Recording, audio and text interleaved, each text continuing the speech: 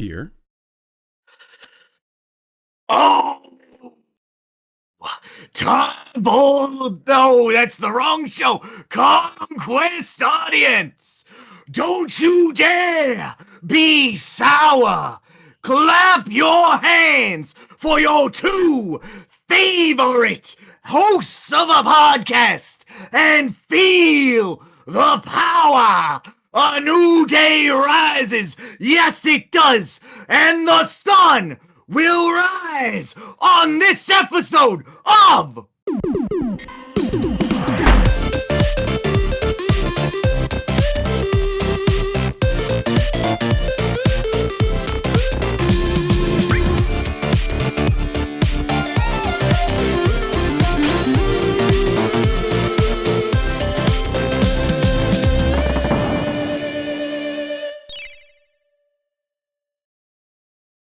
Now you can hear me. Yeah, What's that's up, true. everybody? I can hear you now. Hello, everyone. Welcome back to Conquest, the greatest podcast of all time. I was trying to tell Pyrr, half the time when you were screaming, the Discord was cutting off like little chunks of you, but it just made it more funny. Oh, I'm sure awesome. It did. Oh, we're back. Oh. Happy May. It's now May. Now all the Devil May Cry memes have come out that just say May. You see those? Yep. People cut out the devil and the cry, and it's just May. And it's just like sexy Dante. No, I remember that. I remember like all the Guilty Gear ones where it's just May. Oh, yeah. Perfect. Yep. Oh, we're back. I'm well acquainted. Tarv, I'm sad. Why are you sad? The intro was an homage to my favorite wrestling tag team, The New Day, who have officially parted ways with WWE. Oh, why? Creative differences. There's been nothing to come out. It's just a mutual agreement to leave. And they're also distancing themselves from all spooky and supernatural gimmicks. So I am done watching wrestling. Oh my. I've been hearing a lot of WWE dooming and glooming lately. Like, they're all in on like AI and like it's been bad, but Punk versus Reigns was really good. That I did hear, yeah. Honestly, when I say I hear it, I see like the two people that talk about it on Blue Sky that I follow, and also iPatch Wolf. And you look at iPatch, yeah. I was going to say, yeah. And he was talking about how WrestleMania was kind of complete ass, except for like that one fight. Yeah. Did you watch it? Pretty much. I watched a bunch of matches after the fact. Okay. Because I had video games to play. Okay. But it was like second monitor stuff. And that the Punk Reigns match was very good. I will give it that. But no, The New Day brought me back into wrestling in 2016. And now 10 years later, they were like the last vestige of people that I cared about. The three big ones that got me into wrestling were back into wrestling in the mid 2010s were Asuka, Bray Wyatt, and The New Day. And now The New Day just left. Asuka's tag partner, Kairi Sane, also parted ways with WWE. So her storyline is abandoned. And Bray Wyatt sadly passed away a few years ago. Oh no, so, was he the guy in the Captain Falcon video? Which one? No, that was wearing like a fanny pack. No, The Rock. I know. Oh yeah, the funny dancing guy. Yeah, the Muscle Man dance. Yeah. No, that was him. Oh no, that's too sad. That guy. Now I'm double sad. Hey man, that I sucks. know. So yeah, wrestling is bad now, and I will never like it. Well, are these people going to another like NWO? Is that the other one? Don't know. It's usually there's like a non-compete contract, and we don't know how long that lasts. Well, that's they were very long tenured. With that said, Austin Creed, who is Xavier Woods in WWE, is a famous gaming YouTuber. So he is now no longer under contract with WWE. So you can get him on the test now. Oh, good. Okay. Have an all wrestler around. Apparently Kenny Omega. I thought I saw a Kenny Omega. Oh no, it wasn't music trivia, but it was video game quotes trivia. He was trying to like name characters based on video game quotes. Yeah. That was pretty cool. Yeah. Oh man. I've heard that Japanese wrestling is still very good. I've And heard that like the Joshi, by which I mean you've listened to an Eye Patch Bowl video. Yes, I'm sure. I said that's where I heard it. I ain't hiding this. I'm very well aware. Yes. But when you say it, you could just say, well, John told me. Good friend John told me that Japanese wrestling is great. And that well, yes, well, of course. And that he is built like a Japanese wrestler woman, right? That was the other thing. No, the woman lifted him. Anyway. Yeah. Well, I'm sad now. Bummer. I'm sad too, but like kind of in a good way. I'm sad because the Scrubs revival is proving just how good it is at pulling at my emotional strings. I'm so happy. Oh. The newest Scrubs is so funny and so good, and I feel like I don't deserve it. I'm like, how did, like, because like I saw you posted like, this is how Pyrr feels about Bonanza. Yes, it's like, it's so good. Like, because I've watched a lot of revivals that were not as good, like that 70s show, even Frasier. Yep. Oh, there was another one. I think Murphy Brown. But the Scrubs one is actually fantastic. The new characters are fantastic. One of the new characters is like one of my new favorites, Dr. Park. He's so good. But man, in the last couple episodes, they just drop a nuclear bomb of emotions on me, and I got very sad. I watched them all last night. But I was happy because it was just so good, and it actually got renewed and picked up for another season, so... Very happy about that. No, it's always great to hear, and like so many revivals don't hit those same marks or hit it in a more jaded kind of way. Like even when something like Animaniacs was rebooted, it was a lot more jaded and focused, and it always was, but it was a lot meaner in its tonality. Didn't Futurama also come back at some point? Like 3 different times. Yeah. Yes. Okay. Yeah. That said, the second finale was good, so... Okay. Scrubs also tried a comeback once called Med School, and it was quite bad. It was quite bad. Oh. Yeah. That makes sense. We pretend that it doesn't exist. It never happened. Malcolm in the Middle, fine. I haven't tried that. Oh, you know what? I've also heard King of the Hill is a very good revival. I've heard that from lots of people. I haven't watched it yet either. Yep. What am I talking about? I freaking love the DuckTales revival. Oh, yeah. That's not even a revival. That's like a whole new series, I'd say. That's like a reboot. But it's still very, very good. Well, yeah. It's like a reboot of the entire Disney afternoon. Yes. Yeah. Whereas these other ones are kind of like the sequel. Continuations. Yeah. But yeah, you're right. That's great. Oh, cool. Yeah. So I'm going to ask you the same question I ask you all the time. Okay. How's your penis? I mean, what have you been playing?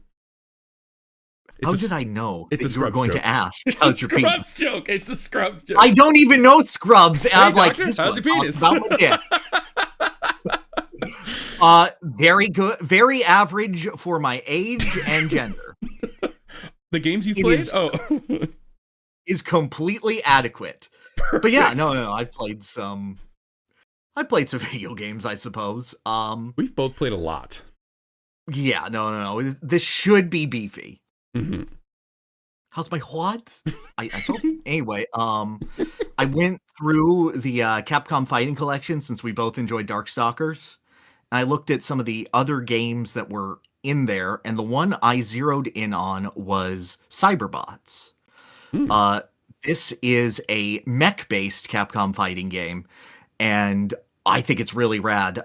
If you know the character Jin Satome from Marvel 1 and Marvel 2. He's like the guy in the silver outfit. He looks like an anime. Yeah. He has that super where he summons a giant robot that punches you. Mm-hmm. Yeah. That's not Mega Man. Yes. The Mega Man one shoots game you, but yeah. where he's from. Okay. And you don't really play as him. Essentially, you get to pick your character, and you get to be like, okay, you can be him, you can be evil police lady, you can be 2 like caveman children, you could be just a JoJo character. And 2 caveman children? Are they Joe and Mac? Yeah. Are they Bam Bam and Pebbles? No, they're not famous, awesome SNES game Joe and Mac for the Super Nintendo. Wish it got a sequel. Yeah, yeah. It's too bad it only got 1 game. Yeah, too bad I only got one. You get to pick them, and then they don't matter, because instead you can pick from one of 12 different giant mech bodies. You can Ooh. have like a one with treads with a giant drill arm, one that has like a giant electro laser whip and whatnot. Mm. They're all very big and they're all very chunky. Like every jump that you do is incredibly committal. But what each bot has that's unique is it's a 4-button game. One but you have essentially heavy and light. Hmm. One button that is a dedicated projectile button that is unique per character. Huh. And your 4th button is a dash button. And depending on your character, you can air dash in any direction instantly, or you can super dash on the ground. So it is a hyper offense game. Cool. You are inherently a slow character, but you just burst at the opponent. Is this like sprite art or like 3D? Oh no, it's sprite art. It's Okay. 95, like same engine as Darkstalkers and that sort of thing. Okay, cool. And just going through the characters, it's simple, but it's so much fun. I really enjoyed this. I'm picturing like something similar to the Mighty Morphin Power Rangers fighting game where you just play the big, monstrously chunky Zords, and it is very slow and very heavy. Similar to that, but like imagine when you're at full screen distance, you can press a button and you will be right there next to each other. Okay, that sounds fun. Yeah, no. It's like you instantly get back in. And the projectile is like a quick get off me or prevent your approach sort of option. Mm-hmm. It's a very simple to understand fighting game, but I really liked it. The final boss is some input reading bullshit, though. Ultimate Mortal Kombat 3. Mm-hmm. No, it's really bad. Because it's also one with full screen projectiles as it's input reading you, and more health than you. Your projectiles are full screen? Not instant full screen. Oh. God, okay. Yeah. And everyone also has sort of like this burst option where you can sacrifice your super meter in order to use a get off me instead. The bosses is just like a screen clearing flash. And it does major damage. So just at any time, if you've pushed a button, you might die. Oh. Did you It was really miserable. Yeah, I did. Oh, okay. And I enjoyed myself so much I beat it 3 times. Wow. It was really fun every time except for the final boss. No, I love just using the characters because the character is locked but the mech isn't. You can change characters but still continue on in an arcade ladder storyline. Oh. Yeah, so it's not like you're Balrog for half of the story and then you're like, nah, I actually want to be Chun-Li now. And it's not like you were following Balrog up until a point and then you follow Chun-Li. You're following the same character. Your mech has just changed throughout the fight. So it was, it was just like generic anime schlock as a story, but it was interesting enough that, I cared. And for that era of fighting games, that's really cool. It had story in and out of each fight. We should give it a try. I assume it's like in one of the, you said it was in one of the Capcom collections? Same one as the Darkstalkers one. Oh, hell yeah. I'd do that. I'd fight that. Yeah, you own it right now. Great. How's the soundtrack? Pretty good. I remember liking it. I don't remember any individual song from it. So. Okay. I was gonna say might be some good robot tunes in there. Oh, there could be. I'd have to listen to it again. But the style. It's that mid-90s Capcom where it's like, this is good, and I can clearly tell you it's Capcom. Which one it is, I could not tell. Hey. And that works. It works every time for me. It's just, you need to like a good melody to stick in your brain forever, but that sounds awesome. Mm-hmm. Yeah. And speaking of surprisingly awesome and in space, I played a game that is very highly decried. Getting off of my Star Fox kick, I did go back into Star Fox 64, got all medals. And that was fun as shit. Even an expert or just main? No, just main. Okay. I did not have time for expert, my guy. Yeah, it's What, crazy. do I look like a child? Yeah, I remember. I think in expert you like lose your wing in like the slightest hits. It Yes, I sucks. did try it once, and it was annoying. Mhm, So I went, I'm good. That game's fantastic. mhm. The path that gets you Zone S, Macbeth, Area 6 might be 3 of the best stages back to back in a video game. Oh, Macbeth, Zonus, Area 6. Right. Yes. Macbeth is the tank one with the train? The train, yes. Oh, I thought that was on the lowest path. No, it's middle. So Is- you do Zonus, and then you fail Zonus or choose to go to Macbeth. Oh, right. The one I'm thinking of is Titania, right? The red one with... Yes, no, Titania, where you lose Slippy, yeah. Yeah. Okay. Yeah, that is great. Those are the 3 best levels. Area 6 is the best. Oh, Area 6 is so much fun. I will say I do love Meteo quite a bit, especially going through the warp. That's super fun. Oh, God, yeah. The warp is fun, but man, it's... I tend to not do it because when you see like the big meteor fields, if you throw a bomb in there and remote detonate it right at the perfect time, you can like hit like 30 meteors and your score just shoots up like crazy. I know, but you can do that in the zone. Yeah, and I know. I love the zone. Did you do the because in the original game there was that too, right? But it was just like a giant sentient slot machine or something like that. Yes, so there were 2 different paths. If you took like the middle path, you could go into a black hole. And if you took the hard path, you could like shoot this asteroid with a face. No. Its face gets you into the black hole. You have to shoot asteroids until you see a bird. And then you shoot the bird and it teleports you to a slot machine while when the Saints Are Marching In is playing in the background. You got to put that song on the test. Oh my God, so true. Oh, that would be a fun one. It's like, oh, it's all the themes of slot machines, guys. Gambling. Yeah. A Gamba 3-pack? Don't you? Yeah, the famous Star Fox song where it plays "Oh When the Saints Go Marching In." Don't you know that? We are coming up on the season finale. I could make a hard mode. That'd be fun. Yeah. But yeah, I did that, and then I wanted to continue on with the series, so I played the one game that I didn't have any other familiarity with, which was Star Fox Command for the DS. Right. Did you ever pick this one up? I might own it, but I don't think I've played it. No.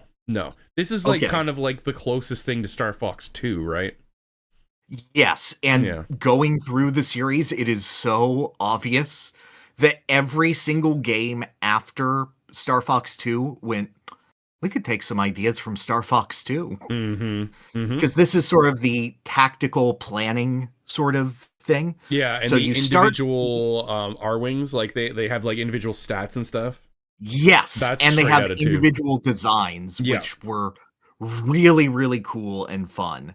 2s were sort of just like stat changes, but these, the actual shape of the ship changes, the way that your blaster works changes. Like some of them will have an auto lock on, some of them will have a spread, others will just be like rapid fire laser, some of them naturally have dual laser in there. Some of them are better suited for water, like you get to play as Slippy's fiance, and she has one that looks like a little tadpole and it swims extra fast in aquas. What, you mean like a woman? Yeah. Amazingly, yes. Dude, that story is crazy. Yeah. Maybe explain what I'm even talking about.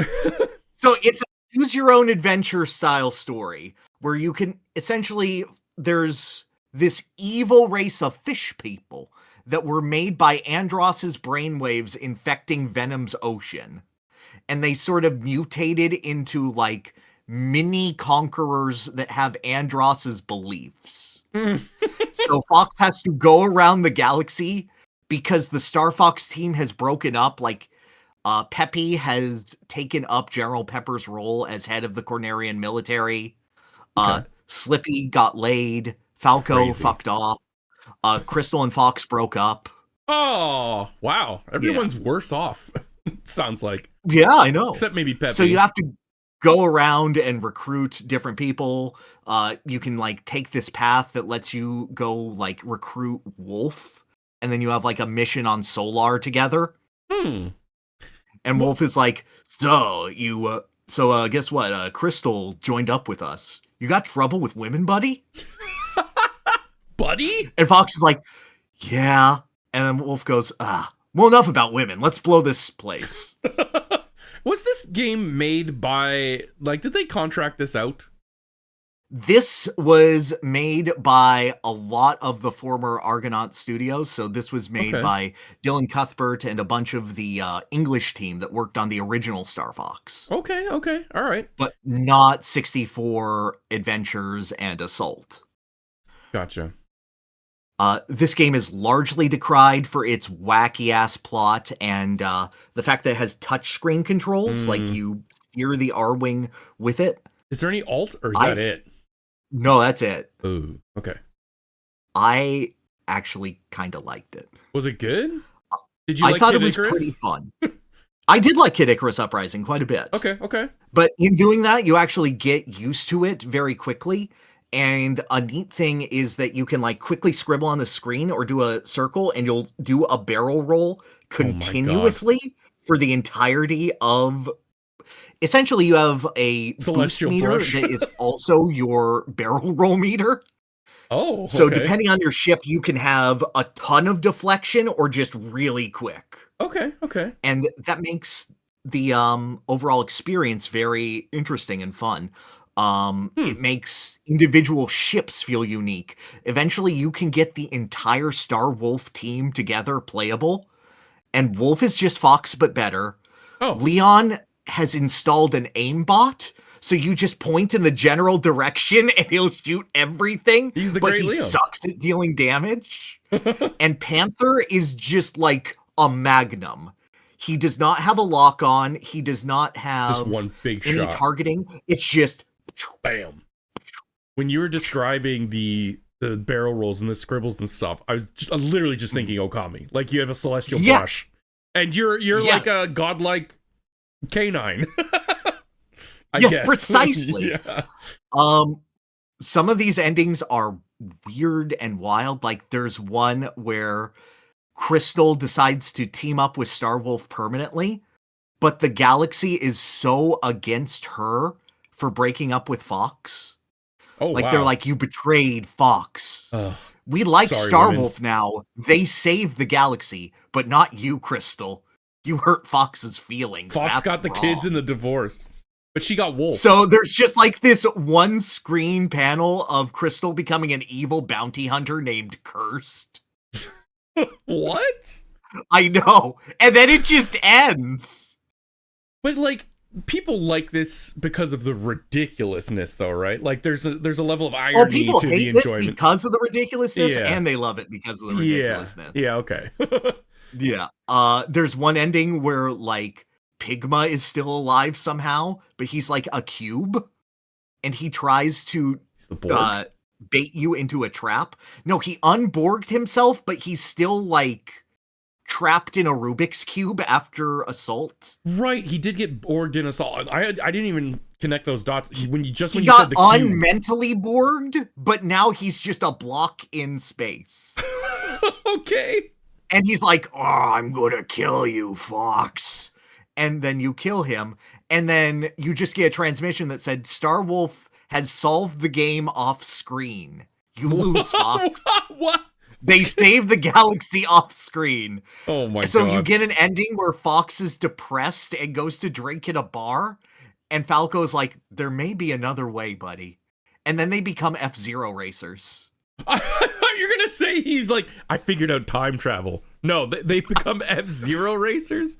Yes. Oh my god. Well, there was always... One of the bosses in this game is Octoman from F-Zero. Okay, I mean, they, like, there's always been a loose connection to all the, like, Nintendo space games, right? Yes. Although, I guess not Metroid. Metroid's never really... Has Metroid ever touched Star Fox or F-Zero? No, I don't think so. It's touched Mario Kirby. RPG. Yeah, Mario and Kirby, of all things. Yeah. That's kind of fun. Yeah, because James McLeod is one of the ones. Yes. Funnily enough, speaking of Metroid, when you were describing the controls as well, I was thinking of Metroid Prime Hunters. Because that's essentially the same thing, right? You aim with the stylus, and that was a pain in the ass. On the DS. Now, when I played it on the Wii U and I put like a pillow on my lap, that was fun. Right. I actually really liked that. Oh, I will freely admit my hand started to hurt because I did this with mouse control after like an hour and a half. I was like, ah. Oh, you were emulating it? You weren't playing it? No, I don't. I used to own it and never touched it, but it was just easier to record footage. Oh, yeah, totally. And I imagine you would have had hand cramps way faster if you were playing it like vanilla. Yeah. And it's also just all range mode missions again, right? It is mostly, except the final boss is a standard Star Fox view, like how you would fight Andross. And there are missions where you're like chasing a missile and have to like weave through specific gates while shooting it down. Otherwise, it will take off and go toward the Great Fox and shoot you down and fail you. Okay. And it locks you into a forward thing, like it doesn't. Yes, it locks you into the forward thing for the final boss and that. Now, usually I don't like all range mode missions, but I like them in this. I found it worked, except the Star Wolf fights. Those suck shit. Why? It takes forever to do anything, and you're never in any threat. Oh. Okay. It's just long, and you gotta shoot all three of them down alone. And is there like badging and, bonus points for killing them faster or anything like that? Not really. It's not point-based so much as it is just like follow the story paths. Okay. And then you'll get like branching paths from each one. Like I didn't see Pigma until I went on like my 4th route. And I only saw Andrew on my 1st route. Is there like a canon ending? I guess not. If this is like not the whole game really. is kind There's of like one non-canon, right? There's one where the Star Fox team reforms as, Fox, Falco, Slippy, Crystal. Okay. And there's one where Fox retires and gets with Crystal and they have a kid. And then it shows the next generation of Star Fox, which is like Slippy's kid, Fox's kid, Andross's grandson, and old Falco. Andross's grandson? What? Yes. Yeah, no, he's just a character in the game. He shows up, he's part of the Cornerian military. He's like, not all apes are bad. Oh, okay. Yeah. His name is Dash. Dash. Okay. Yeah. So that's where well, I guess 0 was kind of a reboot, right? So that's kind of the last thing in the timeline. Latest point in the Star Fox timeline. Essentially, it's 64, then Adventures, then Assault, then Command, and no other timeline has gone for more than 2 games. It's either Star Fox 1, 2, or 0 and Starlink. Oh, yes, Starlink, right. I completely forgot about Starlink. Now, do you put any, weight behind these Star Fox rumors? I mean, some, given what's occurred.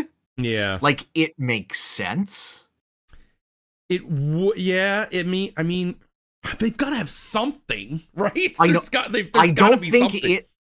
It could be imminent, it could not be imminent, but like, they'd be stupid to do what they did and not have something in the works for it. Yeah, I agree. But, I mean, Nintendo does Nintendo things. Who knows? I hope so. I really hope so. I would love a new Star Fox. I just don't think it's like a real big seller for them. Has it ever been? I don't think so. I think it's just 64 that really... Well, no. The SNES one and 64 did. And then the other ones I think have been modest. Like, I think Adventure sold pretty well. And then Assault sold okay, and Command sold okay. I thought Assault sold like doo-doo. It did, but it was the GameCube. Okay. So everything sold like doo-doo. Okay. So yeah, that was Star Fox Command. And then moving on from that, so there was a video that I promised to make. 2 videos specifically I promised to make, but I'm working on one because it is very pertinent. I promised my Design for audience that I would make a video on Gilgamesh from the Final Fantasy series. Yeah. However, I had never Oh. fully played his debut game. Hmm. So I've been going back to play Final Fantasy V. It is so interesting seeing this game in the context of the Final Fantasy series. Yeah. Because you can tell exactly what steps they took from 4 to reach this point, and how they introduced this job system that was like kind of toyed with in 3, but made more specific in this title, and saw that aspect of growth and how that directly translated to Magicite and then Materia and then the junction system, and then they went, no, let's go back, let's tone it down, and then goes into like the item skills from FF9 and then the sphere grid from FF10. The evolution, I always say, or at least in the early, is 1, then 3, then 5, then tactics, and each one gets better than the last, I find. Oh, no, I can see super clearly how 5 went directly into 6. How they went, we're going to do FF4 up to a point, and then we're going to do FF5 for the rest of the game. I am shocked. You're allowed to say that FF5 is better, but it is what they're doing. I would. No, I would just say that FF5 system is different in 6 in that it forces you to choose, whereas 6, you can just be everything. You can just have everything. Like, you can have every Magicite, you can have every spell, you get your like job specific thing, but usually it pales in comparison to all the magic. Well, yeah, but it takes a while. Which version of FF5? Pixel Remaster. It's the most easily accessible version that doesn't name the main character Butts. But you can. I can if I wanted to. I didn't. Oh, okay. I could have. I'm amazed at just how slapsticky this game is. Oh, yeah. It is an absolute cartoon. Like, you can tell this is the first time they discovered how to make the overworld sprites emote. Yeah. And, like, everyone has giant shocked Looney Tunes eyes anytime something happens that remotely surprises them. It's the last time they had different sprites for, well, I guess if you count 7, but sprite specifically, it's the last time they didn't just use the battle sprites on the field like FF6 does. Yes. And yeah, they gave them so much character. Yeah, no, Goloof is so funny. Yeah, he's my favorite. I love Goloof. No, Goloof is the best. He's a goofy old man. With that said, he's like the only character other than a couple of informed traits thus far. I'm in the middle of World 2 right now, and it's like Ferris has a secret that gets revealed. Well, she gets 2 secrets that get revealed. Yeah. Very, very quickly. I didn't understand the sequence. Right. Because she can go to sleep in an inn, and she's posing as a man at this point. Mm-hmm. And Bartz and Goloof could go in and be like, wow, Goloof, you gotta see this shit. What is it? Wow. And I thought that was them discovering that she was a woman, but were being kind of polite about it. But no. They were just discovering really he was hot for her. Yeah. Like, wow, he's kind of hot. Like, damn, men are attractive, because they're shocked when she comes out later. Yeah. Yeah, I remember explaining this to you. I was like, no, they just thought that he was really hot for some reason. And they got confused about it. They're like, whoa. Because they did like the pogo horny pose. Yeah, they did. Like, yeah. It was confusing too, and the Pixel Remaster, I believe, has an even better translation. So you got the more like legible one, right? Oh dear. Because we all had to use like a fan translation until it came out on PS1, which is just awful. That is a terrible translation. They call Tonberries Dingleberries. No, I like Dingleberry. I don't know. He's not a shit. He's a little creature. Yeah. Anyway, the job system is very, very fun. Mm-hmm. It's fun to just experiment with. You get a ton of stuff, like every time you fail to save a crystal in that game. Yeah, You yeah. just get like 4 or 5 jobs immediately on the spot. Oh, that's such a good feeling too. You're like, yes, new jobs, new jobs. And it's not like they don't like drip feed you one at a time. It's like, yeah, here's like 6 at a time. Boom. Try them all out. Yeah. I will say, this is a super baby game. Like, there is no effort required to beat this game. Wow. Most people would say it's the hardest one on the Super What? Nintendo. On the Super Nintendo, yeah.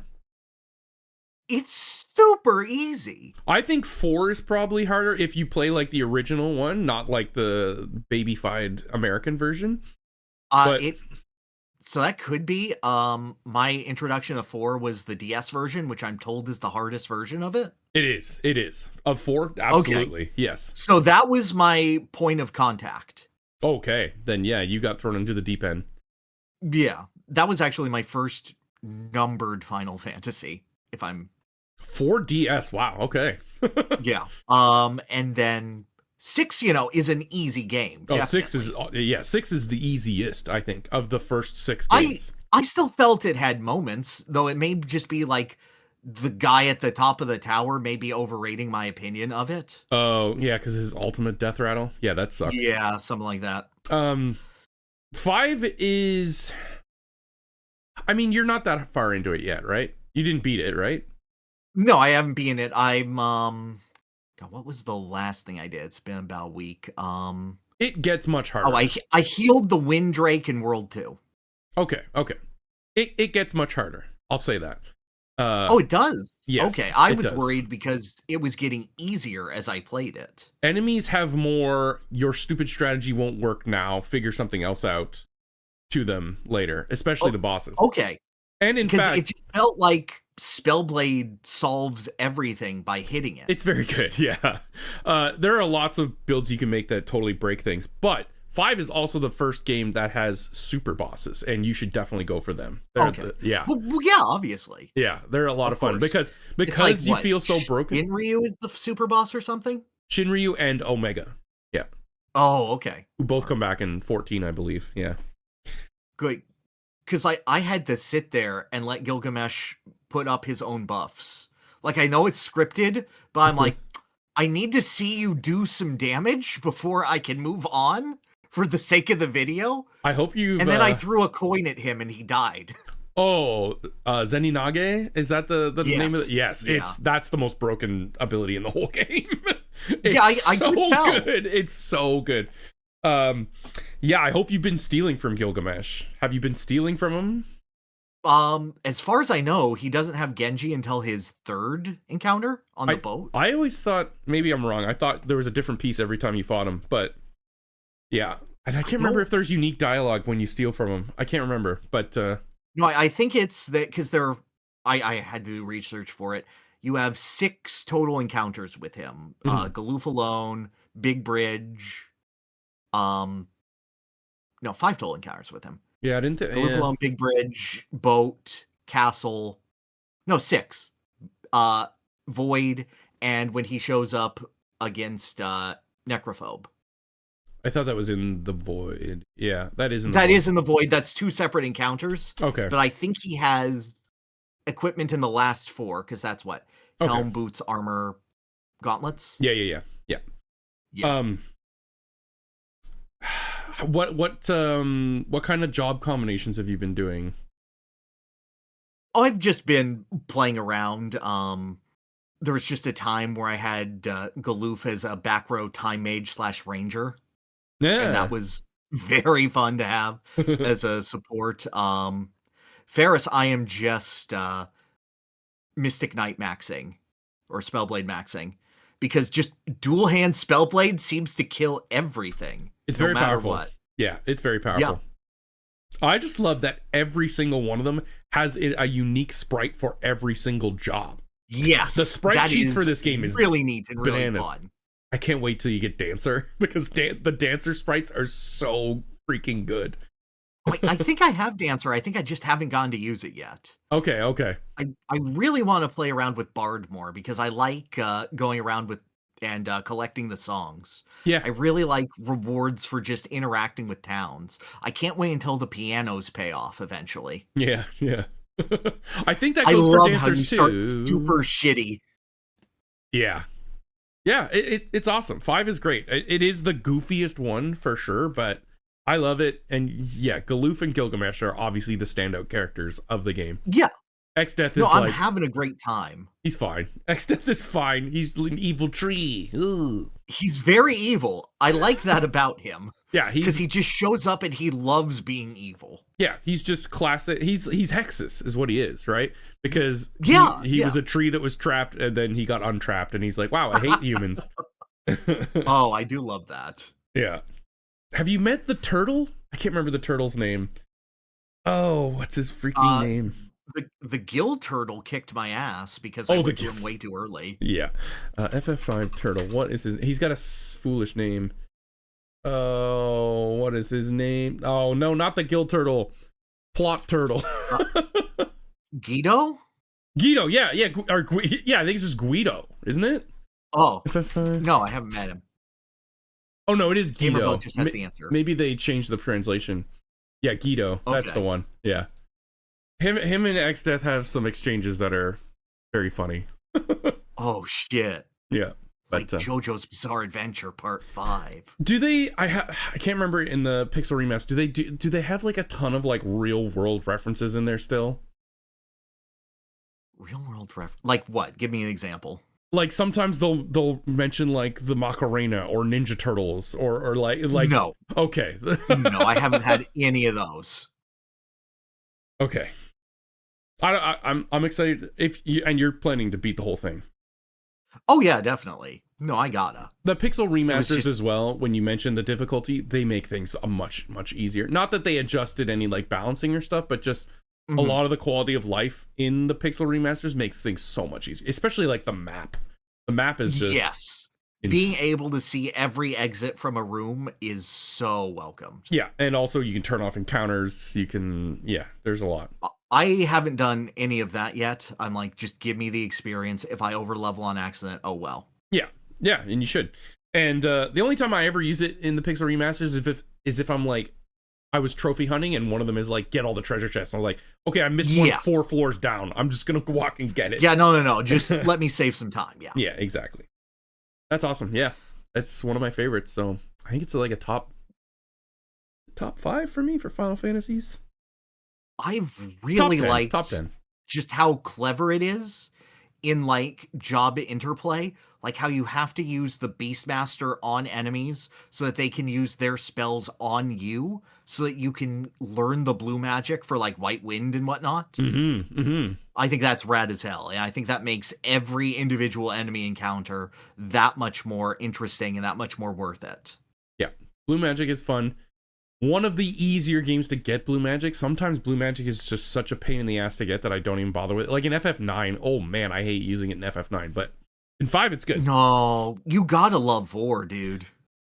It's just like, yeah, what is it? You gotta like get them below like 20% health and then Kina has to like eat them. Well, yeah, but that's just like the Beastmaster. You have to beat them up and then either capture them or control them. For the self-cast ones, yeah. Yeah. And you have to do that in 7 as well. There's a manipulate materia that you have to do. Oh, okay. Yeah. All right. 7 sounds like a good game. I should play it sometime. True. Yeah. Right on. Is that all you played individually? No, because I made the foolish decision to start streaming consistently. Yeah, if for those of you who don't know, I am now streaming Mondays, Wednesdays, and Fridays at 11 a.m. Pacific on the Pyrr Twitch channel. You can just go there. It's the same branding that I have everywhere that isn't designing for. And just doing a neat little schedule where Mondays will be a nice, cozy, nostalgic game. Wednesdays will be something that either I've never played before or that I think is just fascinating and interesting and unique in games. So that's the one that no one shows up to. but I think it's important to do. Are you cycling it every Wednesday? Like you're getting like a sample I'm platter? cycling it, yes. Okay. Yes, I'm doing a sampler. So Gotcha. you'll sit there for 5 hours, watch me play a weird game, or more than likely drop off after 2 hours, and then come back to see another weird game on next Wednesday, or interesting game. Cool. And then Friday will be a consistent long-form game that I will be pecking away at. So I did my first Like a week of duck. that. I love streaming. I love playing with an audience. I love talking to people. I love presenting it in an almost talk show-esque way. And 3 games that I played. First off was Diddy Kong Racing. Oh yeah. And I started that off because I made a video. And I'm so upset that it is my best performing Donkey Kong related video. That one popped off. That's crazy. I know, man. People are so weird. Oh my! I got 5 other Kremling videos. Why this one? Why crunch? I know, man. So yeah, crunch on Diddy Kong Racing, and I'm like, okay, I'll sit here and I'll do crunch only. I think that is a fair compromise. Have you ever played as Crunch from off of Diddy Kong Racing? Yes, he's ass. He is ass. Yeah, that's true. I did, and then I immediately didn't ever again. I went, give me back my turtle. The crazy thing is, you came into my chat and you said, a wise car once told me you have to turn left to go right. Yeah. And it's so true with Crunch. Yes. His drift is so awful that you have to drift in the opposite direction to align yourself so that you can make a good left turn. Yeah. Ciao. Wow. Do we have 2 Cars references already? Yes. Wow. All right. Life is a highway. Yep. Crunch is good? No, he's not. No, Crunch is bad. Let me assure you. With that said, I did play more of the game. And I did start getting used to it, and areas that I thought would be trouble were not trouble, like Snowball Valley, I thought would be a nightmare, because it's a very short course, but it's one with a lot of tight corners, and getting the silver coins in that means you have to take improper lines. So I thought I was going to be there forever. But no, I actually did that pretty deftly. Is Crunch better in the plane? Yes, actually. He is actually very good in the hovercraft. Really? And yes, because your turning stat really doesn't matter for the hovercraft. No, not at all. It's just the sort of boating controls. So, like, if you remember the octopus boss. Yes. I almost lapped him both times. Wow. Okay. And it was first try each time. Because in the hovercraft, can't you just like hold a Z or R and you just like you tilt, right? Yeah, like in the water you tilt. Yeah, you do a little shimmy shake and then you just make sure that you don't hard turn, or else you'll just slowly. I remember the spinning in place is just awful. So I like almost always had Z and R held down. Yeah, those went fine. The plane, fine. He's still a bit stiff, but actually there's a glitch in the game where TT has the same stats as Crunch in the plane. What? Wait, I know. TT stats are worse or Crunch's are better? No, as in TT copies Crunch's stats in the plane. He is a 1-to-1 copy of Crunch, but only in the plane. Okay. Well, how did that affect your game, though? There's just no real better option for the plane than Crunch. Oh, so he was S tier. Fine. Yeah, okay. Yeah, he's good. He's worse than Drumstick, but he's still good. Dude, I love Drumstick. Me too. He was my main after I unlocked him. Yeah. But the car sucks so bad. Watching it was painful, dude. Watching it was painful. I got there right as you were getting sat on by WizPig. That could have been at any time. Yeah, that was the vast majority of the stream. It was, I believe, a 6-hour stream. WizPig was 2 hours of it. Jeez. That is a 1.5-minute race. I've been there. You ever play the F-Zero tunnel? That was my F-Zero tunnel. Oh, yep. Yep. Yeah. And you played this on Switch, yeah? No, it's not on Switch. Oh, it's not on Switch. No, it's not on NSO yet. Wow, okay. For some reason I Mandela'd myself into thinking it was. Okay. No, it's one of the big misses from the N64 library. That and Smash 64. Yeah, and DK64. which is crazy. Because there's other rare games on there. Yeah, okay. So you played it, you emulated that one too then? I did as well, yes. Okay, cool. It took 2 hours. I did beat WizPig. I found every way of failing that. Did you know that WizPig can just punt you into a wall? I figured, yeah. He's a big bot. He's a big boy. Yeah. I wouldn't think there was a full 3D model. I thought you'd just spin out. But no, if you're in front of him and you're not being faster than him and you're not faster than him, nope, he could just physics you directly into a wall off screen. Or when he's floating, if he goes down, his crotch will hit you and you'll go to a dead stop because of his giant wizard rod. His giant wizard hog. Yeah. I don't know how Nintendo consistently makes the most evil pigs in video games, but by God, do they manage? Yeah, you had to go up against Pigma and oh God, WizPig. WizPigma. Yeah. Before and after. There we go. WizPigma balls. Yep. WizPigma balls. So you did, but you didn't go to space though. That was it. I didn't. No. But I will finish it tomorrow. Oh my God! Really? Yeah. Tomorrow's stream is going to finish that, and then as a victory lap, I'm going to play Crash Team Racing. The second WizPig is in a plane though, right? Yeah. So it'll be easier. Yeah. Okay. Yeah. Because I remember him flying like Superman. Into space, I'm gonna just like knock out all the trophy races, knock out all before the stream, and then go do Future Funland, beat WizPig. But you're still crunch maxing? Oh, absolutely. It's always going to be crunch. That's Nothing awesome. but crunch. That's awesome. I will try to watch that. Unfortunately, our Mondays overlap for streaming, but you go early on Monday though, right? Oh yeah, I go earlier. I'm at 3 your time, so okay. Yeah, I can definitely second monitor you then. Yeah, that'll be fun. That's all I asked to be. Great. And then my Wednesday stream was a game called Little Goody Twoshoes. Mm-hmm. Which was an RPG Maker style horror game. Sorry, you were saying that you had some familiarity? Yeah, only because it's K-Bash's #1 most viewed video.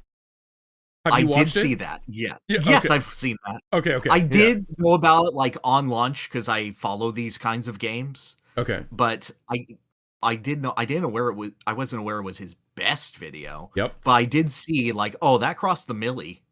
It's his best video that isn't I compiled 5 of my older videos here, fall asleep to this style one. Like, not like it's his best non-supercut. I think his persona, like every persona is probably his best, but that is his #1 standalone. Gotcha. Mm-hmm. That game is gorgeous. Mm-hmm. The pixel art is incredible. And it presents itself in a very shoujo manga style. I suppose your touchstone would probably be Sailor Moon. Yeah. With like that very specific way that they draw eyes that glitter and their mouths turn into triangles and whatnot. It devotes to that style to the point where cutscenes will turn to 4x3 with scan lines. Fun. And they will like hyper detail it to work. They can pull off a lot in RPG Maker. The game has musical numbers.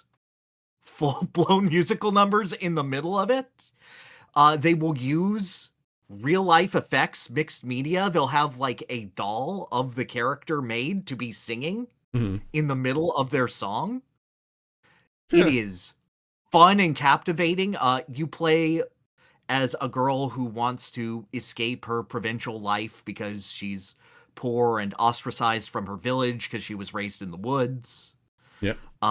So she goes to town as a maid of all work, and you play these mini games as like pixel art style arcade games. Okay. Like UFO 50? Like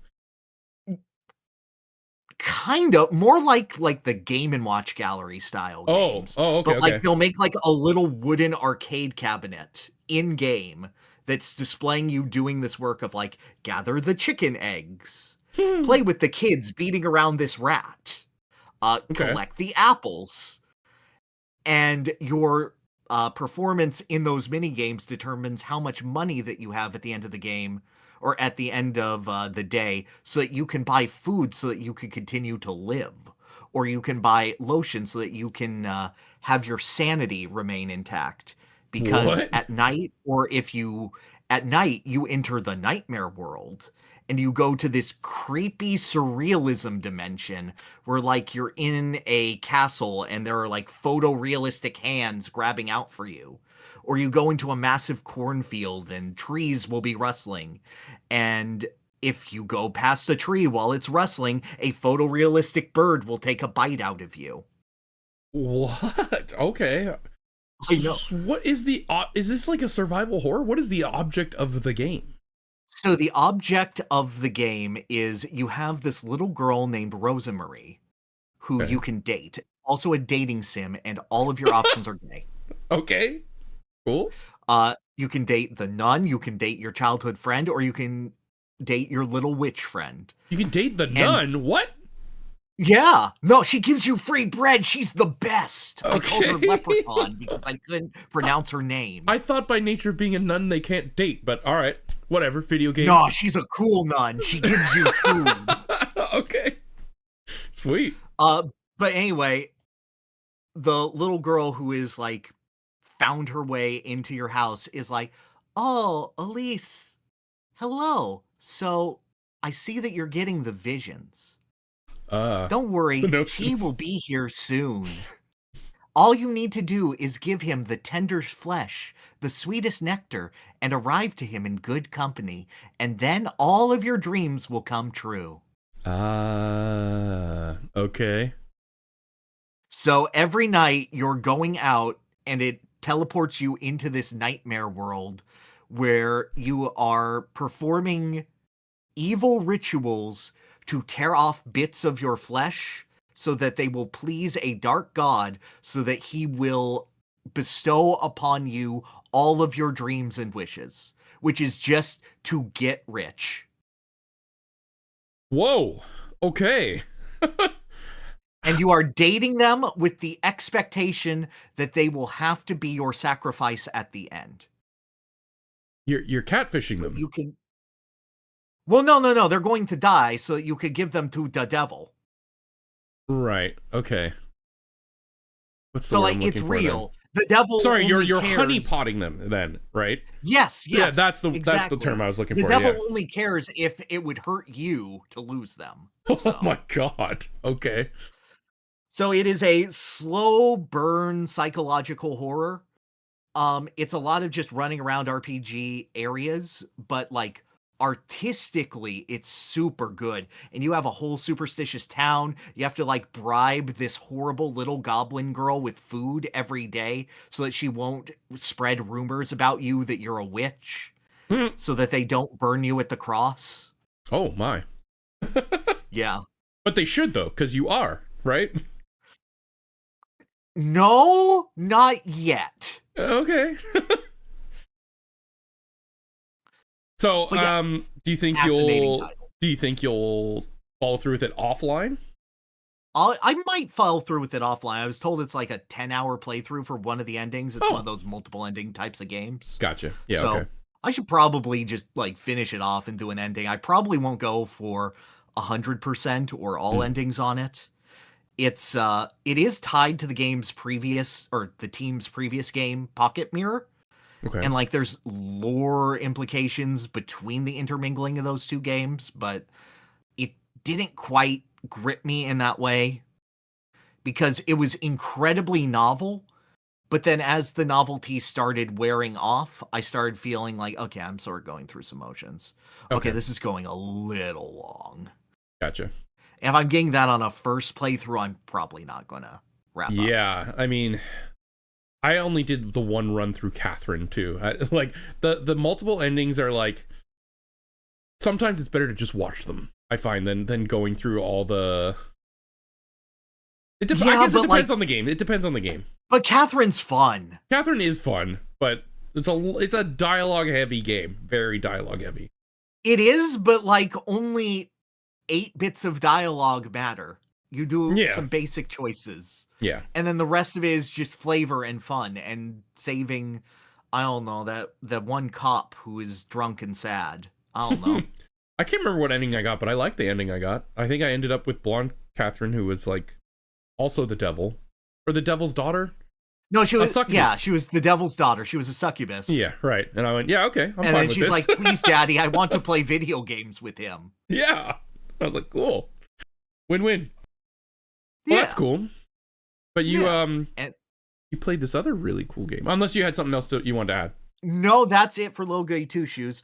Oh, my prop has slipped into my nipple. Hang on. Finally. I'm fixed. Boy, you were waiting? Well, it is. Hold on. How did you expect this to go? I thought you were busting him out at this exact point. Oh, absolutely. Yeah. Okay. I just have a little friend here. Hello. Name's Cricket. Cricket's the name. Jiminy Cricket. Why does he look like a Cyclops from here? Oh, the angle. Yeah, that's so funny. He looks. All right, that's what they call him. One-eyed Jiminy. Yeah, that's Jiminy Wachowski. Mike Wazowski. Wazowski. Oh my gosh. Yeah. So anyway, I played for pretty much the first time Kingdom Hearts. Hell, yes. Now, I didn't own a PS2 growing up. I got it late in its life. I think like 2007 is when I got my PS2. So Kingdom Hearts was always a thing that friends had and would show me. And we would always get to Traverse Town or the start of Wonderland, and I would get lost and quit. Mm-hmm. Yeah. Because we had other things to do. Standard experience. Yes. So most of my time was sitting there going, when the fuck do I get to Mickey? Oh. And then it not happening. Like every time it was like, oh, a scene at Disney Castle? Here's and then Chip and I would go, Dale. and I would be with these losers again. Minnie's head is so big in that game. She has a monster head. She does not blink. She stares directly into your soul. Yeah. It is amazing how bad the facial acting is in this game. There's like, especially for Sora and like the other human characters, there's like good model face, and then there's like JPEG flap face. Yes, exactly. And the JPEG face is used so much more. Yeah. But it gives it like a retro charm in a way. Oh, definitely. I just thought the HD version would polish it up a little bit more. No, it's just higher res. Okay. Higher res JPEGs and widescreen. You get 16 by 9. It would zoom in to like the ocean moving back and forth. It would be the shittiest texture I've ever seen. Yeah. I'm like, oh baby, Wave Race solved this. Yeah. But I remember in the stream you even mentioned though that like the design of the world matches like the design of like Disney parks and stuff. And that is exactly how I felt when I first played it too. Because I've been to Disney World like 4 times. And that is, when I started playing Kingdom Hearts, I was like, oh, this feels so familiar and I love it and it's so cozy. No, they get it. 100%. I, as a SoCal native, I've gone to Disneyland more times than I can count.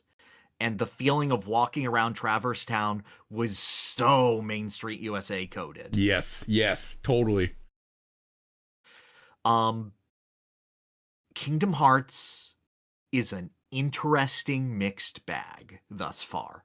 Yeah. I should say that I got to the end of Deep Jungle, and I've slowly gotten abilities like Guard and Roll, where every time I get one, I go, okay, now the game starts. And then I'm like, no, not yet. But now I've got Cure, so I think now is when the game starts. Played around, I lost to Riku like 12 times, but that's also okay. Standard experience. Yeah, it's his spine jump back, right? No, his his sneaky kick attack, his Yeah, famous kick attack. When you knock him down and he does the counter kick. Yes. The key is there. You don't have time to hit the button and then dodge. No. So he does it every fourth hit. So you go 1, 2, 3 combo, and then you go pop, and then you run. That's the strat. I got that eventually. Yeah. However, he did say that this one's for the championship. I know. I knew he would go. I knew that spirit of competition would get to you. Like, well, I gotta be the champion. Exactly. Did you? And I was. Nice. I'm the champion. Did you? So you got to name the gummy ship or the raft? Sorry. No, I fell down a hole and then Riku stole my zip line. Bummer. I was going to name it Riku Feet, but no, it's the High Wind. Did you end up fighting all 3 Final Fantasy kids? I did. I didn't beat them. I got to the end and then Waka beamed me from behind my head and I died. And I went, I lost to Waka. I'm good. Hey, man. Oh my god. I didn't realize this was the first game that pronounced it as Tidus. It is, yeah. But in Kingdom Hearts 2, they pronounce it Titus. So they like retcon their own thing. Yeah. Selfie says Titus in Kingdom Hearts 2. What? But okay. Waka says Tidus. I don't know. Okay. Whatever. I don't know. But, in Dissidia, they also say Tidus. Okay. Yeah. All right. Wonderland fucking sucks. Yes. Correct. I got lost there for an extra hour, and it's super infuriating because it's 5 rooms, and 3 of the rooms are the same room at different angles. A wild choice to make the very first, like, gameplay-focused world one that's all about warping your perception of gravity and reality. Like, why do this? I was fine with that, but what got me stuck was that I interacted with the teddy bear in one gravity, and I didn't realize I had to interact with it in another. I didn't even think that was an option. So I just went around, I found some flowers, and one was like, give me an elixir. And I didn't have an elixir. So I flew back, and I got an ether from Traverse Town, because it also starts with an E. And then I realized it said elixir, and I went, oh no. Fuck. Oh no. So I lost my mind for a little bit, just wandering around. Damn. For me, I remember getting stuck not knowing you had to push the couch into the wall. That I eventually managed by just like humping everything in the room. Yeah, fair. Mashing triangle. Yep. Yeah, but Wonderland does suck. It does. It is interesting to me that it actually has, because from reputation, I expected Kingdom Hearts to have much worse platforming. I found the platforming thus far to be fine. Yeah, I don't think it has bad platforming at all. Like, even in Deep Jungle, which I was told was a nightmare of platforming, I'm like, this is nothing. Nah. Now, what got me stuck was not noticing a vine for an hour. That is so not your fault, though. I tried to explain this while you were streaming. It's when you walk into that room, they focus the camera totally away from it. So you would never... And what they do focus on is the line of vines. So any gamer, TM, would assume, okay, forward is through the vines. I'm in the Tarzan world, of course. Oh, I've spawned in vines too. Why am I in vines too? Yeah. Oh, you didn't pan the camera behind you to the left? Yeah, pan the whole camera behind you to the left. That's progress, dummy. Like, no, yeah, totally not your fault. Again, standard first playthrough Kingdom Hearts experience. And the fact that Olympus Coliseum is 3 rooms? Yeah. Yep. And 2 are waiting rooms. Yes. It is the emptiest feeling in the world. I am surprised at how quickly they're just running through these Disney worlds as fast as they can. Mm-hmm. Like, Deep Jungle is the only one that has had any level of time devoted to it that isn't just mucking around. Yeah. Now, mind you, the Coliseum isn't just that one and done. You revisit it many times. Oh, yeah, no, because I didn't seal the keyhole in it. I know that's right. Yeah. Yeah, but it's still 3 rooms. Yes. No matter what. I will say it is interesting that I have not retold the plot of a Disney movie in these first 3 areas, because that's a big complaint that I hear in Kingdom Hearts. You're just redoing the plot of the Disney film. It's not adding to anything. It's interesting that I haven't done that at all up to this point. Like Hercules is mid-movie. Alice, you completely screw up the plot. Tarzan's maybe the closest, because Clayton's trying to find the gorillas. Yeah, but like not really. Her dad isn't there. No. Tantor isn't there. It becomes a bigger issue in later Kingdom Hearts, I'll say that. Especially 3. Okay. 3 is like almost like you're just in the movie. Gotcha. Yeah, but the other one's not so much. Or this one, I should say. God, dude, I love Clayton in this game. Yes! He's the funniest character in the world. Oh, every time they do a big zoom into his face, and he's like... like, his eyes are going to leap out of his skull like he's modern Donkey Kong. And he just pulls a shotgun on a kid. And just starts blasting. He shoots at Rosie O'Donnell and goes, "There was a snake. I saved the gorilla's life." Yeah. I just love Clayton in general, but yeah, he's great in this game. It was crazy to me that he just blasts you in the face with his shotgun. And that's like his main attack. Yes, and it does less damage than Riku hitting me with his blade sword. Yep. Yeah, I do love Clayton too. I don't even know if I want to say this. It's not spoilers for this game, but I'll say like they kind of unfortunately I have played 2, so okay. Have that as your reference point. I'll just say like unfortunately I feel like they stopped letting you actually fight the Disney villain in later games. And instead it's giant heartless monster that represents the world instead. Okay. So, like, soak it in, is what I'm saying. Enjoy it while it lasts. Because I definitely will. But, like, I suppose there are a lot of Disney villains where it doesn't make sense for that. Like, I can't imagine that Mother Gothel would be a particularly interesting boss fight. Is it the Tangled one? Yes. Yeah. No, and the Frozen one doesn't really have a villain. Who are you going to fight? The evil prince guy? Yeah. I guess it might even be more indicative of Disney villains not being as cool in like the Pixar movies as they were in like the Golden Age. I guess so. Not those are Pixar, but like... Sorry, I just mean like 3D animation. Not Pixar specifically, yeah. I guess, like, do you get to fight Randall from Monsters, Inc.?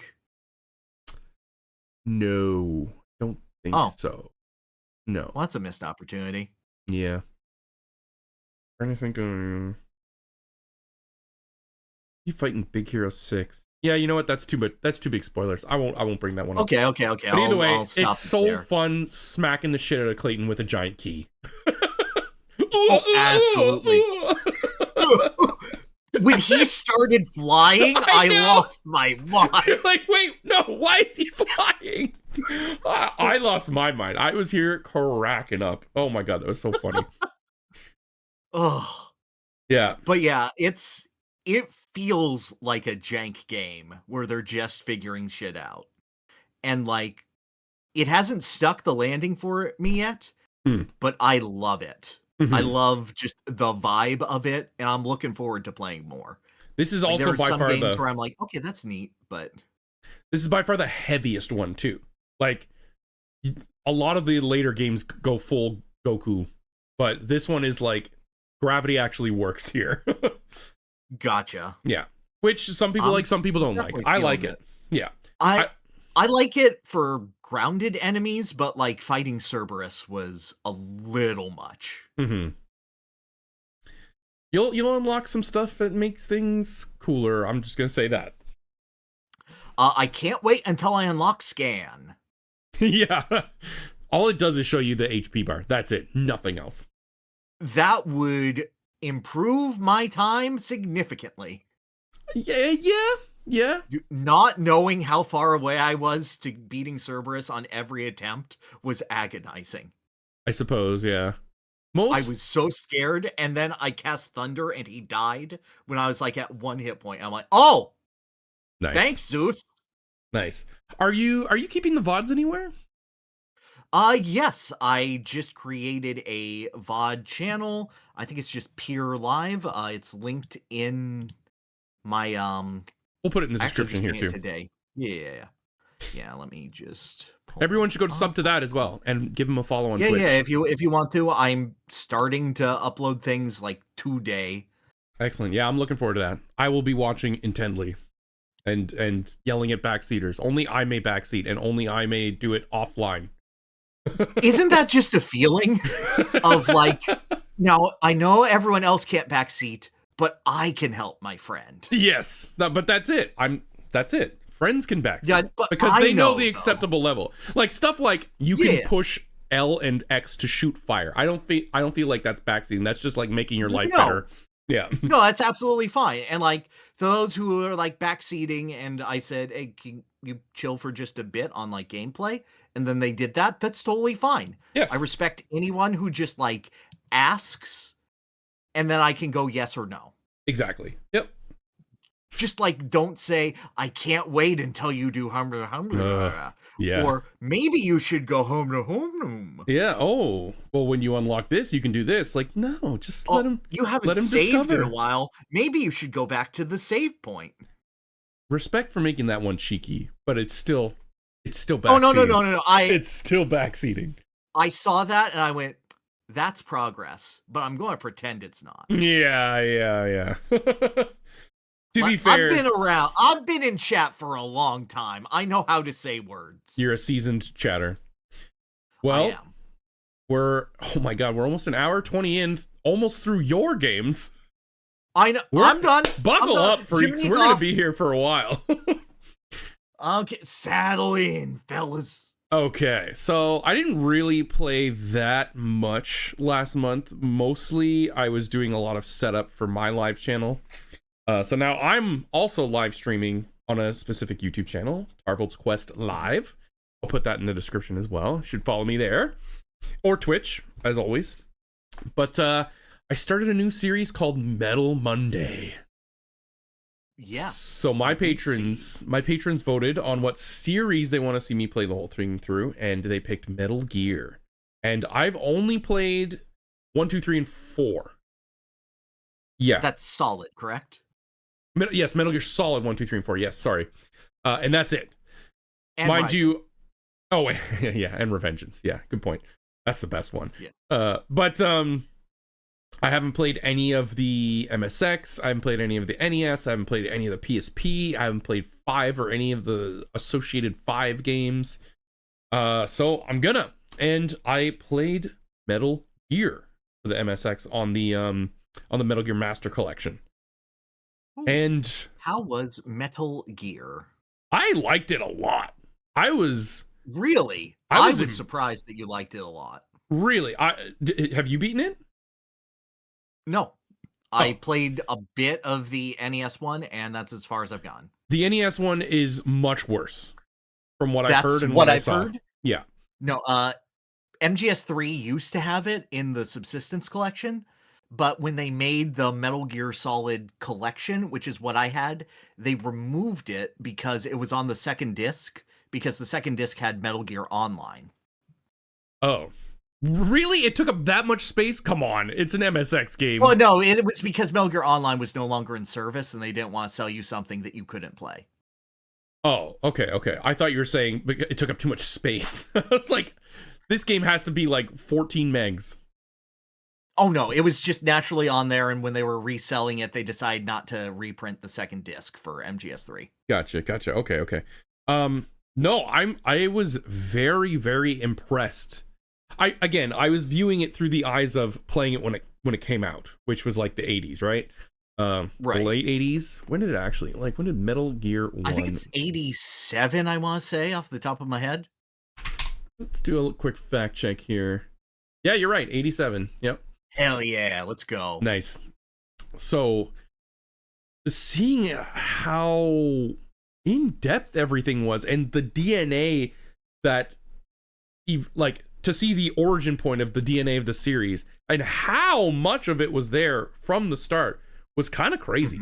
Like, you get a lot of little gadgets that do a lot of different things. Now, some are just progress checks, obviously, but some are useful. Right. Like, I found the binoculars very early on, and I'm like, how the hell are the binoculars going to work in a top-down MSX game? And what it does is it lets you view a screen over from where you are. Really? Yes. Which... Oh, that's cool. Which, like, it's almost useless because you could just walk there. I found one use for it at the end of the game, and I was like, item justified, baby. And no one gave me any hints.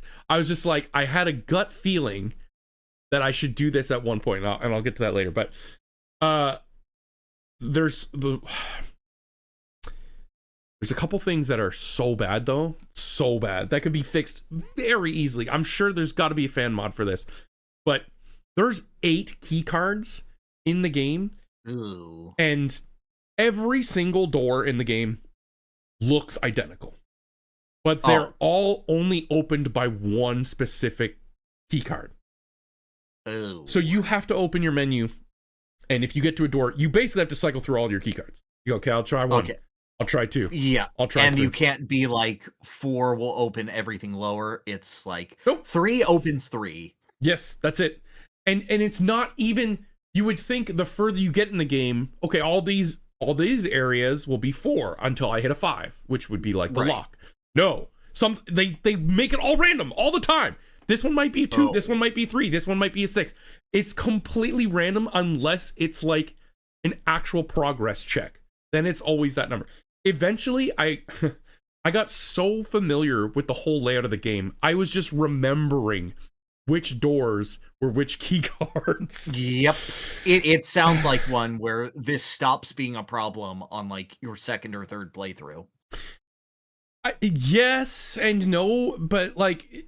Well, no, but the first playthrough is always going to be a nightmare. But it's one of those things where, like, if you grew up with the game, you're like, yeah, it's like this, but I don't even think about it anymore. True, there's just so goddamn many doors that it would take a long time to memorize them all. Like, you would... I'm saying just on some of the main hub doors I would remember, but certainly not all of them. And... oh, man. Oh, no, I'm not saying it's any less of a nightmare. I'm just saying in, like, the devil's advocacy standpoint of, like, my brain developed a new section of itself to memorize the key cards for Metal Gear. I can't understand what you're saying. Yeah, fair enough.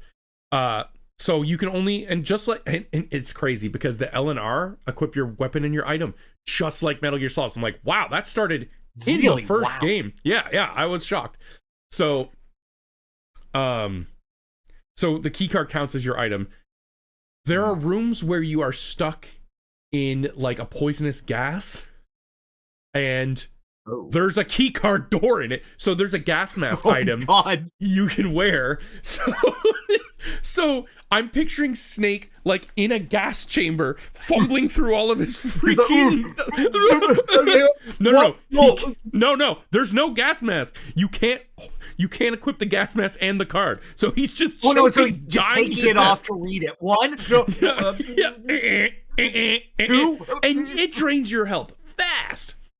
Now, I don't think the difficulty is that bad because you do have a lot of health, and whenever you find a room with a ration in it, you can just leave the room and come back and get infinite rations.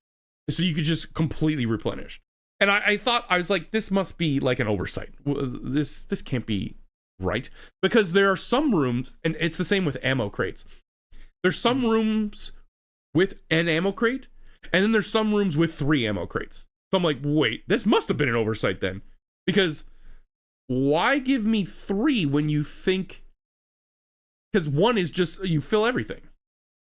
So it might have been an oversight that they just didn't bother fixing in the re-releases or whatever. Because to me, the second I found 3 in a room, I realized, oh no, this was actually a glitch or a mistake.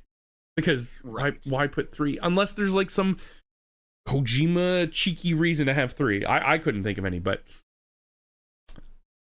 the stealth... represents this in this language. Yeah, right. Which Or you like see from the famous boss. they're Quick laid Duck out or whatever. like an arrow, and the arrow of the no, it was nothing like that. But And the banana will take you to the bonus room. music is great too. Honestly, the alert theme is a banger. And Oh yeah.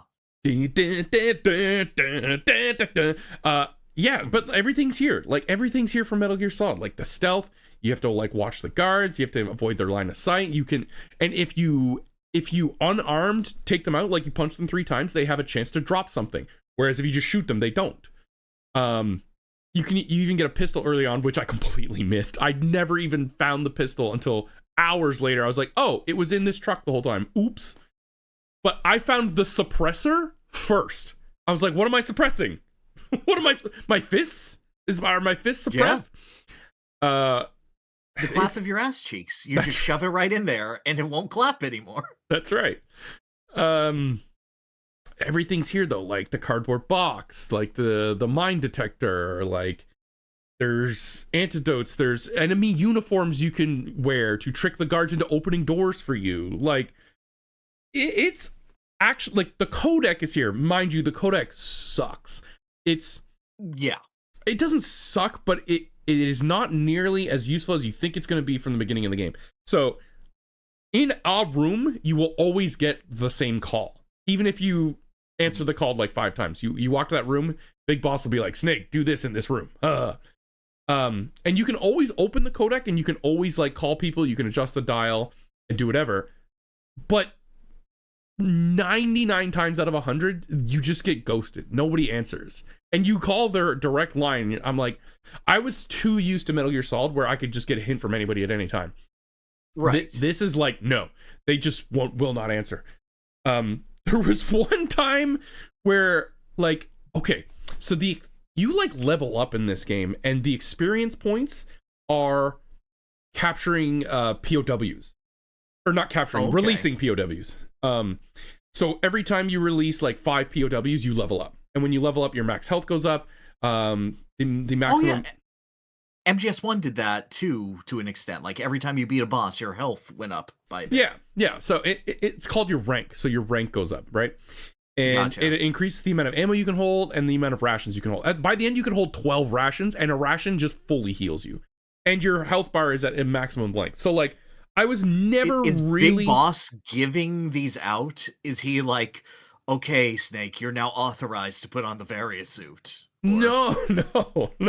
Well, I don't know. I don't know who's determining your rank and why it increases your health, but one of the POWs I saved was like, yo, call Diane at this frequency. And I'm like, okay. So I called Diane. From Wheel of Fortune? Yeah, that's what I thought. I was like, all right, I'm going to call Diane. And it's like, hello, yeah, this is Steve. I think Diane is out shopping. Huh? What? Click. I'm like, okay. And that was the only time I could ever get in touch with Diane. I like tried calling Diane like 50 other times in like 50 other rooms. Never got Diane. I was like, did Steve kill Diane? Did you look it up or No, I didn't want to look up anything. And I was very strict on chat. Well, no, I mean like after the fact. No, I never did. No. Yeah. So I got stuck for a very, very long time though, like an hour and a half. So at a certain point, they're like, okay, you need to get to the courtyard, Snake. And in order to get to the courtyard, you need to go to the tallest tower in the base and jump off and parachute down. And I was like, okay, sure. So I get up to the roof and they're like, oh yeah, sorry, Snake, there's a wind barrier. And I'm like, what is a wind barrier? Basically, you just walk forward and the wind just pushes you back to the elevator. So you can't progress. So it's like, you have to get the blast suit, Snake, in order to withstand the wind. You need to get dummy thick. So I scoured every freaking room in this game, up and down, every floor, every single part. And Gamerbug, God love him, was in chat saying like, please let me save your life. And I'm like, no, don't. I don't want to know. Yes. He's like, you're going to hate it. You're going to get so mad. I was like, and to me in my head, that meant I already walked by it or something. Like I must have just like totally seen it and not picked it up or something. And It's so hard to say, this is some bullshit. I know it's a I don't Kojima want game. you to hurt. So Yes. my mindset was, it's a Kojima game. It's supposed to be this way. Let me just kind of figure this out. So there's one guard that kept walking in the middle of a room, and he goes, I feel sleepy. And he just falls asleep. So I'm like, how do I undress this man? How do I take this man's blast suit off? That wasn't it. That was not it. But like, it was the same, like when I played MGS3 and I was stuck in the prison, I was like, how do I clog the toilets up with so much human shit that a plumber is forced to come in and open my cell door? I was like way overthinking it. Bro is like, I need Luigi to rescue me right now from Grozny Grad. Plumbers! No, what it ended up being was my all-time favorite, a fake wall. Ugh, I hate fake walls. So, to be fair to the game, you get captured and you get thrown into a cell. And in order to get out, Big Boss is like, punch the shit of the wall, Snake. And you're like, okay. So you do, and then you find like one of the doctors there who tells you about Metal Gear. And he's like, oh, Metal Gear can like shoot a nuke anywhere. It's big bad. You don't want to do that. Yeah. And then you punch your way out of that wall. And then you're stuck in like this maze of angry Dobermans. And apparently I did instinctively, punch some walls. I was like punching walls on the way out. I hit nothing. I thought you were going to say, I did instinctively punch the Doberman. I did try. They're too short, so I shot them in the head instead.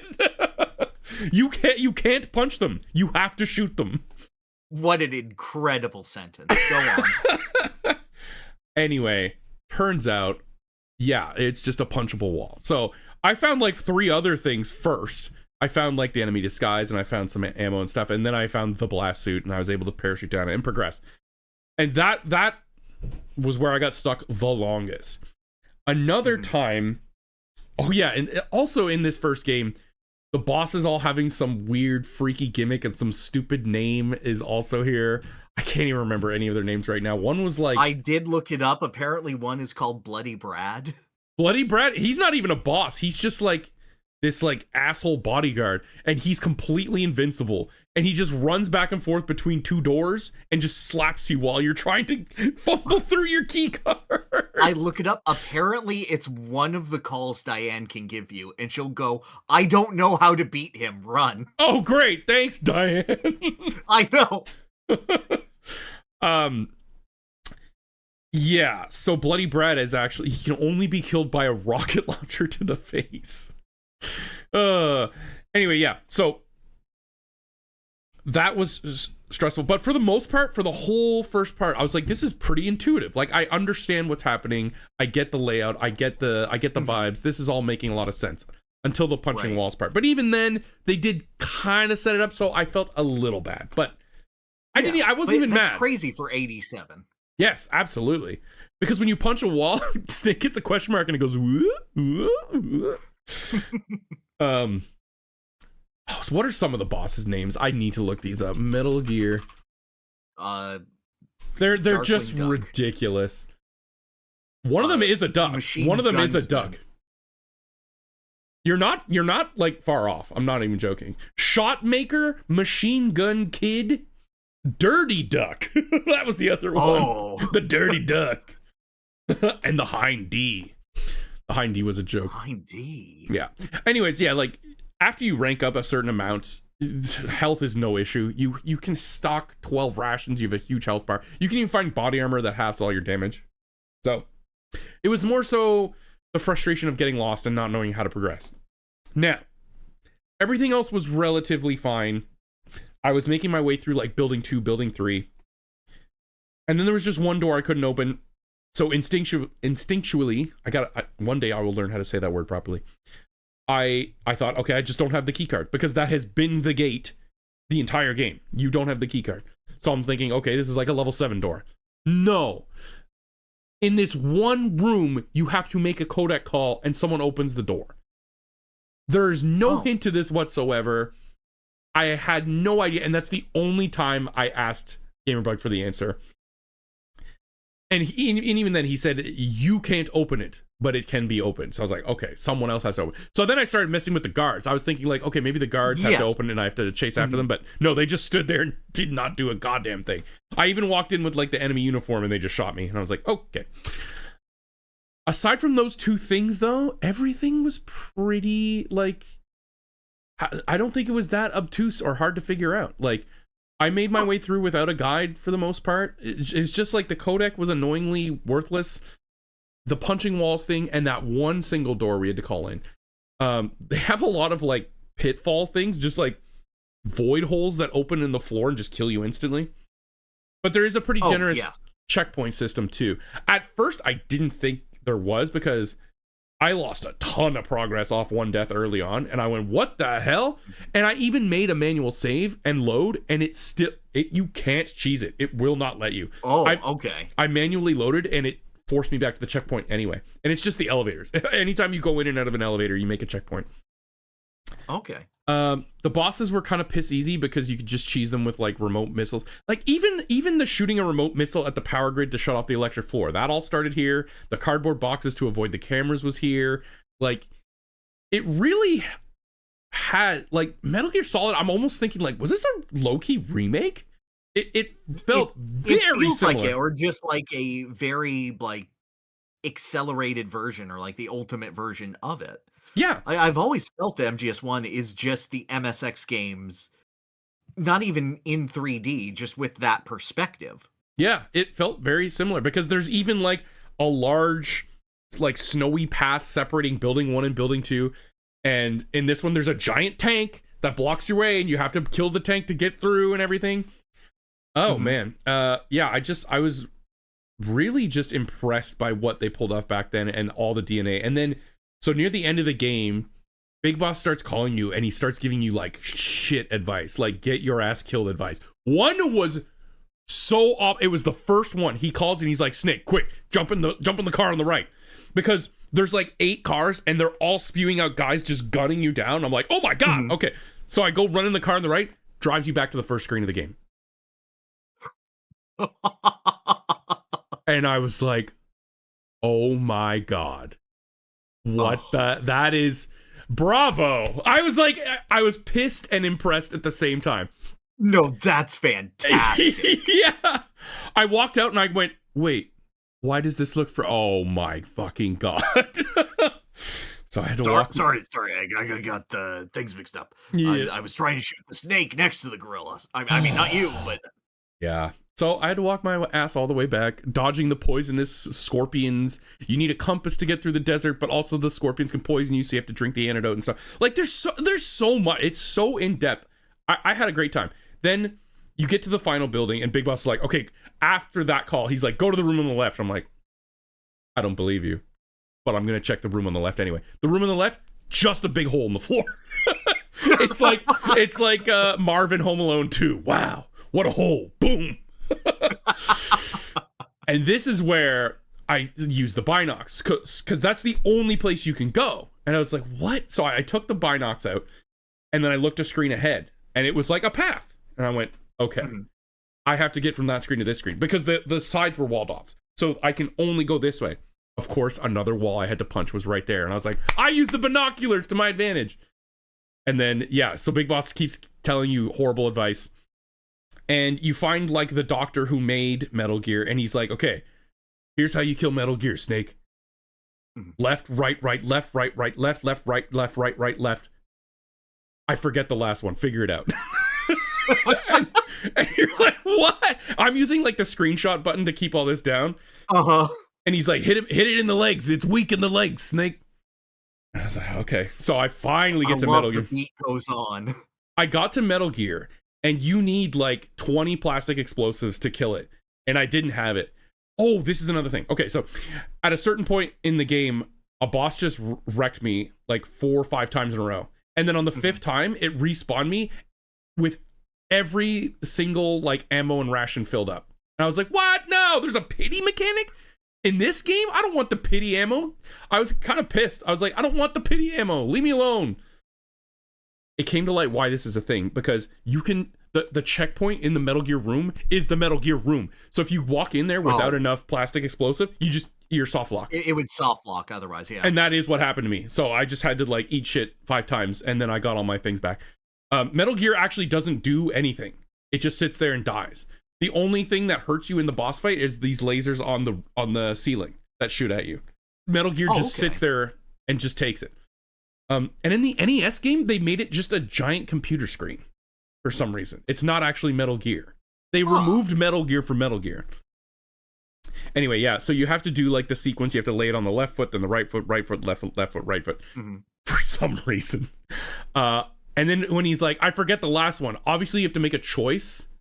I just stuck it in the middle, and it worked. I don't know if that was like, I don't know if that was what I was supposed to do. Yeah, I don't know if that was what I was supposed to do, but I was just like, yeah, I'm just gonna put it in the middle. Anyways, that worked. And then you get through, and his like big boss is there. He's like, ha ha ha! It was me behind things. Actually, a POW did tell you it's Big Boss. Oh, actually, at one point you get a call from like Schneider or Steiner or something, and he's like, Snake, I found out who's running it's. And then the call gets cut.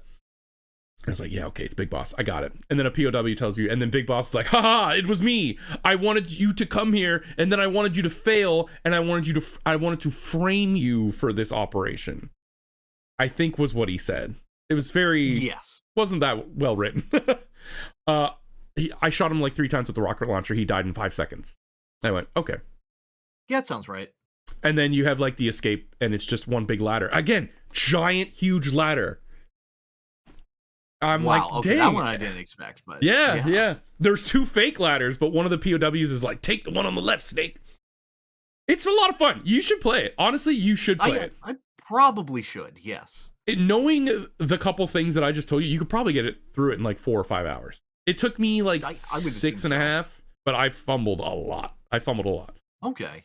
All right. But it was genuinely impressive. I had a great time. I'm looking forward to playing Metal Gear 2 tomorrow. Oh, very nice. Tarvel's Quest Live. Oh. Yeah, and aside from that, just played some casual games with my family. Like, I played a lot of Street Fighter with my brother. We played Third Strike. We played Ultra 4. And we didn't actually play any 6. We've played 6 before, but Third Strike, still amazing. I don't really have much to say. I kicked his ass with Akuma 10 times in a row. Then he beat me. And yeah, went back to 4. 4 was like my jam. 4 was the one that I got into the most. Again, main Akuma, but also Cammy, Geef, and I had actually never played the Ultra version before. They have like some crazy new characters like Evil Ryu. Oh, yeah. They ported all the ones that they made for Street Fighter Cross Tekken and then made Evil Ryu and Oni as well. But there was more. There was I can't remember her name, but it's like Poison and Hugo. No, it's like Evil Cammy. It was like DiCapri. Yes, yeah, DiCapri yeah. That's it. Yeah. I was like, oh well, I main Akuma and Cammy. This should be great. I didn't like them at all. they changed their movesets. It just completely. Makes sense. Yeah, I put peanut butter and chocolate together. I've discovered it. Street Fighter's still good. If the leaks for 6 are real, I'm getting so into it, but I don't think they are, and I don't want to talk about them.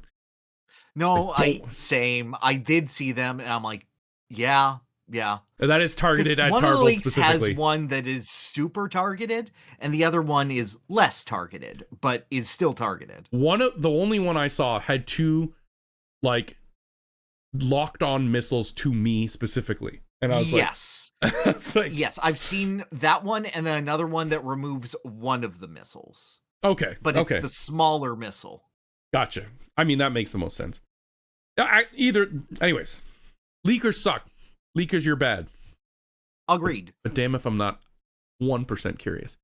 Either way, the only other thing I played was we got Bell Park, which is like the Mario Wonder Switch 2 minigame stuff. Yes. Tell me about that. I haven't touched that yet. It's pretty fun. We only really played it 2-player, and I think it would be a blast 4-player, to be perfectly honest. There's just like a lot of courses that are like, you all have bubble guns and you're all trying to shoot each other into the walls. It's very much like Mario Arcade versus, or like like the GBA, the 4-Link game. Yeah. But they throw in a ton of different stuff. Like one's a race, one is you throw down like Tesla coils that like shoot lightning up and to the side, and you have to like yes, the amps, yes, yeah, yes, got it. You have to trap people in them. there's a ton. There is a lot. That's fun. It sounds very Nintendo Land-esque. Yeah, very much so. Or even like it's just like a bunch of like Mario Party mini games, but if they were all like kind of battle focused or execution. There's one where it's just like whoever has the most lives wins, and it's just surrounded in POW blocks and all these like arrow platforms that when they hit they'll fly up or fly down, so you have to trick your opponent to get on it, throw a POW block, and then the whole platform they're almost slam them into the roof. That's fun. It is a lot of fun. I really want to play it with 4 people. I don't think I know 4 people who have the Switch 2 version of Mario Wonder, but right, it could be fun to get like people in a room. That they're like re-adding the Koopalings. Did you see anything of that? Or? Yeah, my son went and beat them all, and they were cool. Yeah, they were big like kaiju versions of them. They had like the dark kind of like Bowser Jr. from the movie look to them. Yeah, I saw that like Wendy turns into a fish. Yeah, she just basically is Big Bertha. Yeah, and Lemmy is a clown. Ludwig basically becomes Zeus. And then along came Zeus. I did see that like Larry becomes a rock and he loses his frames. I didn't get to see them all. I only like caught the ones that Roy becomes like a haunted pirate ship. He becomes an entire ship? Yes, he does. And then his boss fight, you have to shoot into the background like it's the Yoshi's Island final fight. It's really cool. Oh, okay. Oh, yeah. That's fun. It's cool. What worth the money? If you like Wonder, I'd say yeah. But you have to like really like Wonder. They added a lot. There is a lot in there. Honestly, there's so much that there's some games where you can only play if you have 2 copies, and we were a little disappointed we couldn't play those. Because we did the game share. I was like, oh, they said in the trailer, like, if one of you owns it, the other can like download it on their Switch and play. That's not exactly how it works. Have you ever done the game share? Not for like Switch. I used to do it for like the DS and the Wii and such, but what the game share actually is, it's like Parsec. It just makes me player 2 and we see the same screen. Okay. Yeah, so to do it in the same room was worthless. But you can do it online, so that's something at least. But it still didn't allow us to play the ones that require both how to game. Because I think one is like, you're both trapped in a maze and you have to get through the maze first. So if you're on the same screen, it wouldn't make sense, right? So it's a lot of fun. But that's it. So from there, I guess we can now talk about the Mario movie, because I've seen it now. Oh, yeah. Yeah. Oh, excellent. What did you think of it? I had a lot of fun. I liked it a lot. I really did. I thought it was fun. I didn't love it, but I thought, oh, that's good. It didn't have, the heartwarming moral tale of like classic Disney movies or anything like that. But to be fair, I also didn't expect that, because Mario has never had that either. Like only in some very rare instances, like some of the RPG games, maybe. And even then, it's not about Mario. I was looking for a fun time. I got a fun time. I thought some parts were just a bit gratuitous and could have moved elsewhere. But I'm not one of those people saying, like, they wasted Rosalina on this. It's not what Mario Galaxy is emotionally. And I'm like, Mario Galaxy is barely anything emotionally. Mario anything is barely anything emotionally, to be perfectly honest. I got more emotion. Super Paper Mario exists, but like, that's what I was saying. Like some of the side like RPG games, maybe, but like, no mainline Mario game has ever had like a resonant story with me ever, and like I don't even think they were trying to. They just have like a general thing. It's an adventure movie. Girl. You're allowed to be adventurous, and I found that the actual pacing of that adventure was very nice. I did think it interfered with some character moments. Like, I wish we got a little bit more time with Bowser and Jr. together. I did love that puppet scene, though. Oh, that scene is the best scene in the movie. It's so good. And it was pretty long, honestly. It went on for quite a while. Like, yeah, no. That scene was great. It's specifically Bowser and Jr. talking in real time.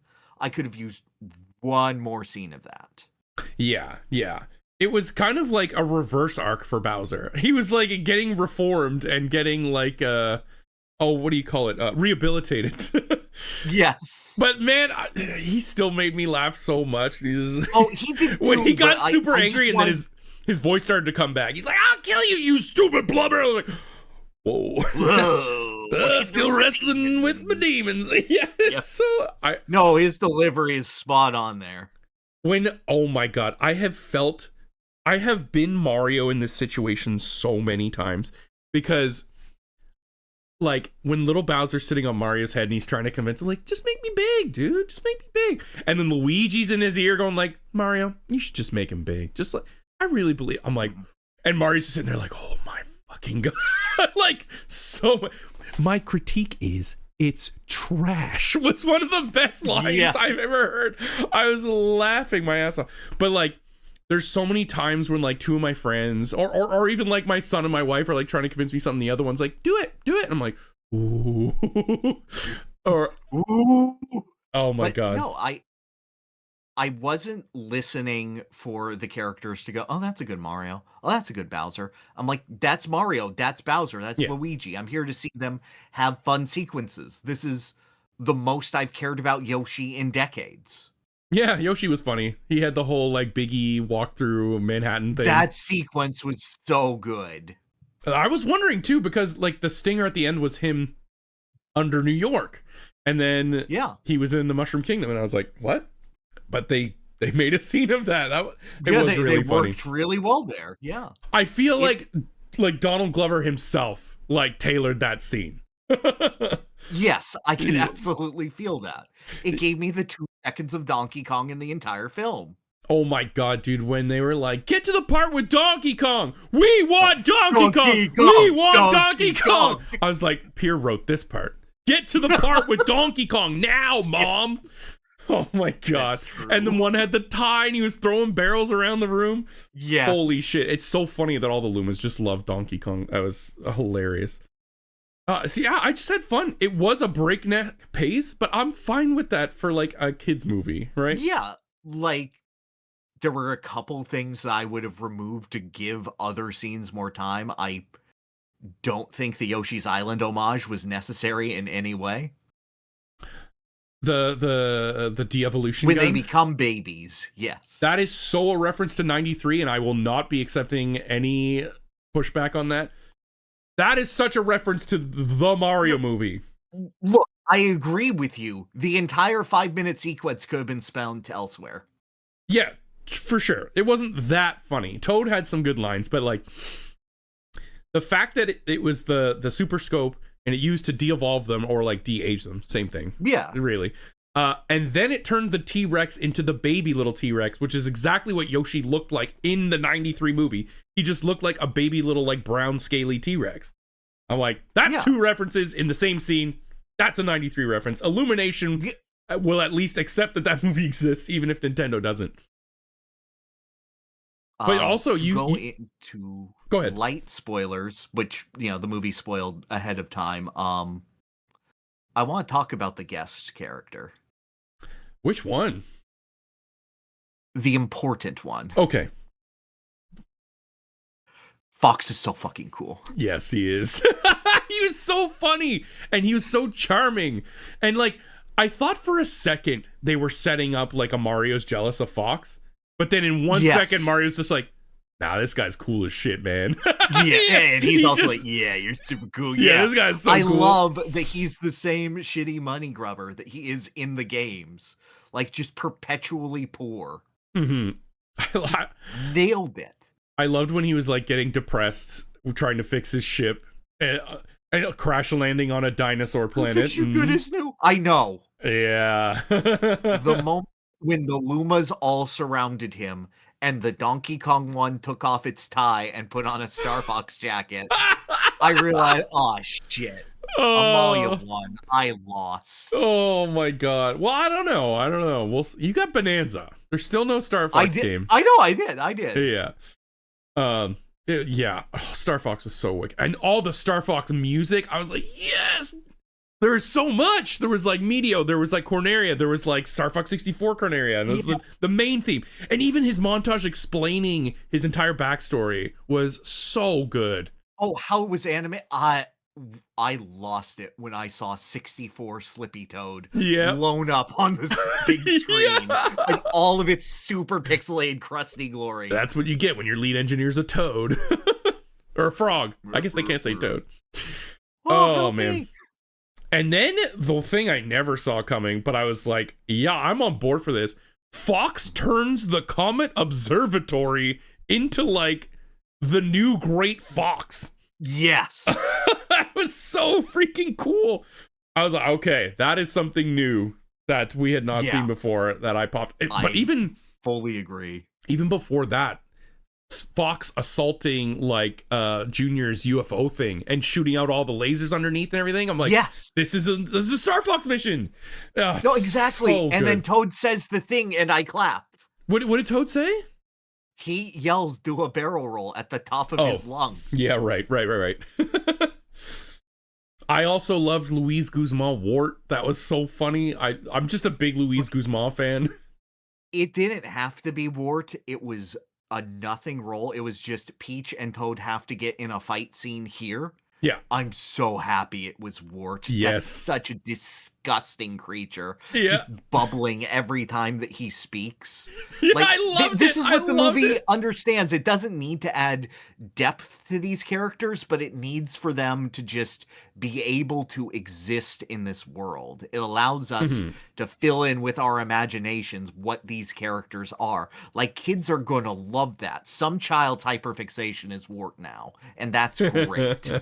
He was basically just like the Jabba the Hutt, right? Like not the main bad guy, but completely the disgusting gangster who like steals princesses or whatever.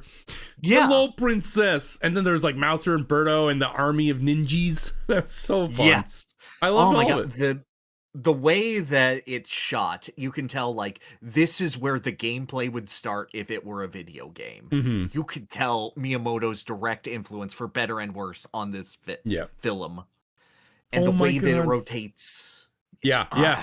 It was so good. That was like a Mario. Well, I guess that's a Galaxy reference, right? They did that first in Galaxy. Yeah, it's Galaxy-esque. When you're in like the box and you can run up the side and follow the notes and stuff. Yeah. There's so much good stuff. The little like innocent baby Yukiki and Toad's like, oh. And then I love Scam Baby. Yeah. And then like even like before they get into the casino, like that underground city looking place. I guess it was Subcon. I don't know. But it looked so cool. Everything in this movie was gorgeous. Like the They're animation literally itself. going through the wall to get to a minus world. Is that what it was? Oh my god.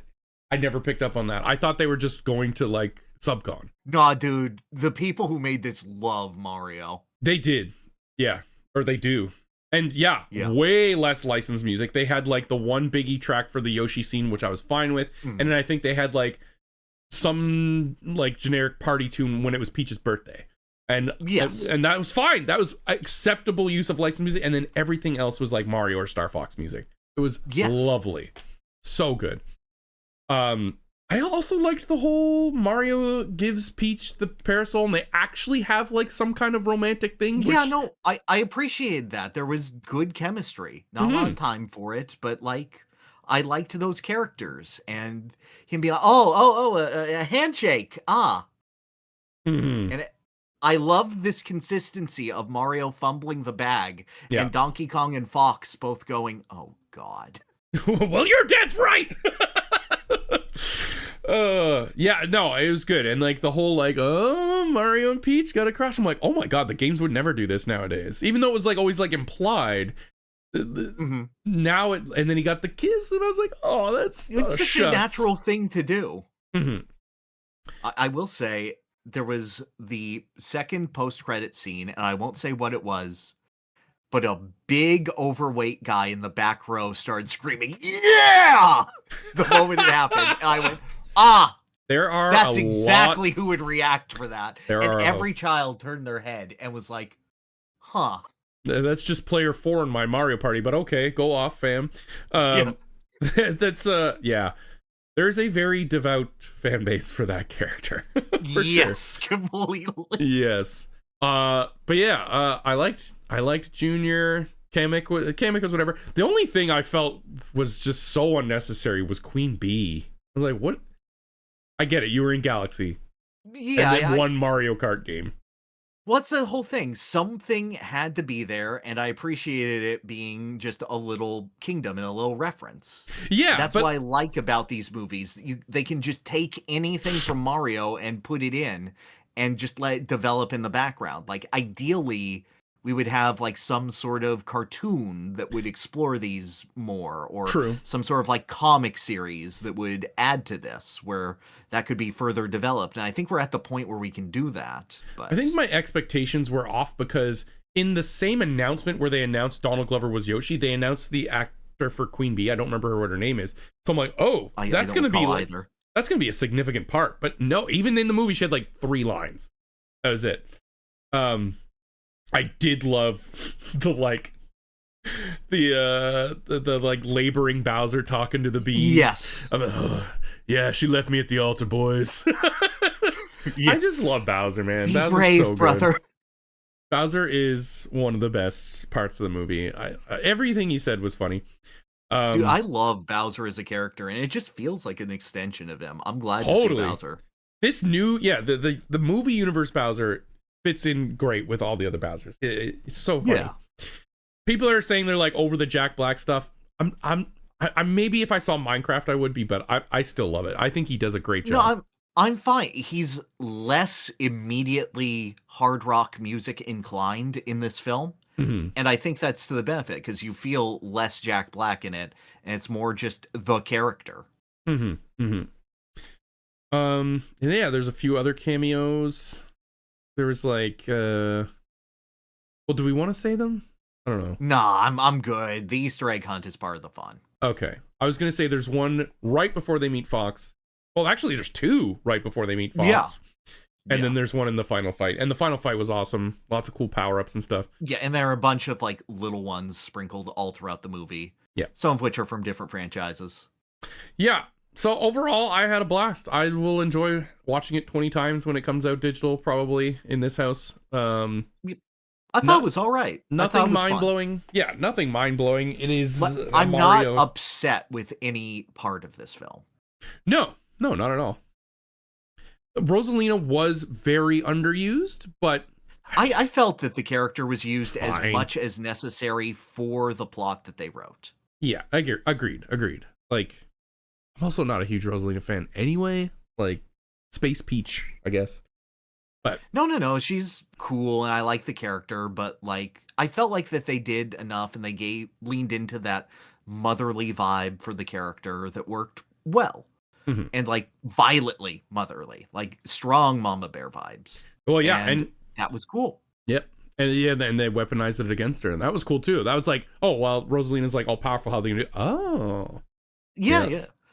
Like I thought the character was used well, as it should, and you know, I suppose those expecting the Mario Galaxy movie where they thought she'd be around the whole time might be disappointed. I'm like, let them tell their own story. It doesn't have to be an adaptation of Galaxy. Mm-hmm. Mm-hmm. Yeah, I mean, that'd be hard to fill out a movie that way. Yeah. Okay. What are we gonna talk about next? Oh yes, our shared experience. Yeah, no, we have to talk about DKC. Get to the part with DKC now! DKC! Oh my god, this game fucking sucks. Affectionate. This game is amazing. I hate it. This is... Okay, we're talking about Dokapon Kingdom. Okay, so... Yes, the initials were Dokapon Kingdom Connect. The online version. DKC. Mm-hmm. Yeah, so if anyone isn't aware, me, Pyrr, King K, and Tom Lazon locked in for a 3-month story mode campaign battle, which we played every Thursday for about 3 or 4 hours. And it finally ended, well, near the start of April. And, oh boy. How do you even begin to talk about this?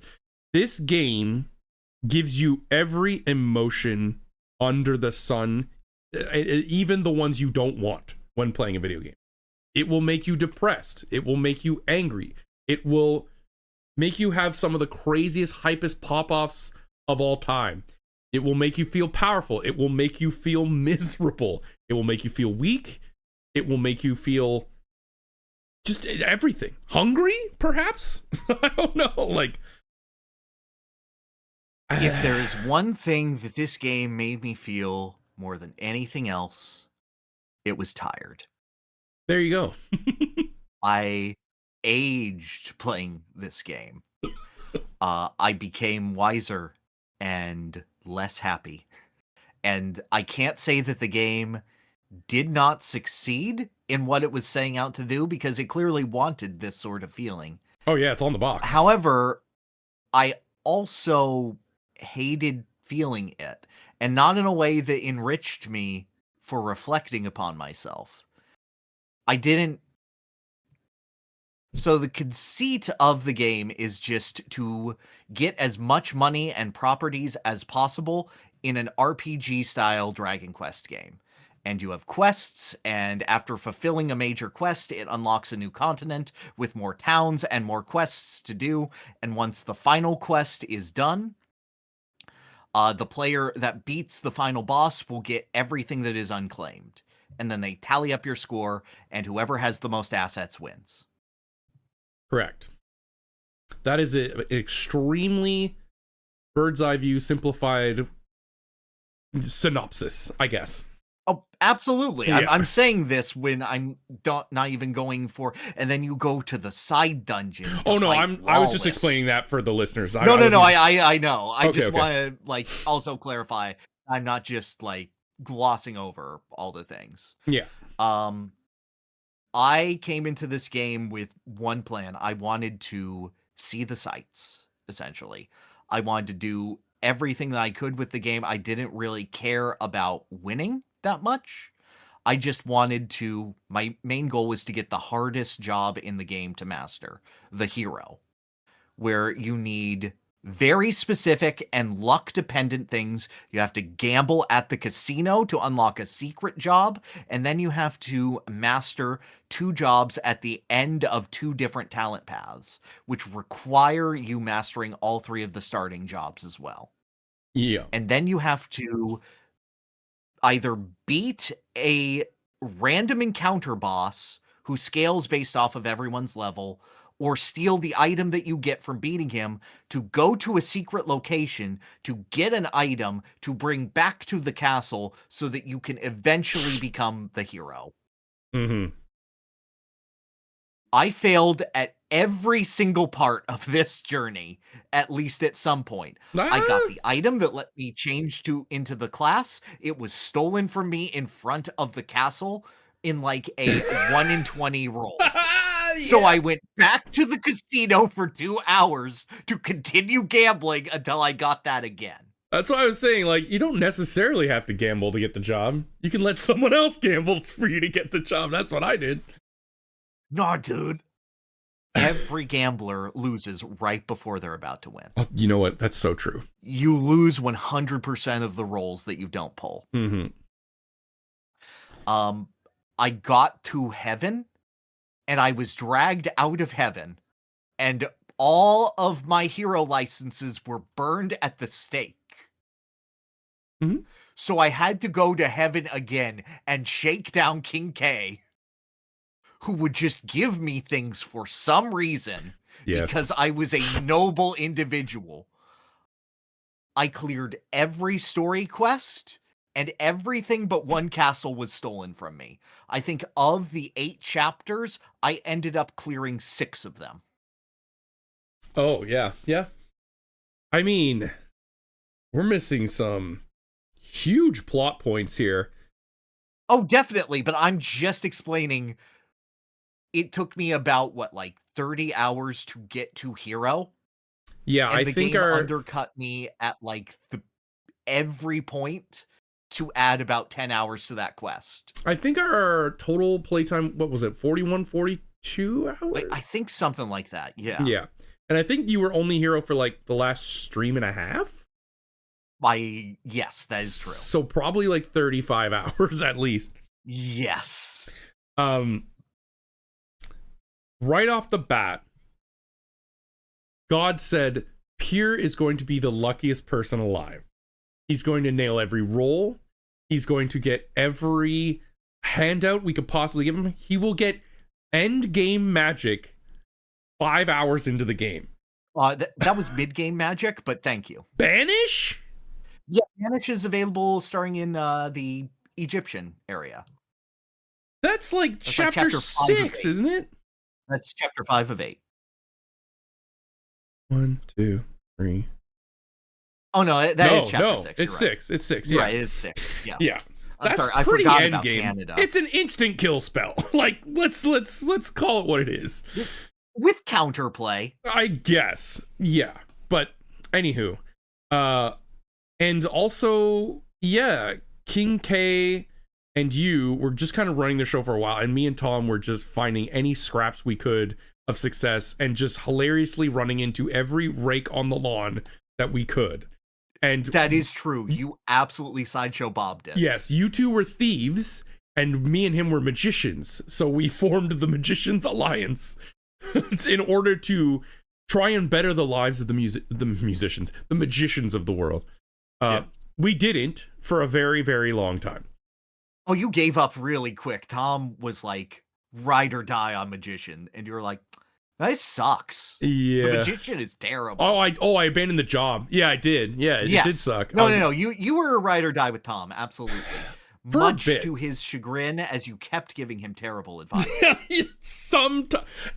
Terrible advice, knowing the results, okay? It was still decent advice until the results came out, and then you go, well, that was wrong. It's like, no, if I tell you to roll a dice, you still have to hit the 6, you know? Look, I sat there, and I'm like, I could give good advice, and I do, but I'm also the most untrustworthy son of a bitch in the world. Yes. So anything I say doesn't matter. I think, too, a large part of the meta of this game comes from us having years and years of Mario partying against one another.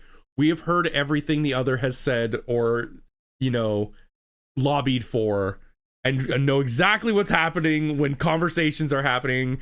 And when you guys were making deals, I was like, I need to shut this down. And King K would be like, wow, you're such a dick for shutting this down. I was like, no, I know what's happening. But that would just make him want to help you more. And just like, exactly. And that was so fucking frustrating. I was like, oh, I'm sure it was. Because Tom at this point was like 6 feet under, and you two were just like sharing items and giving each other everything. So I'm like, what is my game plan here? What do I have to do? So I became evil. I had to abandon my humanity. And that's when, well, actually, even before that, Tom became evil. So there's a comeback mechanic in the game called the Darkling. Whoever's in 4th for like more than a week, they start to feel the inclinations of a dark evil energy. And if they abandon all of their money, towns, items, everything but equipment, they can become the Darkling. And the Darkling has 10 times the stats as everybody else. They can steal towns back, or at least they can make sure you don't have a town.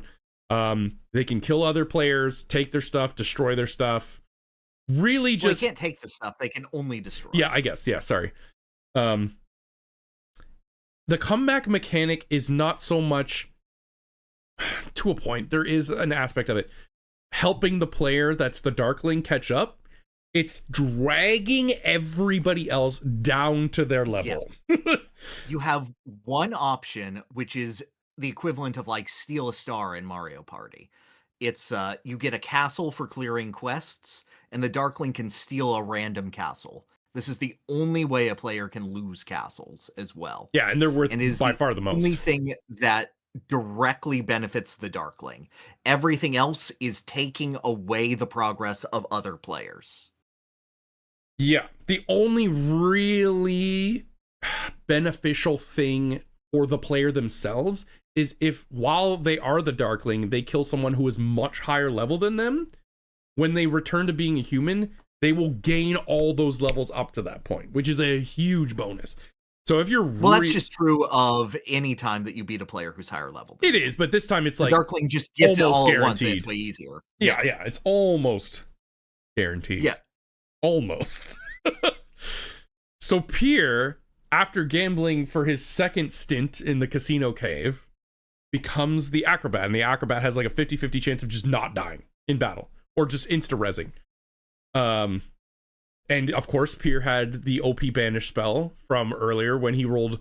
What did you get? 5 5s on a 5 spinner? No, it was 5 4s because 4 is the symbol for death in Japan. Oh my god. Okay. Yeah. And Genius Kajumbo. Nice. Brilliantly done. So, and Pyrr was by far the highest level, and Tom was like, of course, kill this man. I was like, yeah, kill this man. Because I went, yeah, go ahead, kill this man. In the previous Darkling, everybody, or at least you, had escape, and you just ran from the Darkling every time. Yes. Yeah. And it was Tom too, and he was pissed, so he kind of wanted revenge, and I was like, yes, get it, do it, kill him. Which ended up being bad advice, only because of the outcome. Because, well, you could tell it. It's your story. It's your story to tell. So, I had an ability that allowed me... It's a rock, paper, scissors sort of fight system, where you can counter attack, magic, or a critical hit. And you pick one, the other person picks one, and you roll the results. I had the ability to disable whichever defensive command they picked. And so then on their next time, I would be free. So I disabled their magic defense because on my next turn, I could just use my instant kill spell. And I had an item that would instantly revive me on death. Burn that. End up using it. So, and next turn, I'm going to fight them, and if I go first, I will instantly kill them and win. This enemy that you are mathematically not supposed to defeat at any point in the game. I end up going second, Darkling kills me, but the Acrobat has a 50% chance to revive on death. Unbelievable. And it procs, and I wake up, and I instantly kill the impossible super boss that is another player, and get to take from their equipment, which gives me the Darkling Crown, which makes me functionally better than everyone else in the game. Yes. It like jacks your stats up by like 300 each and allows you to step on any occupied town and take it and put a monster there, which then allows you to just take it. Yeah. Insane item. Impossible for me to lose mid-game. Yeah. I get it. I gave a prophet's warning. I said, you can take that, but this will ruin the game. Because I asked chat, should I take that? And chat hates Tarvold. So they said, yes, please take it. Yes, they sure So I do. took it because I would be a coward to not take it. Yeah, I had played a previous single player against AI file, and I got it because I had the oh, what was it? Oh, the mirror shield, and I defended a Giga Blaze or whatever the hell the Darkling has, and killed him in one shot. And I took it, and I just completely steamrolled. They could not even touch me. And at that point, I said I'd stop having fun because I'm not playing an RPG anymore. I'm just going through the motions. So I gave that warning. But that was at the end of the stream. So we ended the stream there. Things got weird. So I thought that I could play up the villain for this. That I could be the force that anyone could gladly take down. That step on up, give me your shot. I'll only steal towns from you on Saturdays, which is Pyrr Day, as the anniversary of my great conquest. It will be generous, I will be a kind god, but if you're coming for the king, you better aim for the crown. Literally, yes. This turned out to be the most miserable 2 hours I've ever had playing a multiplayer game.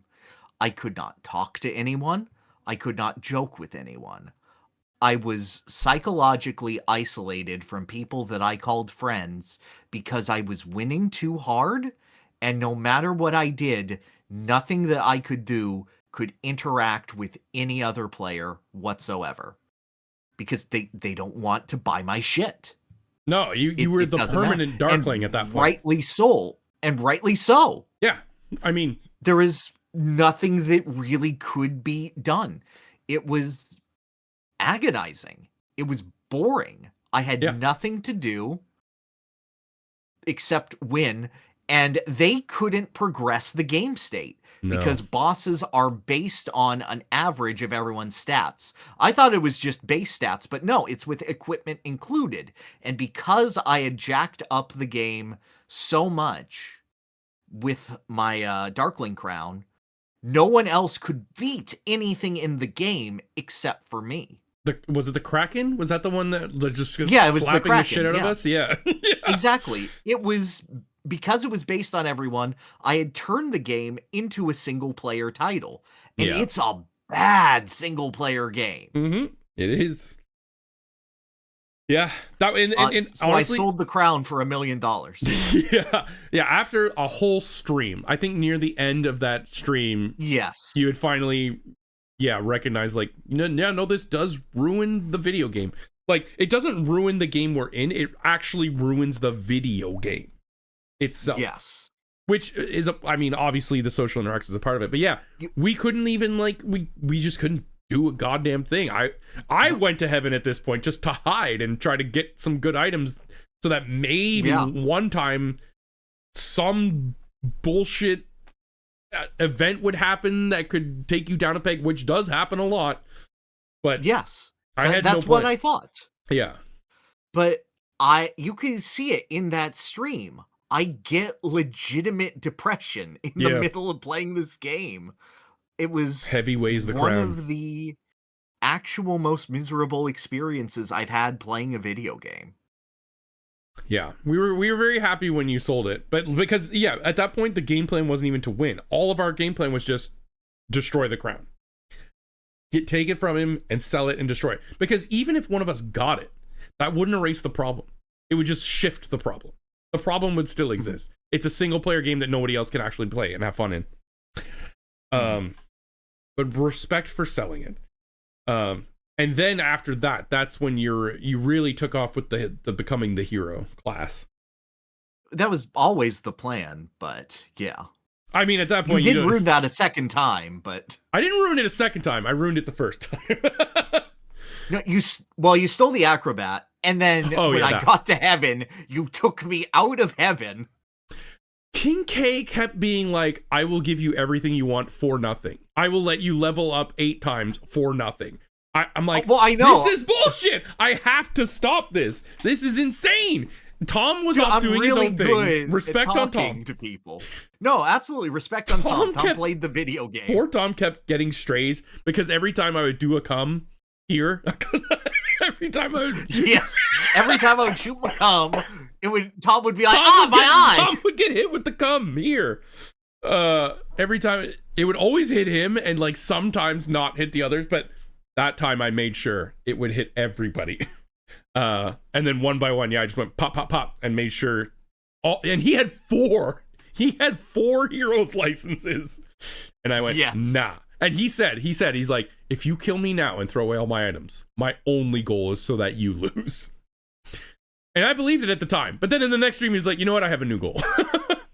Yep. I still didn't understand what it was. I think... I don't remember. He was aiming for a lot of secret items, like specifically the Dokapon crown, I know, by the end. Yeah. And then only in the like very, very last stream did he like really go, you know what, I should probably stop Pyrr now. And he did. Yeah. He did. No, I'm very proud of you because I got really strong by the end. Yeah. Like, if I walked into the final boss and breathed on him, I would have won. And to your guys' credit, you systematically took me down. Mm-hmm. Like, each of you contributed in a lot of ways. You ripped open my bag and stole all of my defensive items. Yeah, I got rid of all your downs, too. King K darklinged and bullied the shit out of me. Took away my flame lance, which was a secret equipment at the end of the game, and took away all of my other items that I had gathered. How did you? Because you got the good crown too. How did you end up losing that? Was that another darkling? Darkling. Yeah, King K tore it away from twice. me. Oh wow. Yeah. Nice. Because I ran out of time. He got me early because he got insane Darkling rolls. Yeah, he did. In fact, he left like 200 Darkling points on the table. On the table, I know. Because it was his last turn, obviously, but like, yeah. That was crazy. Yeah. No, he took everything from me. I was a shell of a person. And then like, the only thing I could do was like go around towns because Tom was strong enough to close out the game. Yeah. Because Tom had just been like on a training arc. Yes, quietly. I want to talk about the Tom arc there at the end. But like, yeah, no, do it, absolutely. Because like 2 or 3 streams back, Tom just gets like really silent. Like he didn't really talk all that much, but like one stream he was just like, he would just do his turn and he would like dive into the ocean and he would get like the lost technology, which lets you get the other secret job, Robo Knight. And then he just quietly just did that all in himself. And then from there he was still like losing pretty bad, but that's when he started catching the strays from all the other Darkling stuff. But he had like terrible rolls when he was in the tower. And he wanted to get that fucking gun that you had and even landed on the space with a skeleton key twice and it never showed up. I know, and I just roll onto it and I hit the button and I get it random first try. Right, and you killed your Clonus with it one shot because you went, gun. Yes. And then I shot it. Second gun. Kill, and then Zeus comes. And then along came Zeus. He hurled his thunderbolt. And then there was a weird fucking moment in like the Tower of Rabble where we were all stuck in like the room with Rico, and I used, what's the spell? The spell that's like random. Haha, mystery? No, I had mystery. You had like, no, it was like the swap stat. It was like mix up or something. Yeah, that's it. So that swapped everyone's position. King K was like happy because he finally got out. And then I used come here as the Darkling again and brought everybody back in. And then Tom was like stuck in that place for so long, like an entire stream and then some. Terribly. Because he was just trying to get a weapon. He was trying to get like, I don't know, the drill or something. Yes. I really was trying to stop you and just ended up stopping literally everybody else. That's true. It was a real bumblefuck moment. Made things worse for everyone. Yeah. And I was okay. And you were out, you were gathering all the towns at this point because you knew like the final boss was coming. And then I got stun locked for like 9 turns in a row from this low level fuck ass enemy. Oh my god. Was it the Griffin or was it like a crawler? I don't know, but something was quaking me and I was just stunned forever. And then I lost my angel choker. I completely just fell off the face of the planet. Like there was no way I was even gonna, I had no plan. I just simply existed at that point. Yes, but you did bully me thoroughly. I did. I felt I had to. Which, I mean, you were in first by a long shot. And then, King K was then trying to get back into Hell. And he had, like, just a series of shit rolls. Couldn't get in. The Hell entrance was also in a very difficult to land specifically on because there wasn't a whole lot of loops around it. It was, like, deep into a very narrow path. So you kind of had to, like, actually nail it to get in there. And he just got so screwed, and eventually he just became the Darkling outside, and we found out the Darkling isn't allowed in Hell either, so he pulled you out. You also got what was the spell, bribe or something like that, which no, it was like glory, the hero skill glory. You could just force a monster to give up and give you like end game items, but you only ever got one thing. Yes, because every monster has 2 specific drops. Glory always forces their common drop. And unfortunately, most of the Hell enemies give you magic medicine, which doubles your stats. Yeah, it's an incredibly good item. You just don't need 5 of them. Yes. Yeah. But even then, it still looked like you were en route to get in there and win. I don't even remember what pulled you out at that point. It didn't. I was farming everything, and then I decided, oh, Tom is getting pretty close to the end. I better go in and end the game. Mm-hmm. Because I knew Tom was strong, but I thought it will take him a while to fight the final boss. Yeah. And Tom just like strutted his way right in there. And no, he rolled a bunch and then he landed on a white space and got his own magic medicine. Right. Yeah. Which was and one that space doubled away. All of his stats. Mm-hmm. And that made it the final boss could not do anything to him. No. And I was like moving 1 or 2 spaces at a time toward him. If I had rolled excellently, I would have made it in time. But I kept rolling low. I was also trying to slowly crawl my way in, but I just kept getting...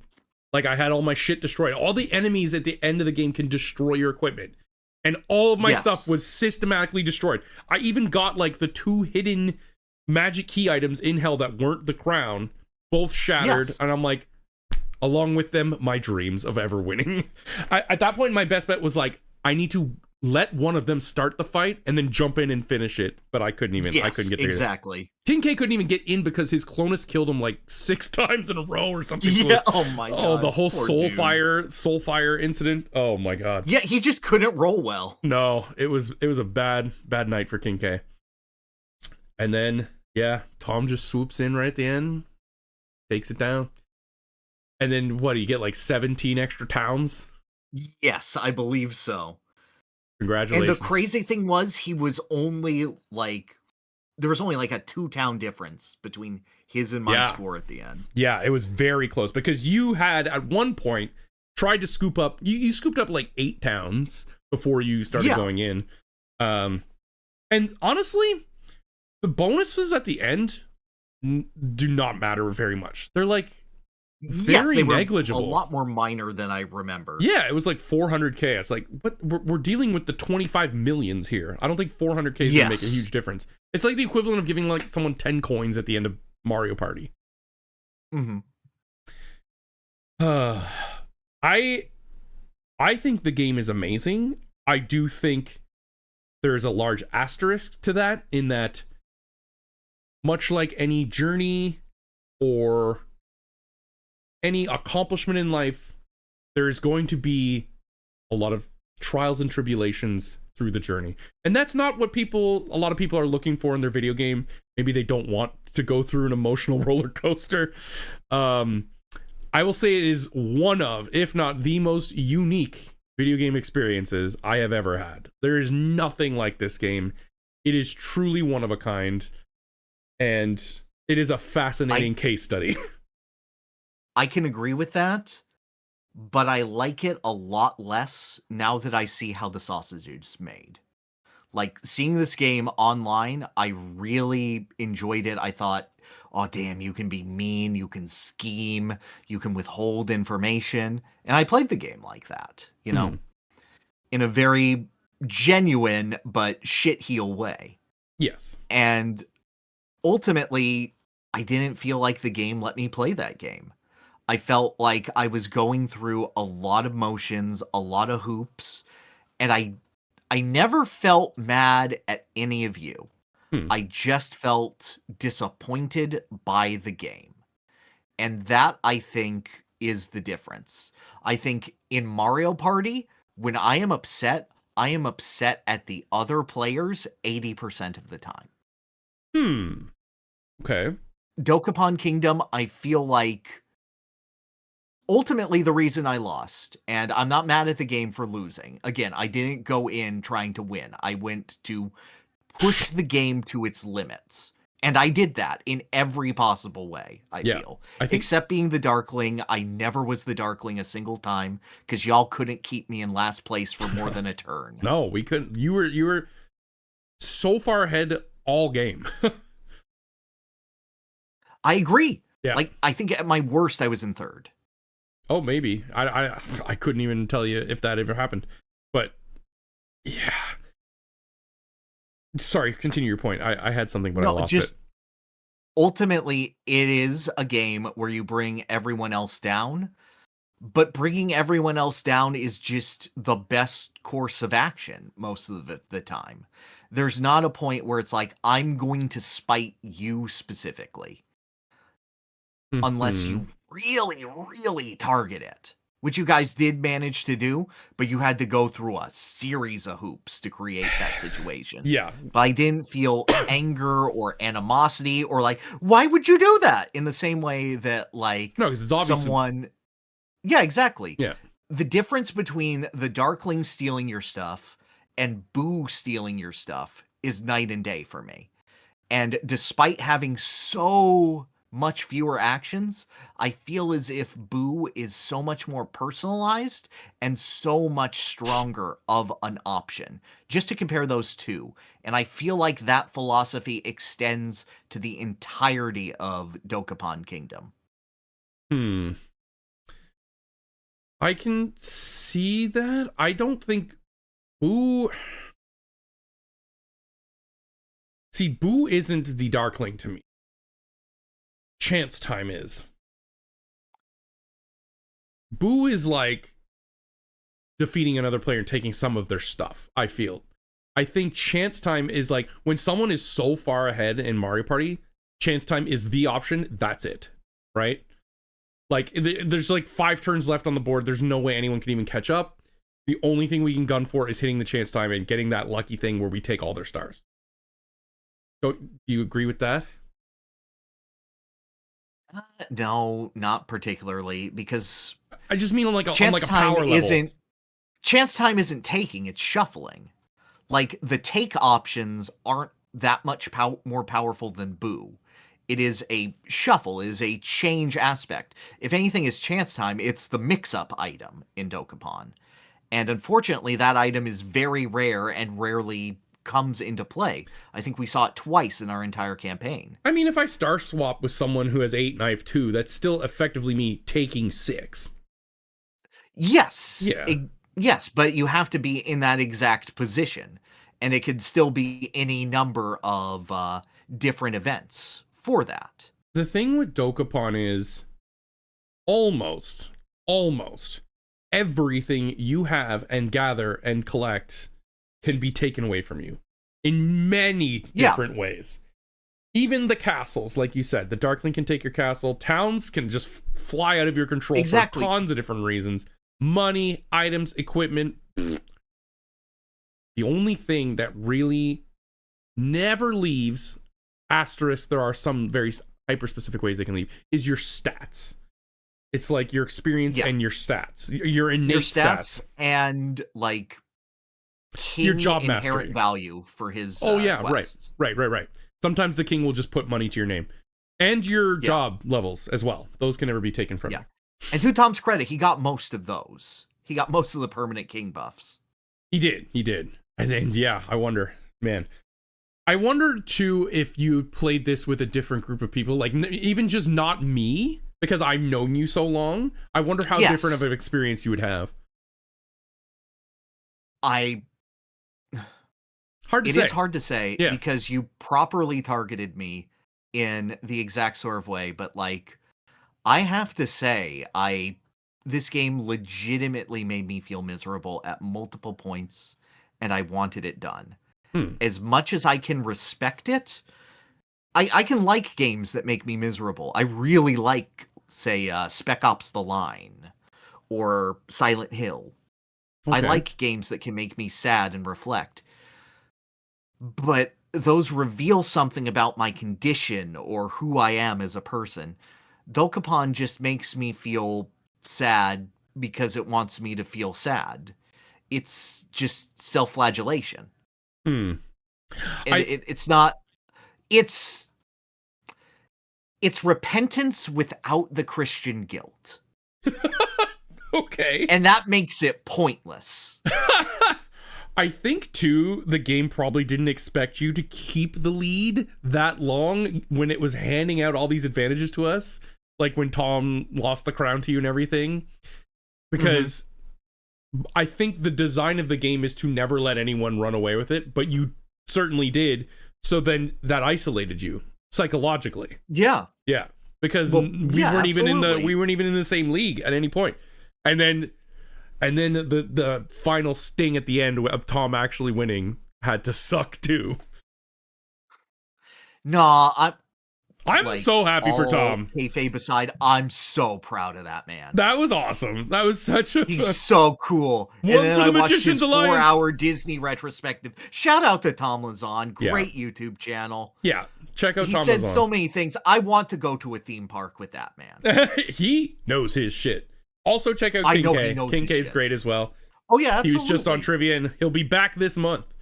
And thanks to both of them for that was a heavy commitment. I don't know if either of them knew how heavy of a commitment it was going to be at the start. Yes, but man, I think like near the beginning for sure, King K was like, "Tarvel, I think this might be like the greatest game I've ever played."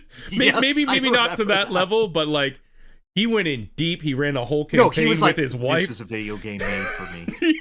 Yeah. I wonder if he still feels that way. I don't know. Maybe if he's listening, he can let us know. King K, leave a comment below. Yeah. Thanks to both of them. And yeah, congrats, Tom, on the win. Yes. Okay, very quickly. Based on that theory I just said, nothing can be taken from you except stats and job XP. Okay? I'm a crazy person. There is one other game I played this month, and it was Dokapon Kingdom. Okay? Right after we finished our campaign, I had a thought. I had a theory, and I needed to test it. So I set up a whole new story mode campaign. I set up 3 sneaky, which is like the hardest level AIs. I made them all the opposite colors of you guys. I made them like green, red, and blue or something. Or not blue. Pink was blue. Green, red, and pink? Maybe? Yeah. Okay. And one of them was Gabrielle. And my theory was, if the only thing that can't be taken from you is stats and job XP, what if I just sat in front of the castle, kept my level as low as possible by just killing level 1 enemies, just to level up your job XP, because job XP is just, you get a win, that's 1 job XP. So I sat there, and I had the stuff on like... You're South Park in it? Yes, boars. We must kill boars. Yeah. Except it was imps. I killed many imps. Yes. So many imps. I only got to like level 12. I mastered every job I could have, except alchemist. So I mastered thief, magician, warrior, spell sword, monk, ninja, cleric. I think I'm missing one. But anyway, all of the jobs that unlock from just basic leveling up. Mastered them all. Got to like level 13. One of the fascinating things that kept me not that bored was seeing what the other 3 were doing. 2 of them just hated each other's shit and were just constantly pestering each other. While one guy was just taking everything. The chart was like this, and like this, a flat line. And he just kept going and getting more and more and more. But honestly, I was like, this is actually even better for my plan that this is happening. Right. So once I mastered as many jobs as possible, I had the Darkling on me for the whole time. It didn't even matter. Yes. I became the Darkling, and I hunted that son of a bitch down. And when I did, I finally killed him. He was like level 58 or 57 or something. I gained all of those levels all at once, and with them, you get extra stats for every job you've mastered. So my stats were insane. I gained like 50 levels of like maximum amount, aside from like, Hero and Robo Knight, but I wasn't going to get those. Right. Or Acrobat. And then I got to dump as many as I wanted, and I went all speed, all magic. Because again, those aren't really stats you can increase with your equipment. Yes. And when I compared like my stats to the guy I killed, unbelievably, like so much higher. I became an all-natural Darkling. Now, mind you, and it worked, and I just cruised to the end easily. It just bullied the crap out of the one AI that was winning, and I was just one-shotting everything with magic. And no one could hit me with any field magic because my speed was so high. It was ridiculous. So it is, I think, might be the optimal way to play. However, it is by far the most boring way to play ever. If you're doing it against humans and your turns aren't going in like 2 seconds, oh my god, agonizingly boring. But yeah, it was fun. It was fun when I finally got the payoff. You sound like the guy who's like, you don't actually have to level up in Final Fantasy VIII at all.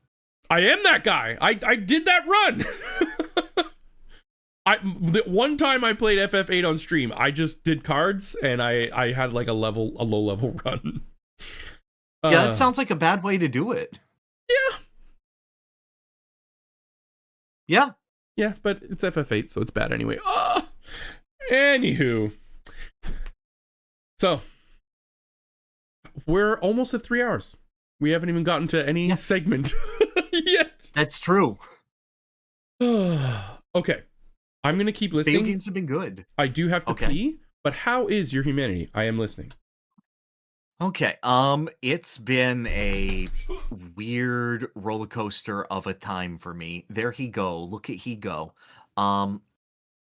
Things have just piled up for me in a way that is like unprecedented with the amount of things that I've suddenly had to do. Life has reintroduced elements that I'm not privy to share on here, but needless to say, I've almost doubled my workload. But with all of that said, like, life's pretty cool, dude. It's a rough time. There's not a lot of positivity to go around. Everyone feels busy, but the more that you try to do something, and like, I've been meaning to get into streaming for over a year now, but it's always been, it's not the right time. I'm always busy. I'm always overlapping with what I have to do. I'm always finding a way to put it off. But now that I am here and able to move on and function, I'm discovering that the more new that I do and the more vulnerability that I feel in doing that new, because like my stream isn't up to snuff of where I want it to be. I don't have my backgrounds all set. I don't have my emotes all set. My alerts aren't like entirely working. I don't have everything financially set that I need to with that. But it's a matter of, no, dumbass, you have to do it. It's a Lego Otherwise, set. you'll never start. I know, but I feel like, I'm the designing for guy. People have an expectation of a level of base quality that I should have for something. My content is naturally highly edited and polished in that sort of way. So if to do it lesser feels admittedly lesser, and like, who's going to watch who doesn't know me based on that? But just doing things, just getting past that psychological barrier is, let me talk to more people. Let me enjoy more things. It's expanded my knowledge and vernacular of exactly what I can do and what I'm talking about. So just like doing things is nice. Yeah. I'm enjoying. Well, I say that as someone who sat on his ass and not done anything for I wasn't, years of his life. I wasn't laughing at that. I was more so like, that is a perfect summation of like, I think everybody should hear that at a more deeper meaning than just the doing things are nice. It's what you're saying is like, you're removing yourself from your comfort zone and doing things outside of it and growing, which is something a lot of people struggle with doing, but they absolutely should. Yes. It's just the ability to continue to grow and experience, because admittedly, when it comes to a point where I'm just sitting there, I'm watching a YouTube video so I can put off like writing a script or editing, and like finding some way where I'm like, okay, I need to be a little happier in order to do this, or I need to learn something before I can do this, or I'm just not feeling it. There's writer's block. I'll sit here until I feel better. And it doesn't happen. It rarely, if ever, happens. It's just a continued perpetuation. And I've been perpetuating for a lot of my life.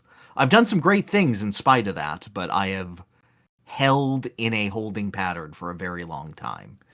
Every time I'm able to remind myself, oh, moving forward's kind of okay. It's scary, but like the moment that you take those steps, it's like jogging. It sucks at the start, but when you hit the runner's high, it feels fantastic, and you can go so much further and so much longer than you ever thought possible for yourself. Yeah. Yeah. And then that makes the next time a little easier to get going and sets the bar even further, which is a good thing. Yeah. Yeah. Yeah. Now, the issue is, of course, once that becomes normal, you have to find another way to expand your comfort zone. Yeah, you have to put on like the weighted Piccolo cape. And exactly. And then go jogging. He looks so cool with it. Every time he takes it off, he looks so much lamer. Yeah, I agree. No, that's good. That's good. I've heard, I don't remember where I heard this, but I remember hearing it. It's like, don't fear the person, or don't rely on motivation to get stuff done and get outside your comfort zone. Rely more on discipline, because motivation is fickle and it can come and go. But like, you should fear the person who relies more on discipline. Someone who will do something even when they're not motivated is so much more powerful than someone who only does something when they're motivated, right? Now, mind you, when it comes to like creative works, like writing and stuff, that's a lot harder of a pill to swallow. But for stuff like jogging, right? You might not feel motivated to go jogging today, but if you have enough discipline, you'll still do it.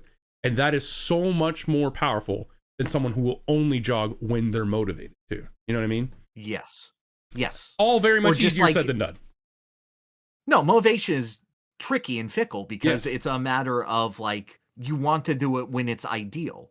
Yep. Like, we're trained to get the best response at the best time. You'd be the right place at the right time.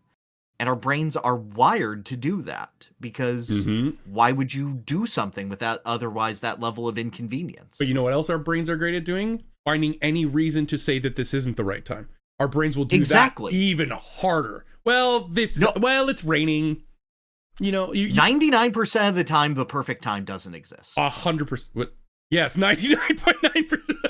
I was going to say I 100% agree, but 99.9% I agree. Yeah, no. Because, like I said, your brain is so good at finding any excuse not to do anything because that's so much easier than doing something. But that's where the discipline comes in, more so than motivation. Motivation's great, and if you have it, hit the gas on it as hard as you can at that moment, as much as you possibly can, because it is fickle and it comes and goes. But it's the discipline that's much harder to get, but produces much better results. Yeah. You got 2 feet, might as well use them. True. And not just in moving, just in anything. That's right. You can move your hand feet at any time you want. Did you know I have club feet? Yes. So I've got like 80% feet. But I still do That's it. True. I'm still walking on this treadmill. But they give you like +3 to your kicking attacks. I guess. They're clubs, dude. Oh, like the berserker feet. Right, true. Blunt melee damage. Mm-hmm. It's good to hear. That's good to hear. How is your humanity, my friend? This month has been weird. I have had some of the lowest lows I have had in a long time. And I mean, like, I felt that from you. Really bad. Just the way that you talk and the frequency that you talk to me, I can tell, he's going through it a little bit. I have been going through it a little bit. Nothing that I can really bring up here, but just... I get you. Yeah, just reflecting on things, on day-to-day routines. I have actually signed up. I haven't gone yet, but I've signed up to go to therapy for the first time ever. So that's neat. Nice. Yeah, hopefully that'll be good. Everyone says it's good. It can be. In my experience, it's about finding the right person for you to talk to. Right. And if I can just say something right off, if you feel that it's not working, it's okay to change therapists. Oh, you're saying specifically the therapist needs to change? Yes. Okay. Yes, that is fine. It is not you. It is finding the right person to work with you. Gotcha. Okay. All right. Well, if Grok doesn't work out, I'll let you know, and then I'll move to the next one. But, yeah. Oh, it's okay. She's very reliable, and, like, she'll be very jealous if you pick anyone else. I'm kidding, of course. For the love of God, I'm kidding. Yeah, but, you know, it's not... You are not defined by your lowest moments. You are defined by what you do after them, right? So that's the path I'm on now, is making a lot of changes in my day-to-day life to better myself and my family and those around me. And just really, I'll say this is an easy one to say. A lot of it is dog stress. My dog gives me a lot of stress. I'll just say that. Yes. Upon meeting him, I went, oh, you have a very strong constitution. He's better now than when you met him, but he's still not, I can't trust him with anything ever. So that is a large source of stress. And of course, when that stresses me out, I've then got the evil cloud bubble above my head, and then that just that just spreads. Just like Tomodachi Life. Oh, I was gonna say Mario Kart, because isn't there an item in Mario Kart that's like an individual lightning cloud, and if you just in Wii, and it sucks. Yeah, it's awful. The only way you could get rid of it is to pass it on to someone else. Yeah, true. Yeah, so I've just been doing a lot of that. But as far as like TQ stuff wise, which is like arguably humanity, but it's part of me. It is me. Yeah, absolutely. I did the whole big shift over to the new channel. It was a lot of uploading time and retitling, re-thumbnailing. Even when I was like, why is this VOD 10 minutes longer now? And then I realized I had hit record like 10 minutes before I started. So I was like, oh, I need to chop that off. So that was a lot, but I think it's for the best. I really do. So please follow me on Tarvald's Quest Live. That'd be great. 500, I think, is where you can like actually start earning on a channel, I believe now. Not ads, but from like... Oh, did they lower it to 500? I thought it was 1,000 for a while. It's 1,000 for ads. It's 500 for like super chats and members. Oh, gotcha. Okay. Yeah. And I'm pretty close. I think I'm nearing 400, so that would be lovely. And having a more structured, like Monday I'm streaming, love that. I think I'm gonna, and I'm really enjoying Metal Gear so far. We had trivia, which was good, a little tumultuous, perhaps. And then, dude, I just finished watching that today. Oh, really? Okay, what'd you think? Yeah, no, I've been super busy. Fair. Good set. I got both before and afters wrong because I said the wrong game. What did you say? Phoenix Wright Ace Attorney ni no Kuni. Ah. And Xenoblade Chronicles X-Men Children of the Atom. Ooh. Is that the arcade game, or is it just called X-Men Arcade? That's the arcade game that came before X-Men versus Street Fighter. Gotcha. Okay. That's the X-Men specific fighting game. Nice. Those were tough. The before and afters are getting very hard to make. I will say that. They're getting very hard to not just reuse the same, like... I get your ideas for them. I just know more games than you, and it sucks. Yeah, fair. But we're going to have the season finale this month. That'll be really, really fun. And we're going to do the best robot song, best robot theme from a video game, which will be also very fun. There's a ton. I was thinking, like, this might be too niche. And then when I started digging into it myself, I'm like, oh, no, this is quite broad. No, there's a lot to hit here. Super expansive. Yeah, for sure. So join me there. That'll be on the main channel, though. And of course, I love this podcast. This podcast is such a good source of, both discipline and motivation. And just completely. And a good, soul refiller, just sitting and setting time to just sit and talk to a friend is like something, again, not a lot of people do, but perhaps they should. Because again, your brain always thinks, well, what if I'm annoying them, or what if they're busy, or what if they have something better to do? Maybe they don't. You won't know if you don't ask. Completely. Do you know the amount of friends that I think they probably hate me right now? Yeah. I mean, I don't know, but I feel that as well. I know certainly one person. I know the exact number of people who hate you, actually. Yeah. May I list their names? And I'd be like, yes, please. No, because I find, especially if me and this friend have ever done, not this friend, any friend, have like done like a collab in the past or anything, I fear that the second I message them, they're gonna be like, what's he asking me to do now? Yep. And then I just don't. And I'm like, But then I'm like, well, I'll just send them some innocuous message. And I'm like, well, what if they're busy? Well, what if they have absolutely no time for this shit? So I don't know. I know. These are mental barriers we all deal with, and they're tough. No, completely. Like, even at my relatively modest but not super small size for YouTube, I still feel like a parasite when I talk to people.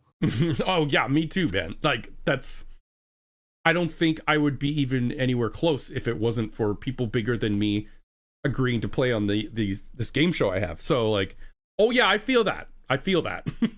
Yeah, I get you. But that's why going to cons and stuff are so fun, because in the room right there's no numbers, there's just people, right? Exactly. Which is really cool. Okay, well, we've reached the end of a normal podcast. True.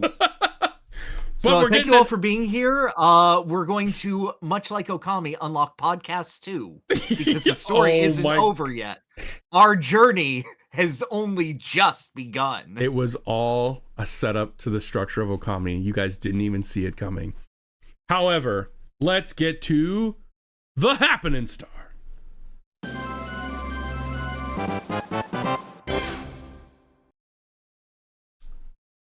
Okay. So, I'll do first. Okay.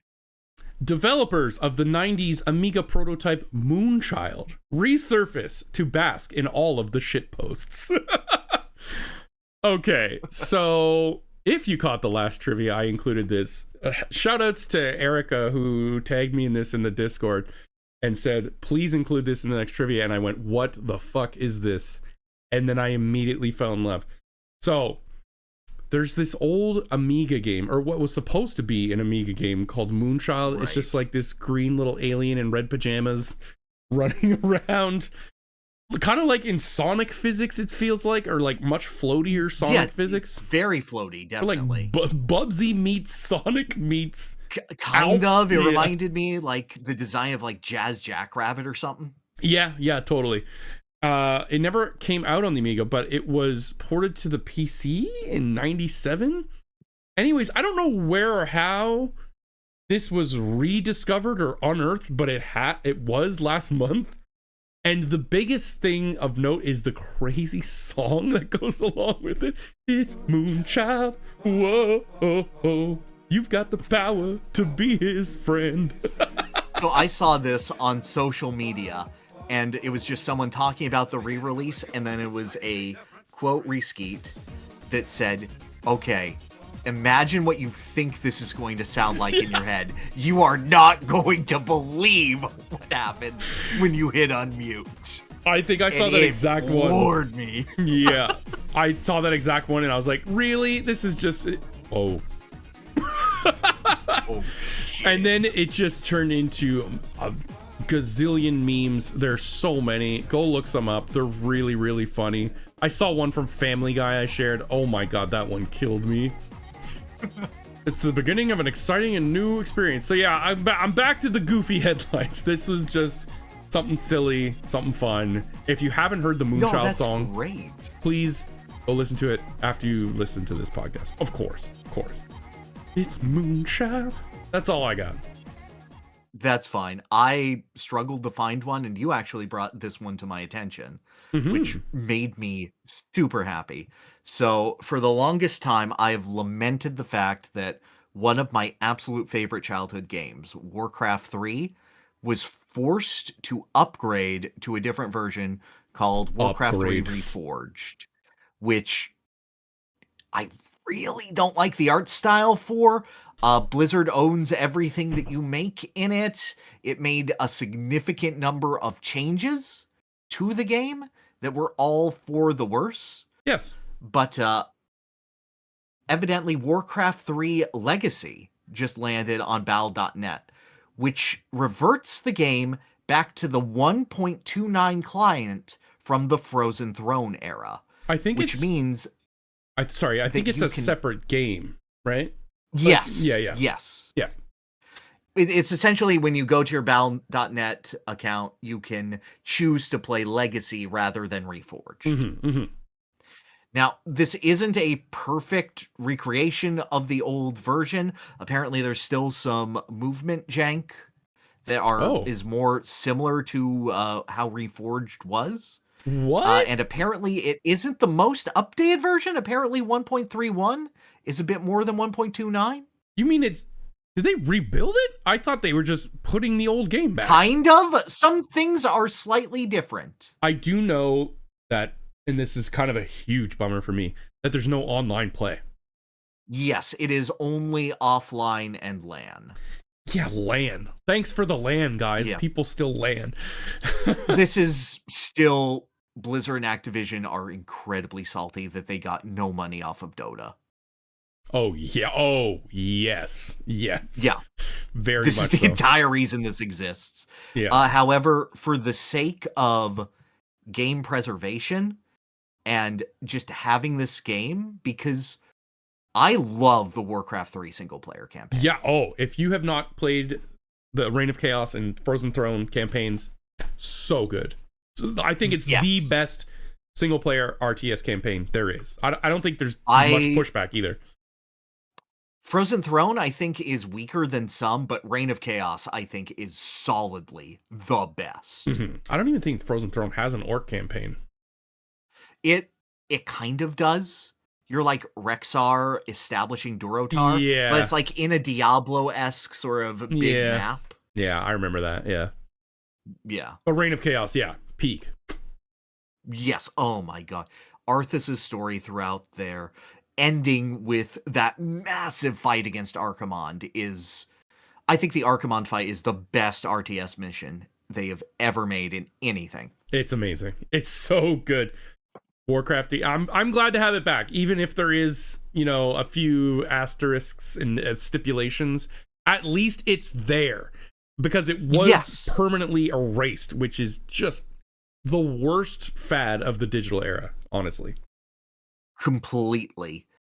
The fact that there is a possible launcher for this just does my heart so much good. Mm-hmm. I still have like a couple of the battle chests that they used to sell, just like sitting around. I think I have an unopened Diablo 2 battle chest somewhere in my garage. Oh, okay. Battle chest. Like that. It was like the big deluxe version that they had, so it would be the game. Oh, and yes. all of its expansions. Yes. And then like guidebooks for each game and lore books for each game. I have mine for StarCraft 2. I have 3 separate StarCraft 2 boxes back there. Oh, nice. Yeah. I do love StarCraft 2 better as a multiplayer game, but Warcraft 3 is such a better campaign. Mind you, it is very slow. Like, almost every unit is like a HP sponge. And I think that's what some of the later patches did. They, like, reduced the HP, because if 2 footmen are hitting each other, they have to hit each other, like, 15 times. Oh, definitely. It's so clear how they balanced it around the hero units, where those are just so much better than everything else. Yeah, for sure. Yeah, that was a good one. Yeah. Good dub. All right, so guys, this next segment, we talked about it before, but we named it now, okay? I'm going to hit this button. You're going to find out what it's called. Ha!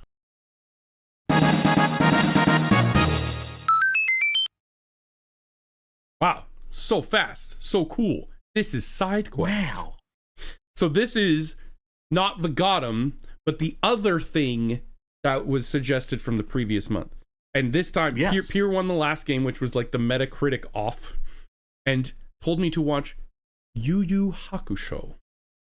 Yes, and I am so glad that you did.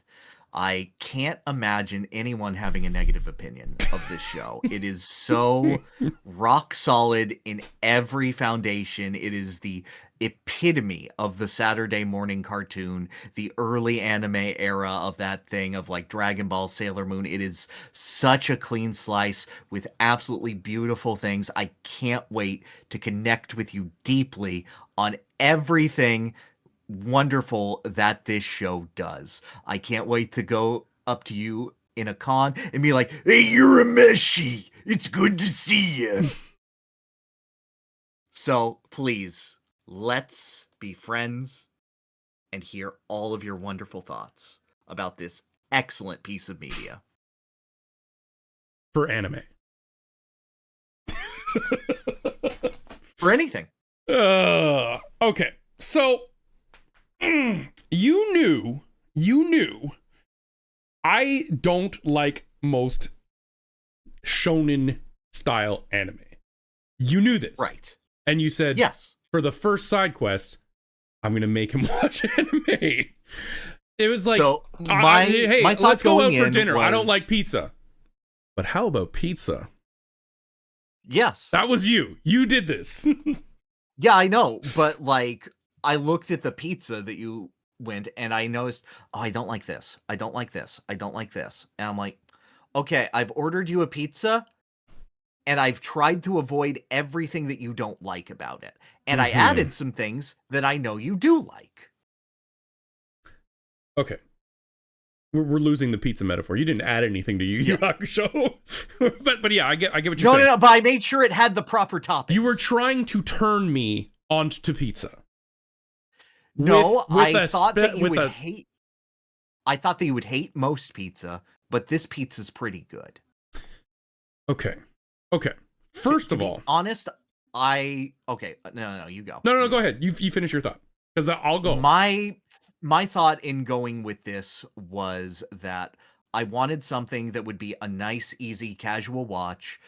Something that like you would turn on week to week or day to day after you came home, because I knew, like, you know, you liked Pokemon, you liked Yu-Gi-Oh, you liked these pretty straightforward shows that you could come on day to day, and I felt that Yu Yu Hakusho fit that bill. It fit the sort of like Ninja Turtles-esque mentality of just going on, seeing a little adventure. But you mentioned that you didn't like Monster of the Week and that sort of thing. And I'm like, okay, I'll pick something that consistently progresses, but doesn't spend 8 episodes on the same fight like Dragon Ball does.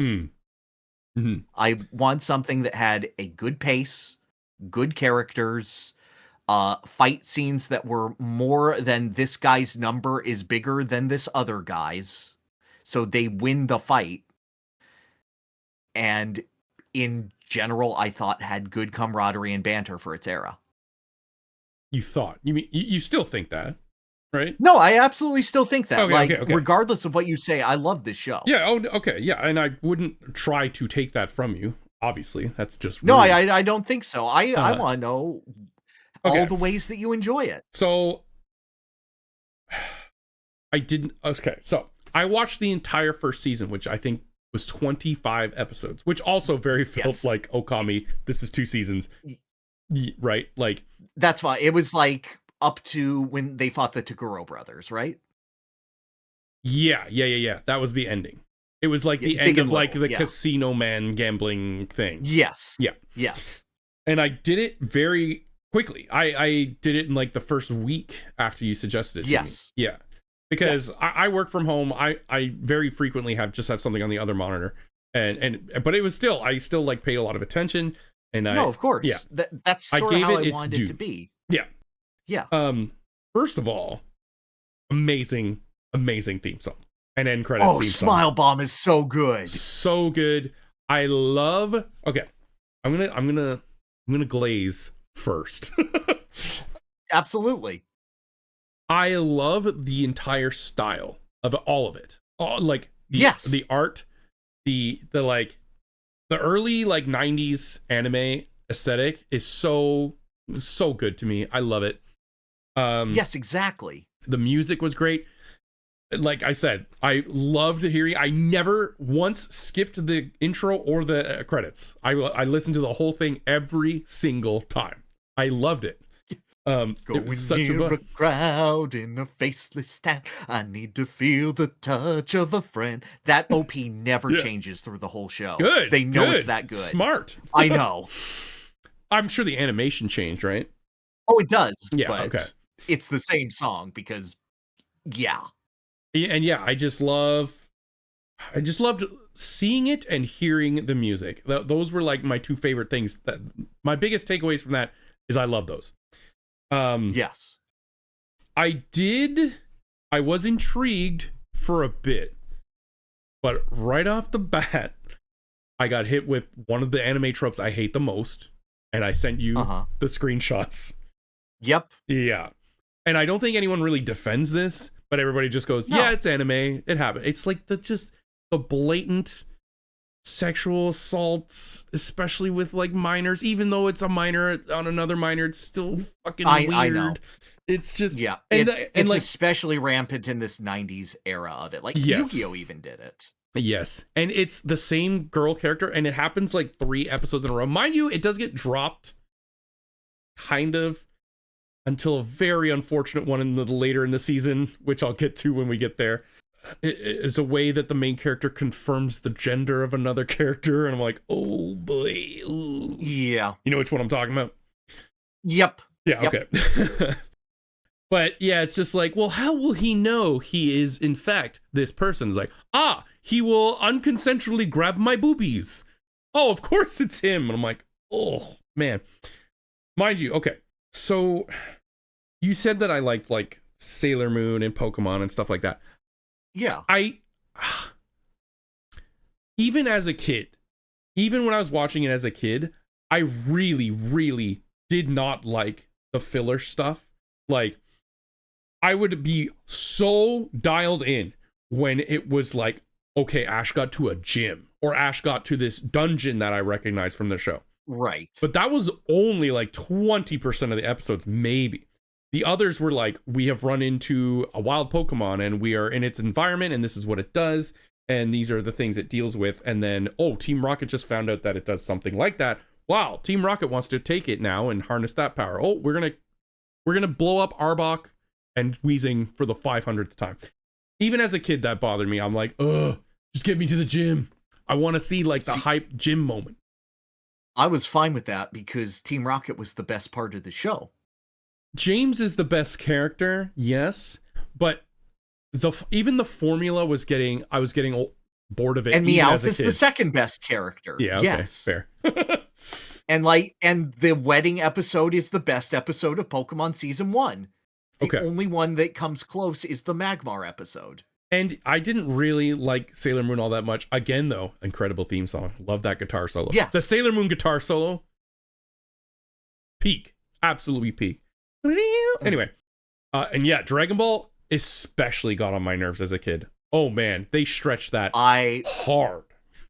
I knew that, so I wanted to pick something that was a cleaner slice than Dragon Ball. Yeah, and the pacing of this Dragon Ball. The pacing of this is certainly not Dragon Ball level at all. Yes. I think a Dragon Ball season is like, how many episodes is a Dragon Ball season? Like 60 or something? Oh, way too many. Yeah. And this was just like basically 2 seasons.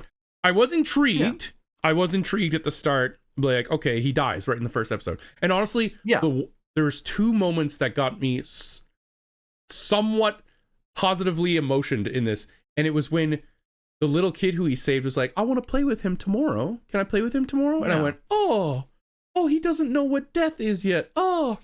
And I think that just struck my heart because I've had similar conversations with my son. Right. So yeah, that one hit me. And the only other one that I went, that was pretty funny, was when to gauge how powerful someone's soul is, they had to use a karaoke machine. I thought that was hilarious. I was like, yes, whoever can rock it at karaoke is great. But like, how do I even explain this? I don't find the humor in like the shonen anime to be that fun. I find it like very surface level, like haha, this character fat, he like food, and haha, this character dumb, he say dumb thing. Or like there's not a lot of like wit, or like haha, this character look like baby, he gets spank and where it has a pacifier, and you're like, don't call me baby. Yes, it's a bunch of recurring sort of like either verbal or visual gags that are the same gag repeatedly. Like, yes. I don't think there's a whole lot of clever writing. Like the bottom line is I don't like the writing. I really didn't like the writing. It was just so disappointing because I was like kind of hyped. I was like, okay, the song is awesome, the style is awesome, but like, it's so hard to explain, and I'm trying to be delicate because I know a lot of this. No, it's fine. No, don't pull punches. I will say, like, what I like in that introduction sequence, which is Yusuke dying, and them going, would you like a second chance at life? And him going, no, I'm an asshole. I don't deserve it. And then he goes and he sees all of the people that are affected by it. He sees his deadbeat mother, who he thought didn't care for him, losing her mind over this. He sees his rival crashing his wake because he doesn't have any idea of what to do. the screaming, "Who am I gonna fight now?" Just Okay. like really. Is he gets trying me. to be Macho Man? That's all I heard the whole time was Macho Man. I don't know. It's this one guy. It's the same guy who does Yajirobe's voice in Dragon Ball. Yeah, yeah. It sounded familiar, and I was like, I don't know. This is a Macho Man impression It's gone a too far. very distinctive voice, but Yeah. and like his teacher who tried to like see any good in him, just being bitter and fighting the other teachers on his behalf of like, don't besmirch this child's name. Yeah, the first like 2 or 3 episodes, I was intrigued. Because they do a good setup, and that's like a cool premise. Yes. But then I felt like we got way too supernatural with it, and I suppose and I knew that was going to happen because the intro was like kind of spoilers. I'm like, yeah. And then when I saw the 2 other characters, I was like, well, they're going to be good guys, because if not, they wouldn't be in this intro sequence running alongside all the good guys. It was when I think it turned for me was when he was like, okay, I'll still res you, because like I'm sorry, I don't remember all the characters' names, but he's like Koenma, the baby, Koenma. He was like, okay, you hold this golden egg and you do something good, you'll be resed, but you have to do it today or not for another 50 years. I was like, why though? Like, and I know I'm pretty sure it's mythologically, but I get it. Okay, but to me it just felt like completely made up. Well, of course it is. It's a fictional show. Yeah. But there was never an explanation or anything like that. And also, how would a corpse not rot in 50 years? Like, because unless it was like in stasis or something. But it was at that point where he's like, no, throw the egg into the fire and then I'll just res you anyway. I was like, well, if you could just res him anyway, why are you putting in this stipulation of 50 years or whatever? And then I just felt like another thing that I dislike about, like, and Dragon Ball does this and Pokemon does this big time, is that whenever there's like a threat or like a battle that needs to be done, one character will always go, hold on, this is my fight. I'm like, dude, you can all get in there. You could all get in. And then everyone else is just screaming from the sidelines. And then I always feel like there is just some random ass pull that either the villain has or the hero has that just like solves everything at the end. And I go, okay. And I don't know. I guess I don't know what I'm supposed to be feeling in those moments. Like, that was so cool. But I think if I watched it as a kid, I would think that. I think I would love this show as a kid, to be perfectly honest. But at this point now, I'm looking for like a little more complicated writing. And I kept saying like, yeah, the humor didn't land with me. The story, it kind of does turn into baddie of the week. Now, mind you, it's baddie of a couple weeks. Like they kind of like set up a few or like a gang, and then they're like, okay, we knock them all out. No, exactly. No, it's a solid arc. It's like it sets up the threat and goes boom, boom, boom, beat the Elite Four. Mm-hmm. But that's when I started like getting less interested, when it was like he's fully in now, and then that's just the show, because I thought the intertwining of the ghost stuff with like the daily stuff was a little bit interesting. And then but then like the daily life stuff is like, see you, mom, I'm off to be a ghost detective for forever now. I don't know, man.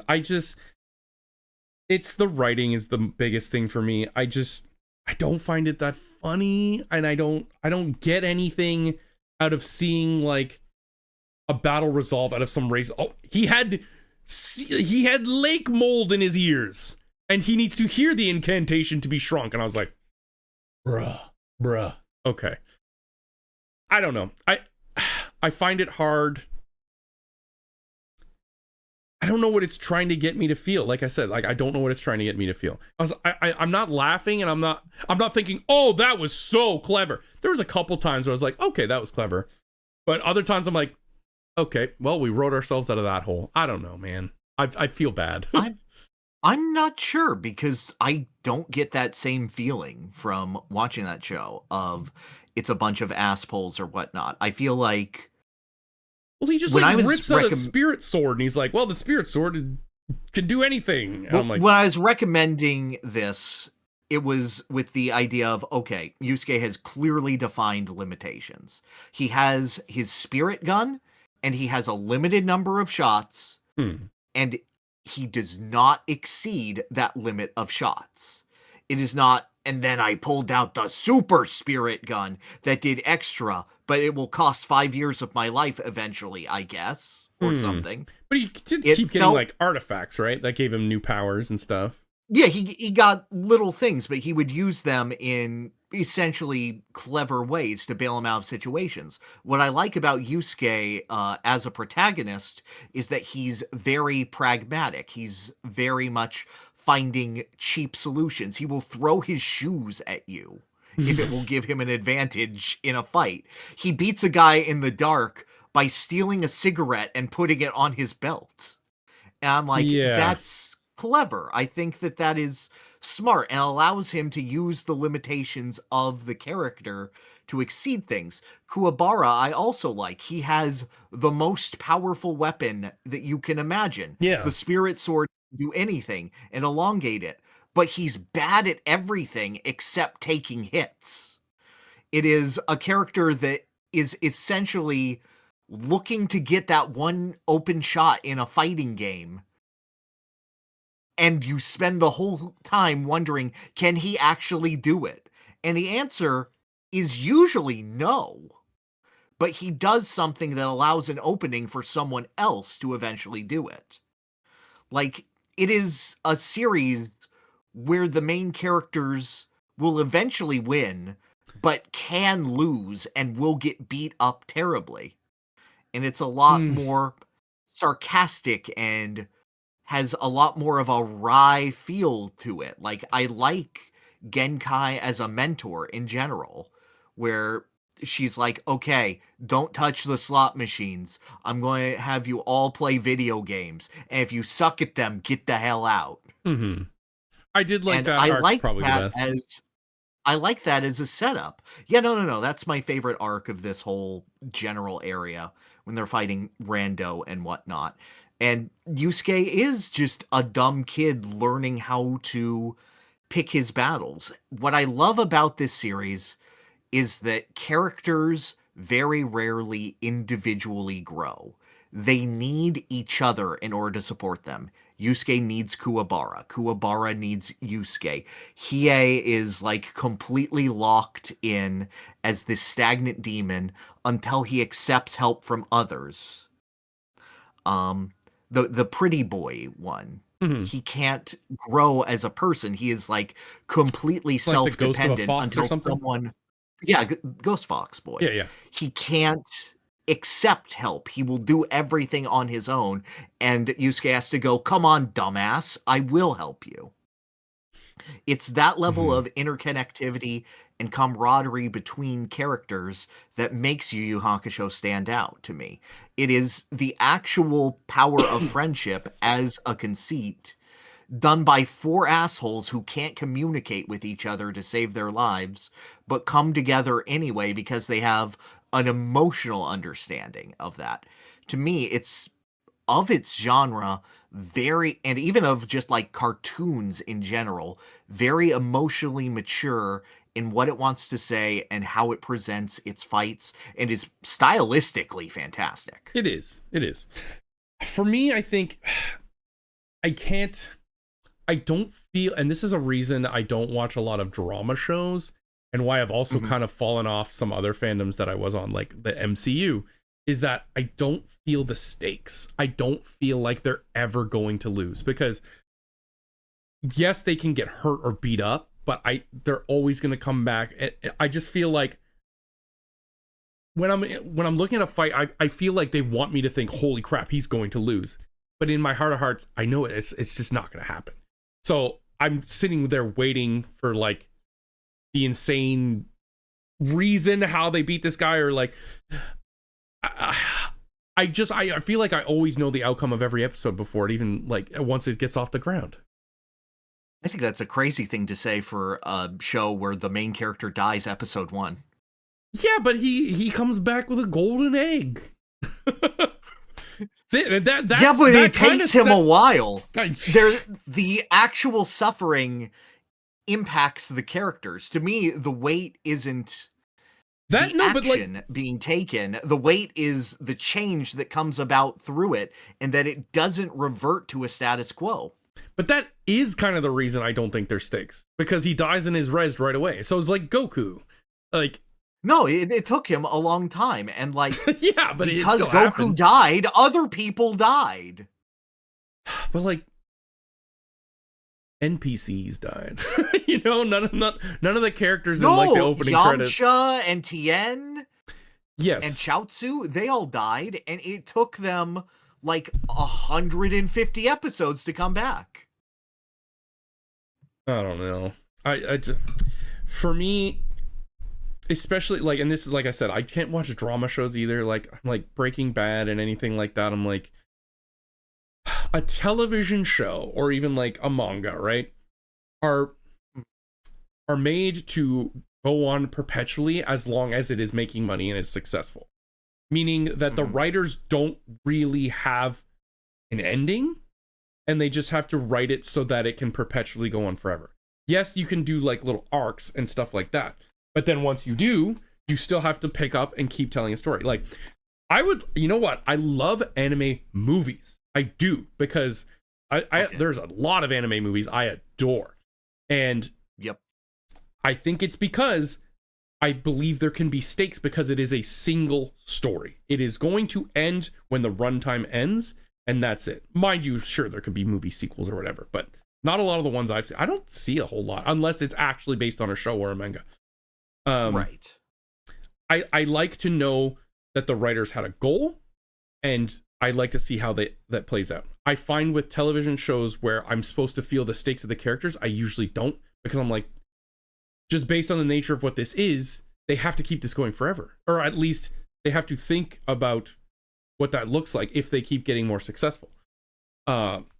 It's not just an anime thing for me. It's I can't watch drama. So that's why I typically stick to like reality TV shows and like comedies, because jokes are jokes. Like I will laugh at anything. No, I get it. Yeah. It's honestly, it's something that has been brought up to me by many other people. Like, why don't you like these shows? What, you don't like dramas? I was like, no, I don't really. Honestly, I just want to get like a deeper understanding of this for you. And this is something where I thought it addressed a lot of criticisms that you had with shonen anime specifically. And me going, no, this is one of the good ones. And even compared to, I would say, non-comedic cartoons, I would still put it in the upper echelons. I think it's better at pacing than some of the other ones, but I still think it has a lot of the tropes that I'm not that into, really. Like, again, it's a lot of the comedy I just groan. I can understand that, but I don't view it as a comedy series. No, I know, I don't either, but they do a lot of gags and jokes and stuff. Like, yeah, I don't know. I think I am glad that this was the first one, because I think we can, and you know this, I have put in my work watching a lot of different animes. A lot. That's also why I wanted it early. Yeah, exactly, right? I think we can put to bed that I'm going to get into a shonen anime, because I've watched My Hero Academia, I've watched JoJo, I've watched this now, I even watched the Persona one, and all this. I've watched Cardcaptor Sakura, Sailor Moon, Pokemon, Dragon Ball. I don't like the formula, and I don't like the writing typically. Now, I've mentioned this many times as well. I'm never on the podcast though. Love Cowboy Bebop, because and I also think that might have to do with the fact that it's just one season, so it can tell a story, and a movie, but the movie happens before the end of the season, and that it's very adult. It doesn't have all the like stupid teehee jokes like that the shonen animes do. It still does have some clever writing and some funny bits, but like I just love how I was going to say Cowboy Bebop is goofy as shit. It is. Oh yeah. But not in the same like kind of cringy way that I feel like teehee, this person is horny, teehee, this person is fat kind of way, you know? Yeah, I get you. Yeah. I get you. I love it, and every time I tell that to people, I'm like, can you suggest me something like that? And usually it's like, no. And I'm like, oh, yeah. But they don't know Ball. They don't know Bakano. Okay. It's But like either way. 13 episodes. It's about the mafia. Okay, that sounds cool. See, I might Yeah. be into that. It's like more adult oriented. Yeah, it's like a nonlinear Tarantino style thing. And like Team Rocket is there and they do like What? random crimes, Okay. but are really bad at it. And then there's actual crime drama happening.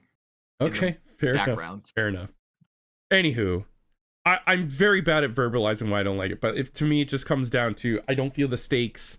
I don't vibe with the humor, and just I don't know. I don't love the whole the resolution of each battle being like this crazy thing we never saw coming. Some of them were clever, like the cigarette one. I did like that, but I found a lot of them were like, okay, he whips out a giant spirit sword and wins. Cool, but that's just me. Oh yeah, and then like that character I was talking about, that the trans character.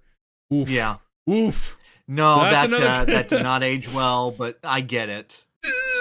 Yeah, I mean, I'm not forgiving that. No, I didn't think you would. Most people don't defend it. They just kind of go like, No. yeah. I did love when they fight the frost demon in that castle, and it's clearly just like a guy from The Office, because he's putting zero effort into his voiceover. Yeah. I also found that kid at the start had a very mature voice. He doesn't really sound like a little kid. I was like, is that a man speaking for that child? But I said that's this the thing. was banned from my household because they kept saying "damn" and "hell." Oh, really? Yeah. They threw a few bitches in there too. And when someone said it's a kid's show, I'm like, is it? Dang. Okay. Yeah, kinda. But I love the aesthetic, and if I get to pick the side quest, I'm going to pick something for you that's sort of in that aesthetic. Okay, that sounds Maybe. fine. But I have to win. I have to win. Well, yeah. All right. We're going to talk about this beautiful girl and this asshole. Oh, he's all green screened out. Oh, it's okay. I can see him. Yeah, he's blue. He's showing up there. Guys, this is a magnet on Amaterasu's head. All right. Aw. Let's go to the Got him.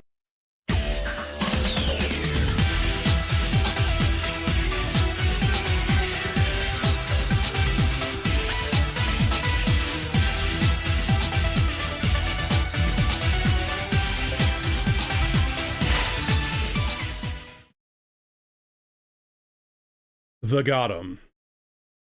All right. Goody. Got him. Okami. Okami.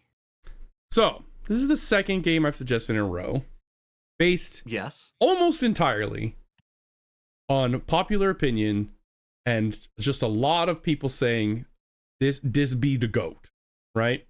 No, I've gotten that impression as well. Like, ever since it came out, I remember my first exposure to Okami was a review on X-Play. Back on the G4 channel. Wow. And it was very loud and celebratory of a time where they were very openly against Japanese games. Oh, okay. And it got a 5 out of 5 because it's awesome. I remember Morgan Webb saying that distinctly. Like, there were no criticisms they could possibly give this game. Oh my god. Well, do I have a few? I do as well. I do have a little bit of experience with this game. I purchased it for my sister on the Wii way back in the day. And she got very far in it, but I would be called in to do, I think specifically the Moon Dungeon I did. And I would like peek over and watch little bits of it. I remember doing a bunch of bits in the intro back in the day as well. When you say the moon one, do you mean the sunken ship?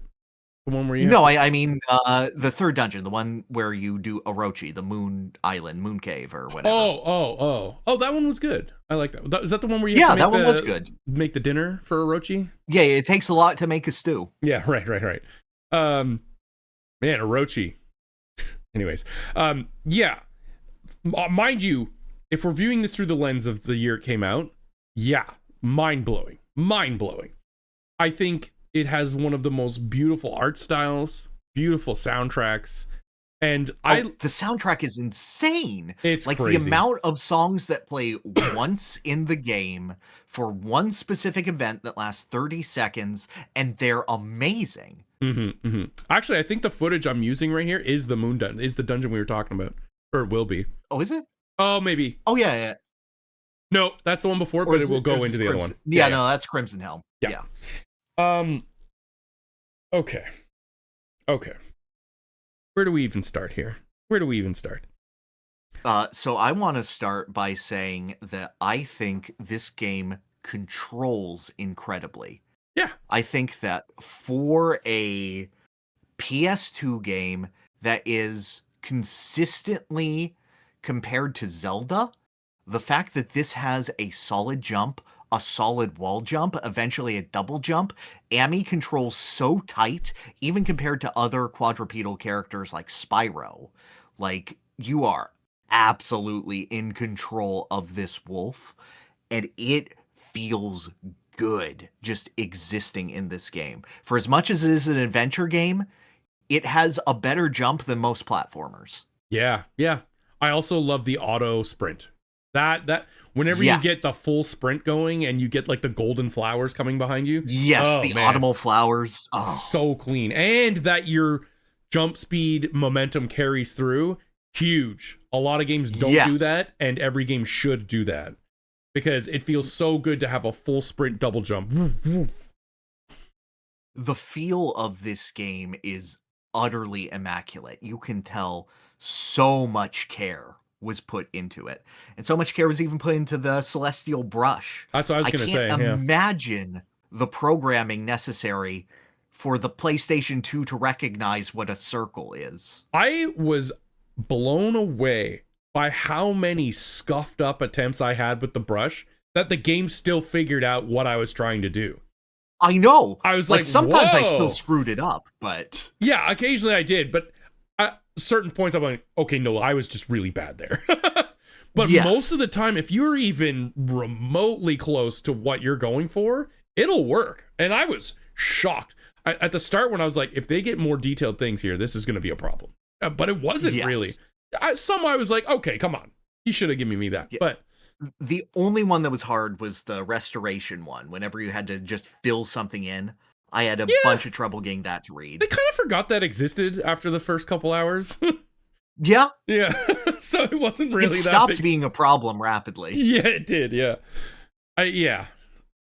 You're right though. It controls perfectly. I have absolutely no problems with the controls. It was really nice. Amaterasu is so fun. The only previous experience I had was Marvel vs. Capcom 3, and I was like, "Who is this?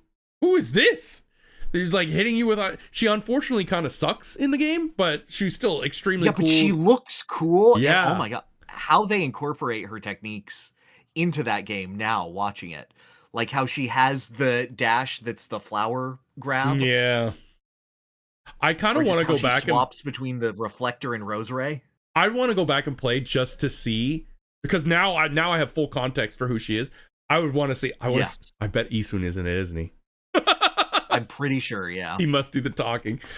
Yeah, I do want to go back and play it now and just see what all her moves are, see her ults. I remember there was like a fire, ice, like a lightning, ult and stuff like that. It controlled really well. What other nice things do I have to say? There's a lot actually that I do like about this game. Oh, me too. I'm just trying to think of a few. Yeah, but when you're burying the lead just a little bit here. What do you mean? What else do I like about this game? What else do I like about beloved classic Okami that is universally praised? Well, we mentioned what else can possibly be the controls, the art, the music. Yeah, in a general thing, I love this game's way of incorporating myth into the world. There are so many times where you will just cross paths with a Japanese mythological figure. You mentioned when you were playing, we walked down a very large bridge and Gilgamesh was just there. The samurai Ben K from Japanese mythology is just there on the big bridge and is looking for his 100th sword, and you have to play a fishing mini game with him. And he catches a swordfish and he goes, I've wasted my life. I guess this is a sword. The cutlass fish. Yeah, right. Yes. I like it too, though I will say I felt like there was a lot. And I'm like, it was piling on. It was piling on. I was like, okay, oh boy. I felt like I needed some kind of prior knowledge at times to keep it all straight, because it seems like they pulled from many myths and shoved it all into this game. Oh, definitely. Like, I was just walking along, like, down the street, and I'm like, oh, Momotaro, the peach boy, hello. Oh, Princess Kaguya, the moon rabbit, hello. Yeah. It was cool, though. It was cool. I don't have as much of a deep, like, knowledge of it all, but I can certainly recognize some. Like you said, like. No, but it's like, if this was shown to me at an age where I was, like, looking at Disney's Hercules or something, and I would be like, I'm interested in these gods now, I would feel the same way through this. It celebrates these characters in a way that is almost children's book-esque. I would almost call them like the Winnie the Pooh versions of these actual mythological figures. See, for me, I wouldn't even be able to tell you like which one is pulled from mythology and which one isn't, unless every single one of them is. Like, is Orochi a thing? Oh yeah, Orochi is, Susanoo is, okay. But like Saki isn't. So the drink? No, the girl. Oh. The girl who makes the drink.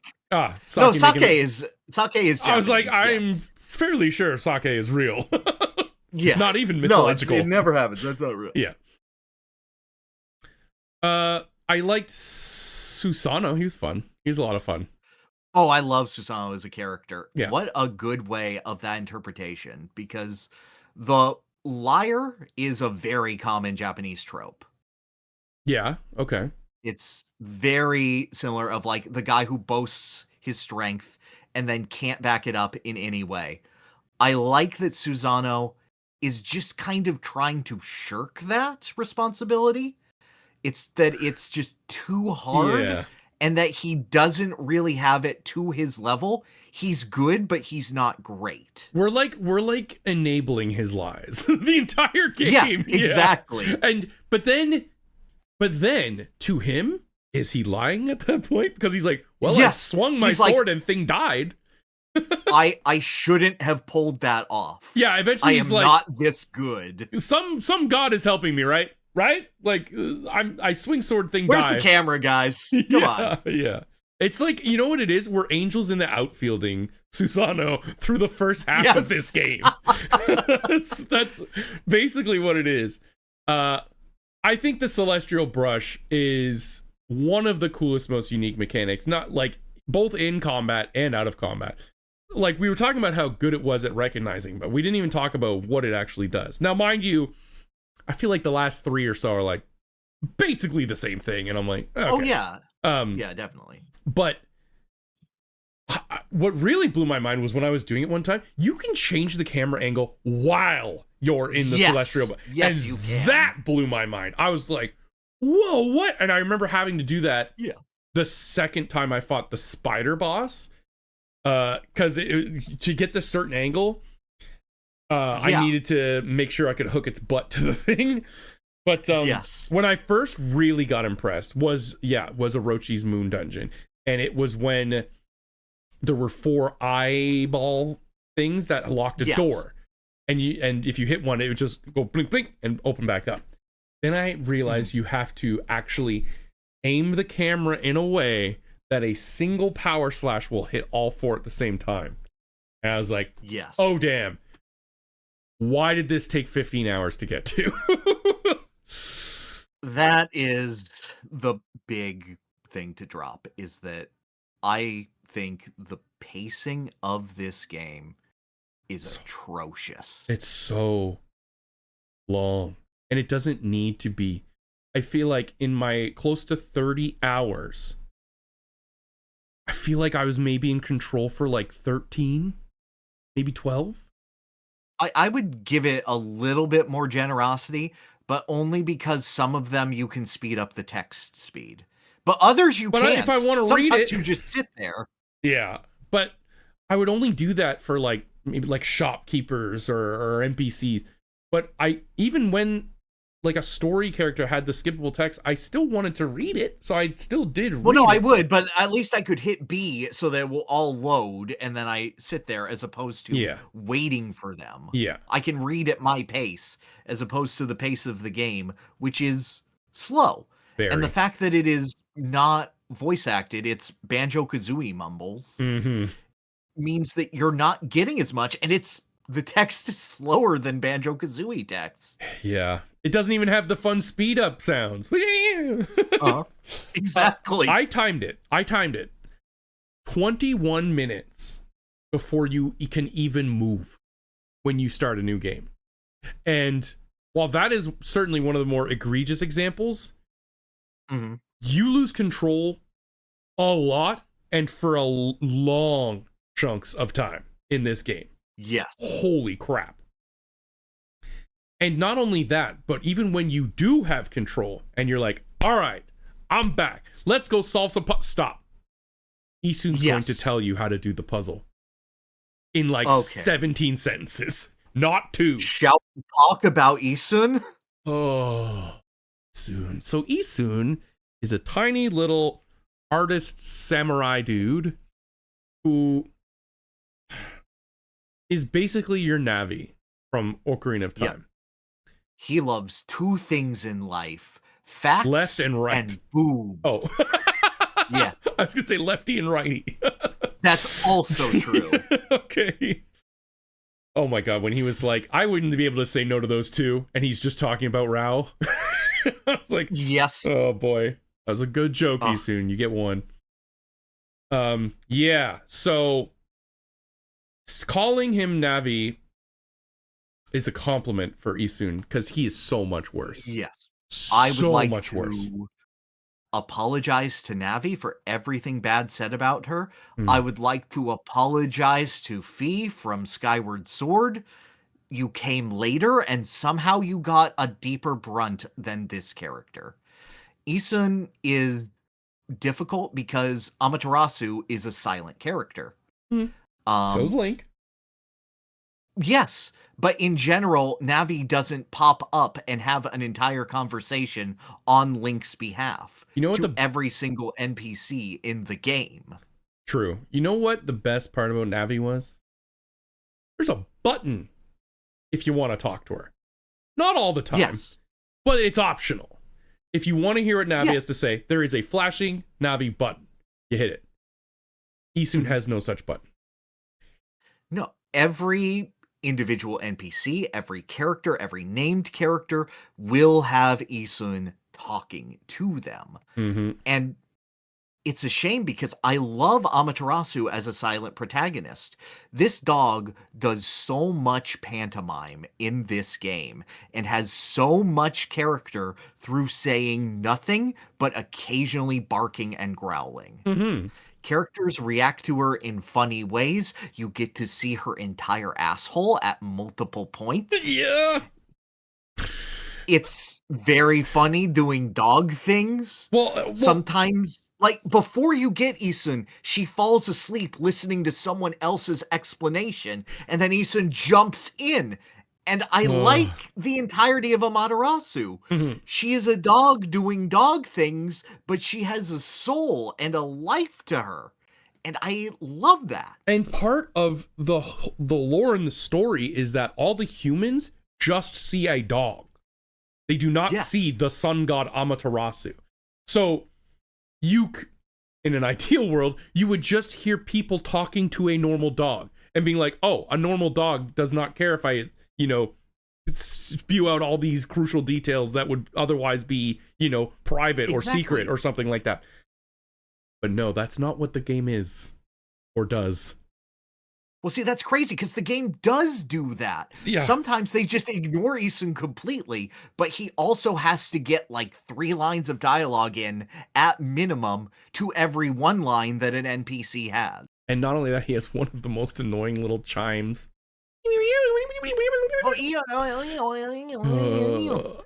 But it wouldn't see, even that is bad. But he repeats things so much. So much.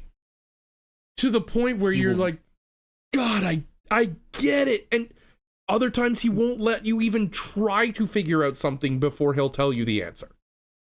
Not only will he solid snake information, just repeating what someone said back to them immediately, and then calling you a furball or making a joke about their breasts if they're female, which they often are. He even remarks, damn, we've talked to a lot of women lately. Yeah, what's up, sexy buddy, babe? I know.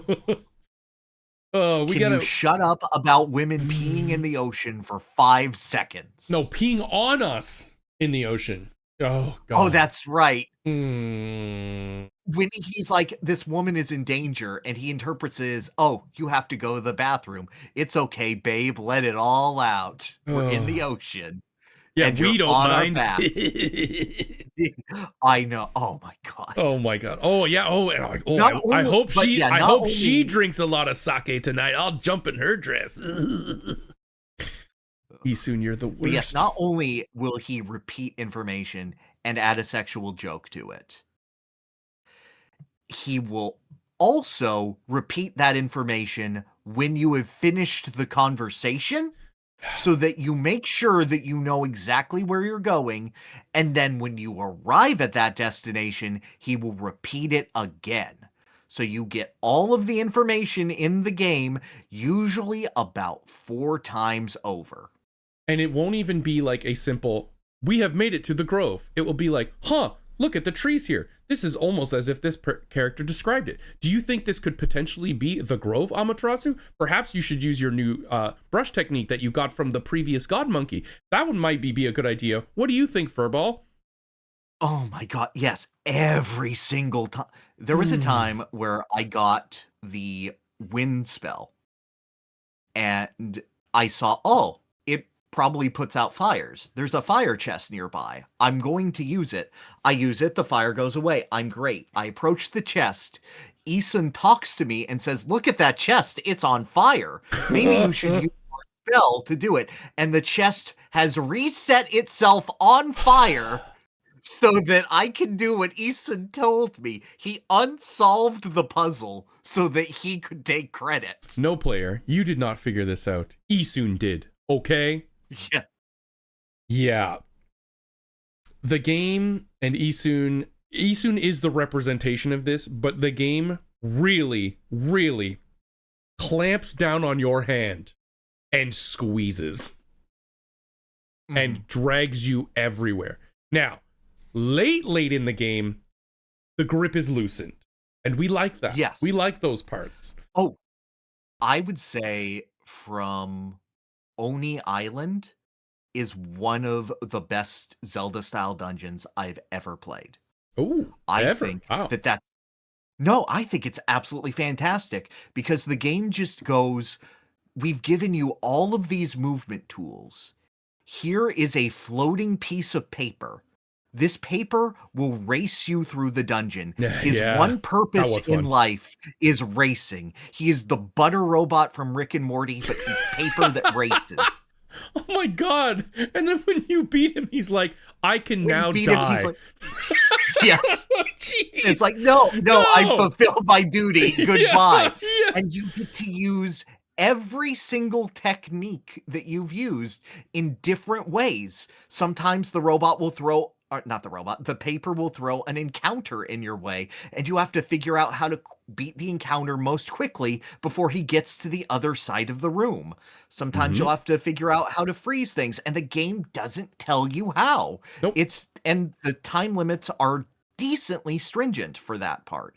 It's the only part of the game where I felt my abilities at platforming essentially challenged, but it allowed it in a way that allowed the adventure game element to come to life.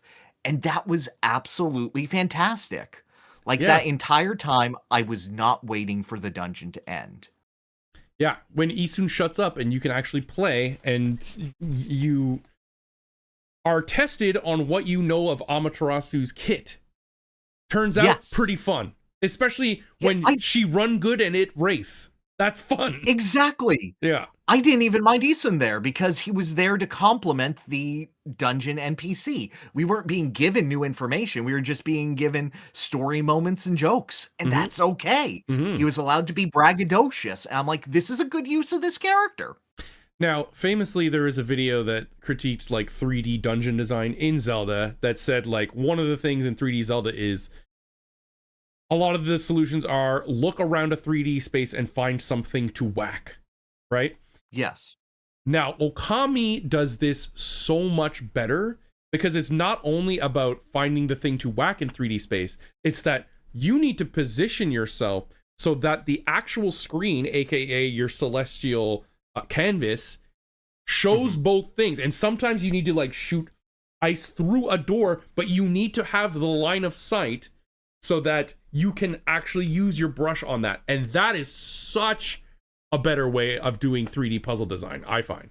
Yes, I completely agree with you. And I feel like the Moon Cave and Oni Island specifically do that excellently. The sad thing is, those best parts of the game are like less than 10% of the runtime.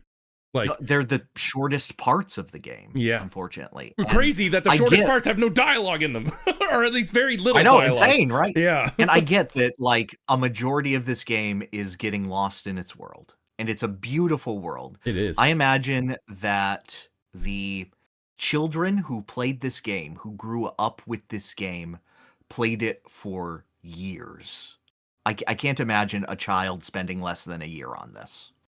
And they got absolutely engrossed and absorbed. There is so much to do at every possible juncture. There are so many characters that show up once and never again.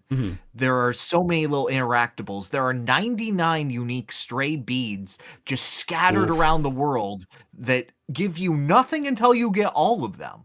What does it give you? I never even looked it up. I don't know. I didn't look that up either. Okay. There was way too much to do. Yeah.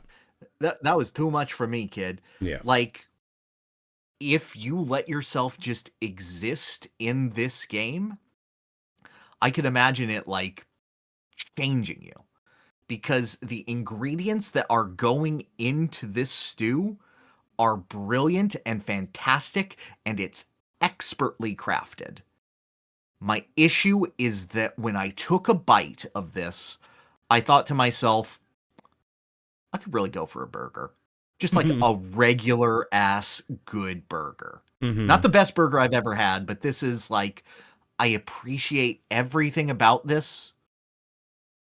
It's not very good, is it? Not as a video game, I think. No. It's just, one of the biggest problems for me too is there is so much stuff everywhere, and almost all of it is completely unnecessary. I agree. I mean, like, you might be saying, oh, the lobster is too buttery, there's too much game. How dare it? It's just, it insists upon itself. It can't possibly. But no, I agree with you, because what you do in order to connect with that is so minor, is so incremental, and is so unnecessary to any part of the game, because this title is piss easy. Piss easy, yes. So what the rewards are, typically, there's a ton of them. One is what is it, devout? No, what is it? Devotion, I think. Devotion, yeah. Which lets you increase your max health, your max ink, whatever. I didn't even know that is what it did until I hit the cap. I hit 999. I was like, what does this do? Because I never needed extra ink. I never needed extra health. I never needed anything. There's tons of items that like reflect damage, do damage, restore your solar energy, restore your ink. There's like 200 different types of treasure. There's like 18 different fish. There's tons of food that you can fill up your astral belly with, your astral pouch. And that's like an E-tank or a reserve tank, more likely. Yeah, it's a reserve tank. Never used it once. Ever. I also never used it once. It never triggered. Never died. Never even came close to dying because the enemies are so easy. Especially because you can freeze time and damage them whenever you want. For the most part. But even then, I didn't even have to do that. Most of the time, I could just mash my combo.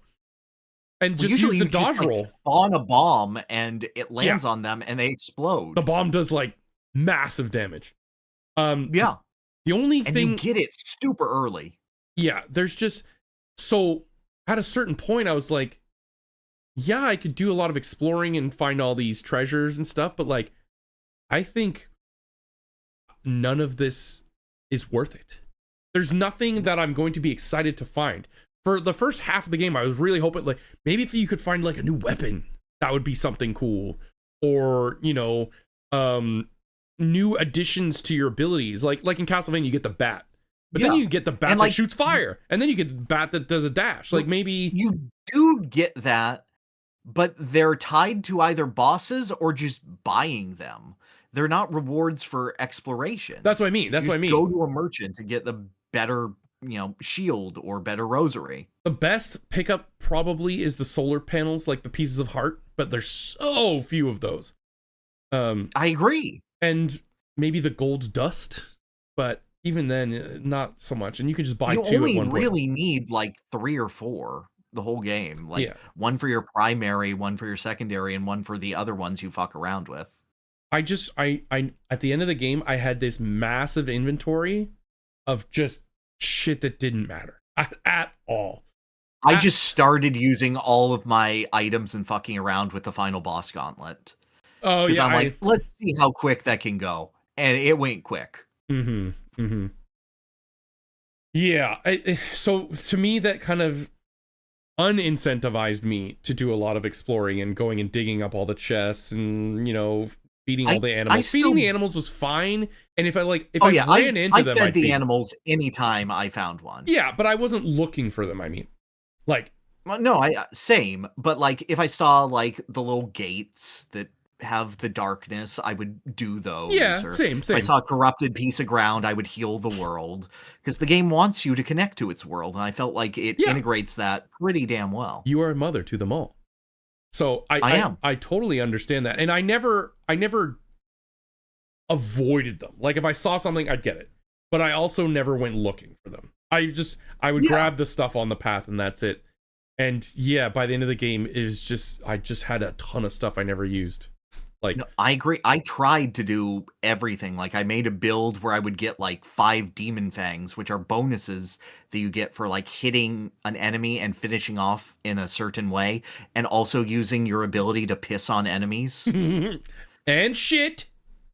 I did not unlock shitting. I only unlocked pissing. I didn't unlock either. I did the double sword and the sword combo, and that was it. Money does have value in that the dojo costs a lot of money. Yes. That's probably the best thing. But eventually I just got so many treasures and whatnot that, it just became rote and pointless. The game gives you so much that there is never a point where you are challenged. No. And I felt nothing from combat, with one exception, which was the boss from Oni Island, which was the nine-tailed fox. Oh, really? I thought that was super easy. Isn't that the one you just strike with lightning? I thought it was... Yeah, mostly, but you actually had to wait for that. It spawned a bunch of enemies. And the cool part was I was paused on the screen, and I was like just slowly drawing out my lines and getting the right angle. And then a red brush comes in and starts undoing your brush. That freaked me out. The hell out. Yeah, same. I was like, no! This is my safe space. There was another boss that did that too with a yellow brush. Might have been the final boss. Oh, I missed that completely. Yeah, another one. It happened to me again. I was like, oh, a yellow brush. Oh my god. But yeah, that was cool. But I still thought that boss was piss easy. Wait for the lightning bolt. Boom.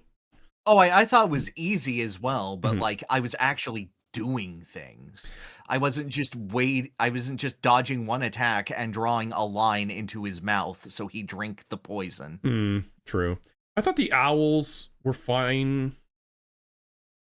I thought they were fun, but you get like an assistant during both fights with the owls, and they like killed the boss for me. Yeah, yeah, they sure did, and like really well too.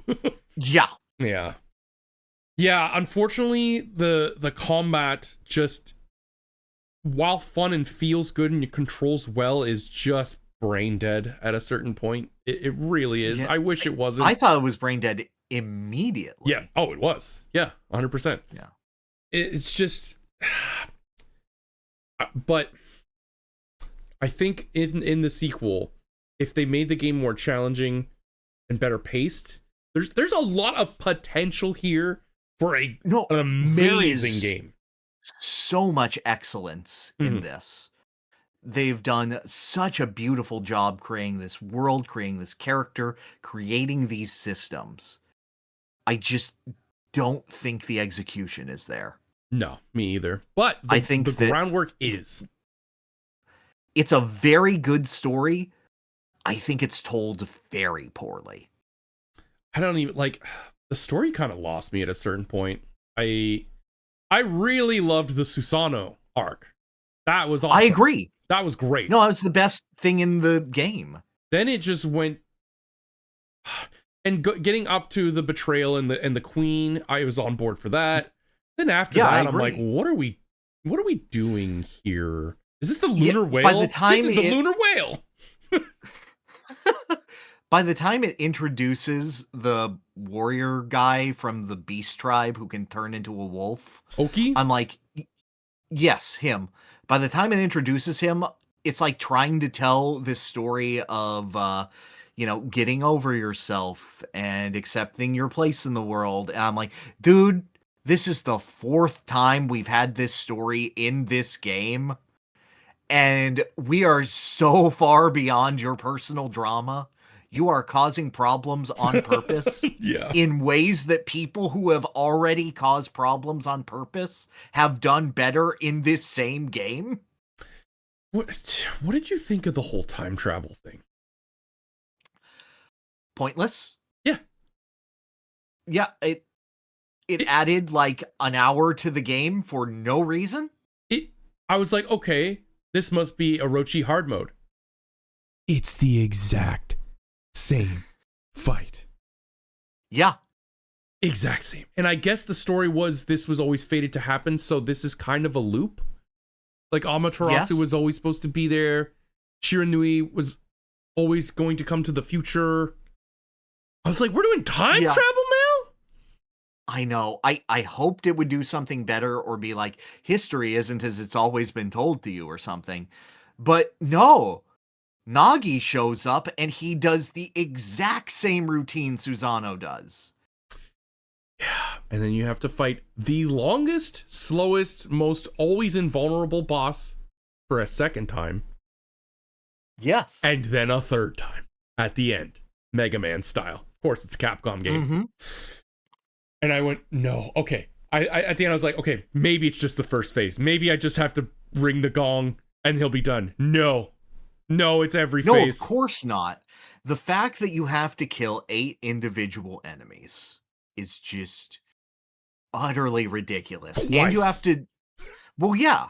You have to knock them all down, hit the gong, then knock them all down. Well, you have again. to knock 3 down, but it takes 2 times, so right. it's 6...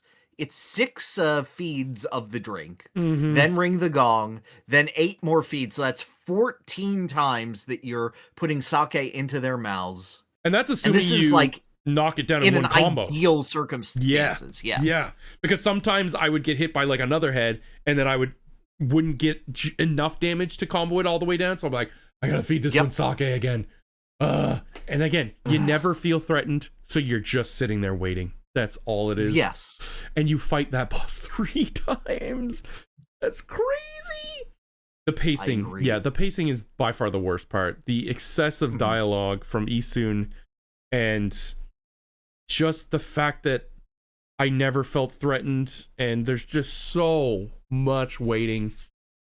And yeah, and then I eventually was like, the story is kind of Final Fantasy IV. There's like Lunarians. Yeah. There's the lunar whale. There's the evil alien. Like, Okay. Oh yeah, oh no, you can tell exactly what they did. By the time Kaguya shows up and just finds her bamboo spaceship, I'm like, okay, that's what we're doing. Yeah, yeah. Also, Yami is so nothing. Just so nothing. So I was introduced to Yami through Tatsunoko versus Capcom. He's the final boss in that game. And I was like, oh man, he seems a little limited in this, but he's so cool. I wonder what he does. And then he's a goldfish. Yeah, he's like a weird little Futurama head thing. Yeah. He's Bob the Killer Goldfish from Earthworm Jim. Yeah, yeah. And then you take out his mech body and it shits him out and you kill the goldfish. And he like shoots a giant piss beam at you. I thought they were setting up Issunny to have like a dark history, like a really dark history. Yeah. Because he wouldn't go into his town. And then Waka was like, well, only those who are worthy can come on the lunar whale. Not the lunar whale, like, the Ark. Even before they get past Arc 2, Waka is like, oh, hello, traveling artist. You know what you did. Yeah, he said that. You know what you did. And he's like, and you know, well, Issunny, you know you're not worthy to come on, right? And then Issunny tries and he falls. I was like, what the hell did Issunny do? Did we get anything? Yeah, he's horny. That's great. That's the entire character. Guess I can't go on either. Diddle my damn. I love women too much to go to heaven. Man, oh man. Yeah, there's a lot to love here, but the video game part of it is probably the least lovable part of it. And I have to agree. Which sucks because Ami controls so well. This is one of those that I feel is like almost a Banjo-Kazooie or Banjo-Tooie type situation where you can get so absorbed into this world and it's so made to connect to your movement without a particular sense of difficulty, but is more about exploration and vibes and the life that you get from it. But it wants everything. It's serving like 8 different cakes. And 3 of those cakes are really good, but I can't ignore that it's saying, no, eat the other cake. No, eat this cake. This one. Yeah, slowly. Eat them very slowly. And you're like, it's chewy. And they're like, yes, appreciate that. Yeah, I mean, I don't even know what else to say at this point. I think Okami 2 has a lot of potential. However, I just played Metroid Prime 4. So that was a game that showed me that reverence for an earlier title can just completely handcuff people into thinking, do it again, because people loved it. I fear now for Okami 2. I don't want that to happen. I'm very nervous. Yeah. To my belief, I think the best story this team has written is God Hand. This is the God Hand team? Oh, this is Clover. Oh my god, you're right. Beautiful Joe 2, Okami, and God Hand. How did they make a game that plays so unfunly? The concept is so cool. The Celestial Brush is probably like the Celestial Brush and that whole system. I think they expected that to do all the heavy lifting. And at the time, not a terrible thing to expect, because that is really fucking cool. Yeah. You realize one of us has to pick Beautiful Joe now. Oh. Like, at some point, we have to beat Beautiful Joe. I think I played it and I think I didn't like it, but that was back in the day. I don't know. Maybe I'll appreciate it now. I always saw it in magazines. I'm like, this is the coolest game. Rated T for T. My mother is never going to buy it for me. Kenshin a Go-Go Baby? Is that what he says? Kenshin a Go-Go Baby. Kenshin a Go-Go Baby. Yeah. Okay. What? We just need to run through the entire MVC roster? Is that it? Funny, I like the Yami. I mean, I'm not putting Dead Rising on, but no. What did you think of the Yami fight? I was so on board until the slot machine section.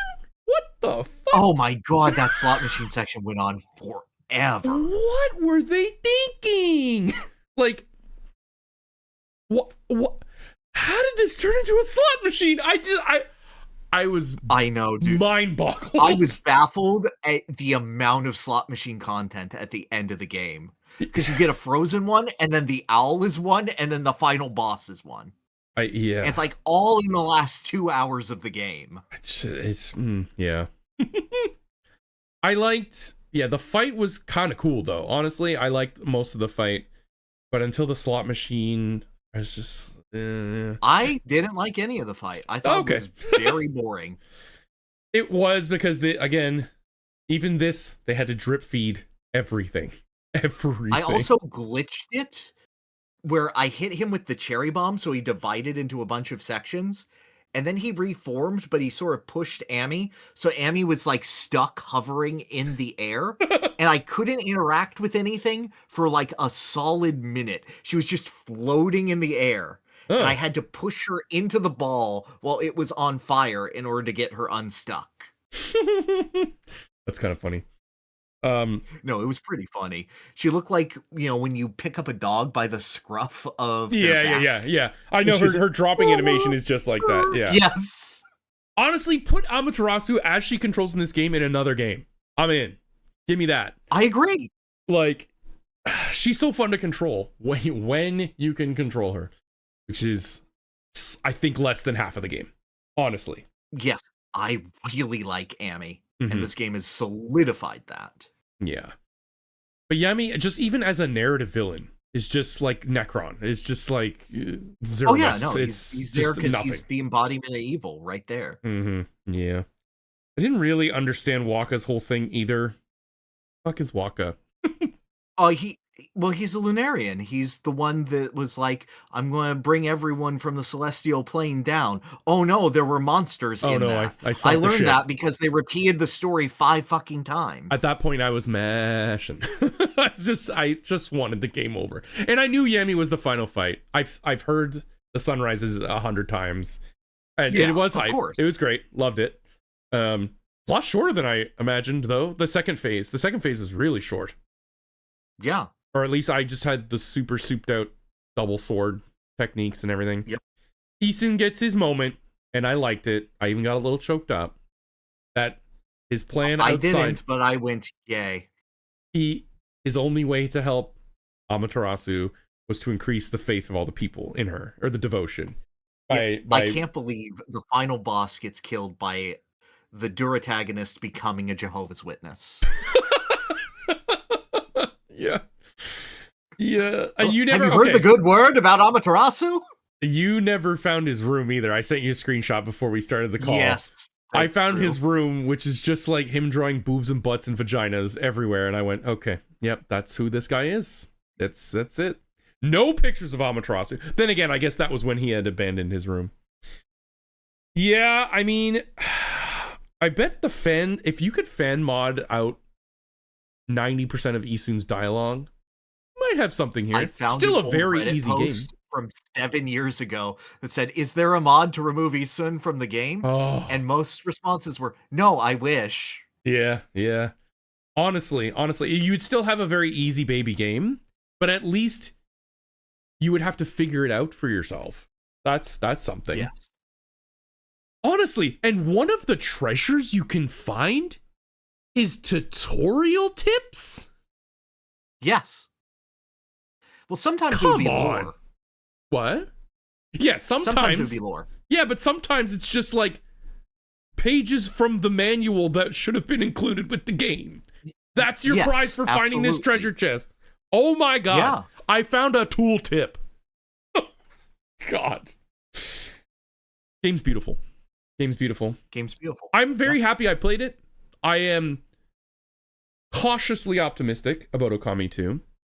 I would never have finished this game if you did not recommend it. Same. Incredible game, master of game design, 6 out of 10.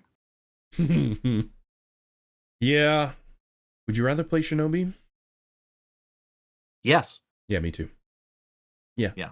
Absolutely. It's this and Terranigma that I'm debating. I'd rather play Terranigma. I would rather play this but that's because this plays much better. I would rather play Terra Enigma because I'm playing for more of the runtime. Yeah, but the combat isn't good.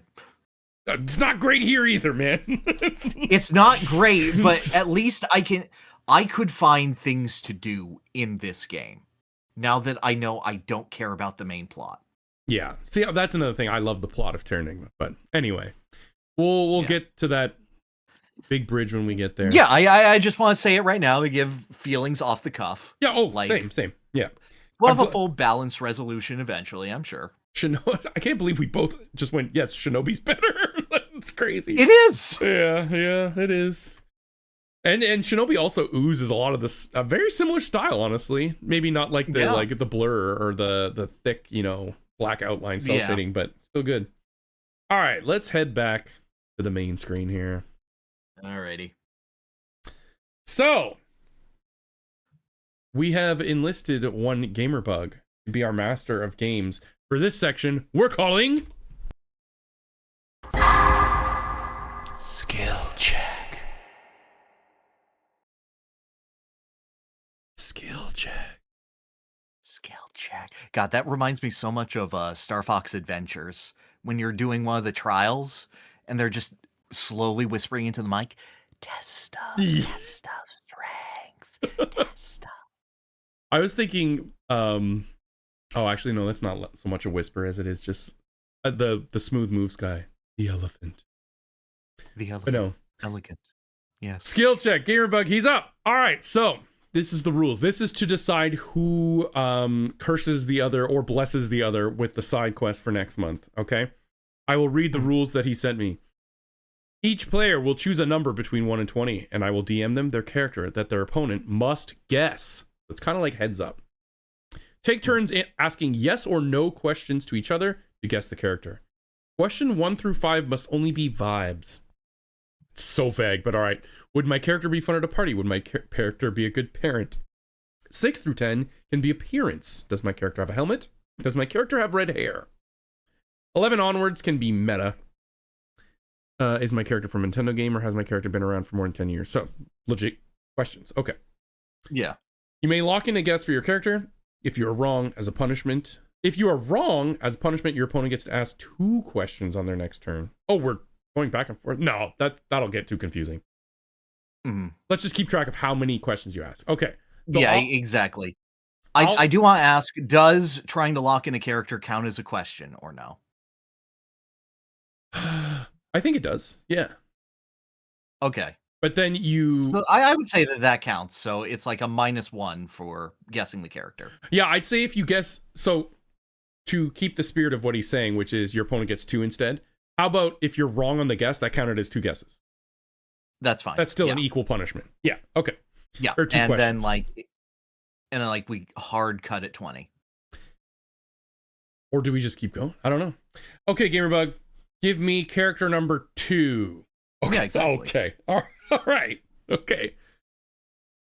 Please ask your first vibes-based question. All right. Does this character probably have a vibrant sexual history? No. I see. All right, great. You laughed, and I was so confident it was Gus. It's not Gus. No. That's not a guess. That's not count. I know. No. I know. Would this character go to a bar by choice? Yeah. I hesitant, yeah. Okay. Yeah. All right, that's fine. Okay. Not an instant like, oh, hell yeah. Like, yeah, no, I get you. if the mood strikes. Would this character judge one of their friends if they were a vegetarian? No. Okay. All right. You got it. Okay. I don't know how this is helping you guess the character, but all right. Dude, it's pretty fun. Yeah, it's fun. Does this character respect women?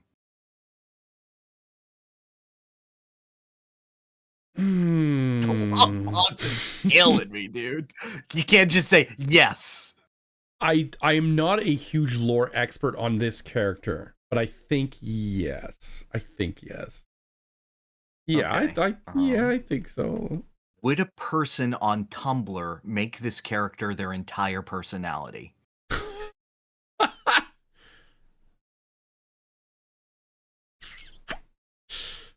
Yeah. Yeah. Okay, Gotcha. now you may Okay. ask appearance-based questions as well. All right. All right, great. Is the character an animal, non-human? No. Is the character male? Yes.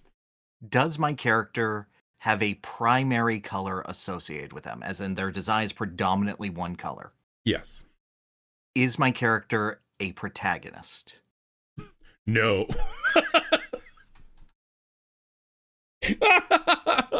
You'll all laugh when you know the answer. Is my character a fighter? Yes. Now you can ask and meta this is questions. 11, all right. Is my character from Nintendo? No. Okay. Is my character from a JRPG? No. Though they may Okay. make an appearance in a very niche one, but just no. I don't want to lead you down a bad path. Okay. All right. No, I appreciate that. Thank you. Did my character debut from 1990 to 1999? What was the gap you said? 1990 to 1999. Yes, 100%. That 13? Okay. Question 13? Okay. Yeah, it's 13. Question 14. Here we go. Yeah, no, I'm trying to think. I'm trying to limit it down. Oh, I know. I'm trying to remember what was said. Let's see. I'm just keeping the audio-only listeners in mind. Yes, of course. Did the character debut on the Super Nintendo? No. Okay. I just looked it up, so objectively, no. Yeah, no, I gathered by going, Oh my god. Fighter. I thought you'd be What? closer. I thought you'd be closer with the stuff you've got. I thought I would too. It's Okay. not Bubsy. It's crazy. Yeah, man. All right, keep asking questions if you don't have enough. I know. All right, let's just eliminate genres. Is the character from a fighting game? Yes. Is the character from Tekken? No. Is the character, I'm making a guess, Geese Howard? No. Fuck. Oh, so that's 2. Yeah, that's 2. Yeah, it's 2. That's question 18. 17 and 18. You would know Street Fighter. Is the character developed by Capcom? Yes. This is fun. I like this. I might hate it in the other this seat, is though. Agonizing, I might dude. hate- This yeah, is I might this is hate a it over shitty there. seat to be in, my guy. Unless I get like Luigi or some shit. We won't cap it at 20 because we could just straight up both Yeah, lose. no, I know. We'll just have to let it run, yeah. But you know Street Fighter. Yeah, I know Street Fighter. Is that your question? Do I know Street Fighter? No. Okay. Fuck you. Is the character M. Bison? Nope. 21. Suck my dick. Dude, I don't think Bison respects women. He literally wants to be trans. Is that the same? He like His backup body doesn't he have a turned squad called into a Dolls woman. and gets them killed? Yes, and he wants to be one. He loves women, 100%. Dude, he but is stomps the on most women's heads. celibate man I've ever seen. He stomps on everyone's heads. He's equal opportunities, my guy. Fair, but that means he disrespects everyone equally. Anyway. He could respect women as long as they're him. Okay. It's a Capcom fighting game character, which is Darkstalkers, Cyberbots, Street Fighter. Okay. You asked, are they a protagonist? Yes. Are you digesting that as they are the antagonist? I am digesting it as either they are neutral or against the protagonist. Okay. Then we're fine. Is the character one of the original 12 World Warriors? No. This is agonizing. You're going to be so mad. Actually, I'm probably going to be so mad. This is fun over here. Is the character Akuma? Nope. It's the character from Street Fighter. Yes. Motherfucker. Oh my god, this is so funny. No, it can't be Alex. He has a wild sexual history. Yo, yeah. Oh my god. It's a Street Fighter character, not SF2. Because the only options left would be T-Hawk, Cammy, but Cammy's a protagonist, so it can't be Cammy. It's a Street Fighter character, could be from the Alpha series, but most of those were Street Fighter 1 transplants, and Sakura is a protagonist. Okay, what are you defining as a Street Fighter protagonist? Maybe this is tripping you up here. A character that would fight directly against the antagonist, like M. Bison. See, I was viewing it more as like the poster child. No, I would say any character. I would identify Ryu, Ken, Cammy, Chun-Li, Guile, Sakura as protagonists. Okay, they're considered like a good guy. I would never call this character a protagonist, but... Is it Dan Hibiki? Yeah! Yes! No sexual history. Yeah. Yeah. That's true. Yeah, 26. Okay. All right. All right. Gamerbug, give me number 17. So I have to get this in less than 26. Okay. Yeah. Gamerbug, you spelled this character's name incorrectly. So I have to ask vibes questions now. Okay. Yeah. All right. Does this character look stinky? Or do you think they stink? Have a distinct smell? Yes. Okay. Definitely. Okay. Do they have a pretty rigid daily routine? Did they have some discipline there? Yes. Hey, stinky. I'll write these down so I don't forget. Have a daily routine. Okay. Do they have to shop at very specialty stores to get clothes that they want to wear or fit them? Clarifying, how specialty? I don't know.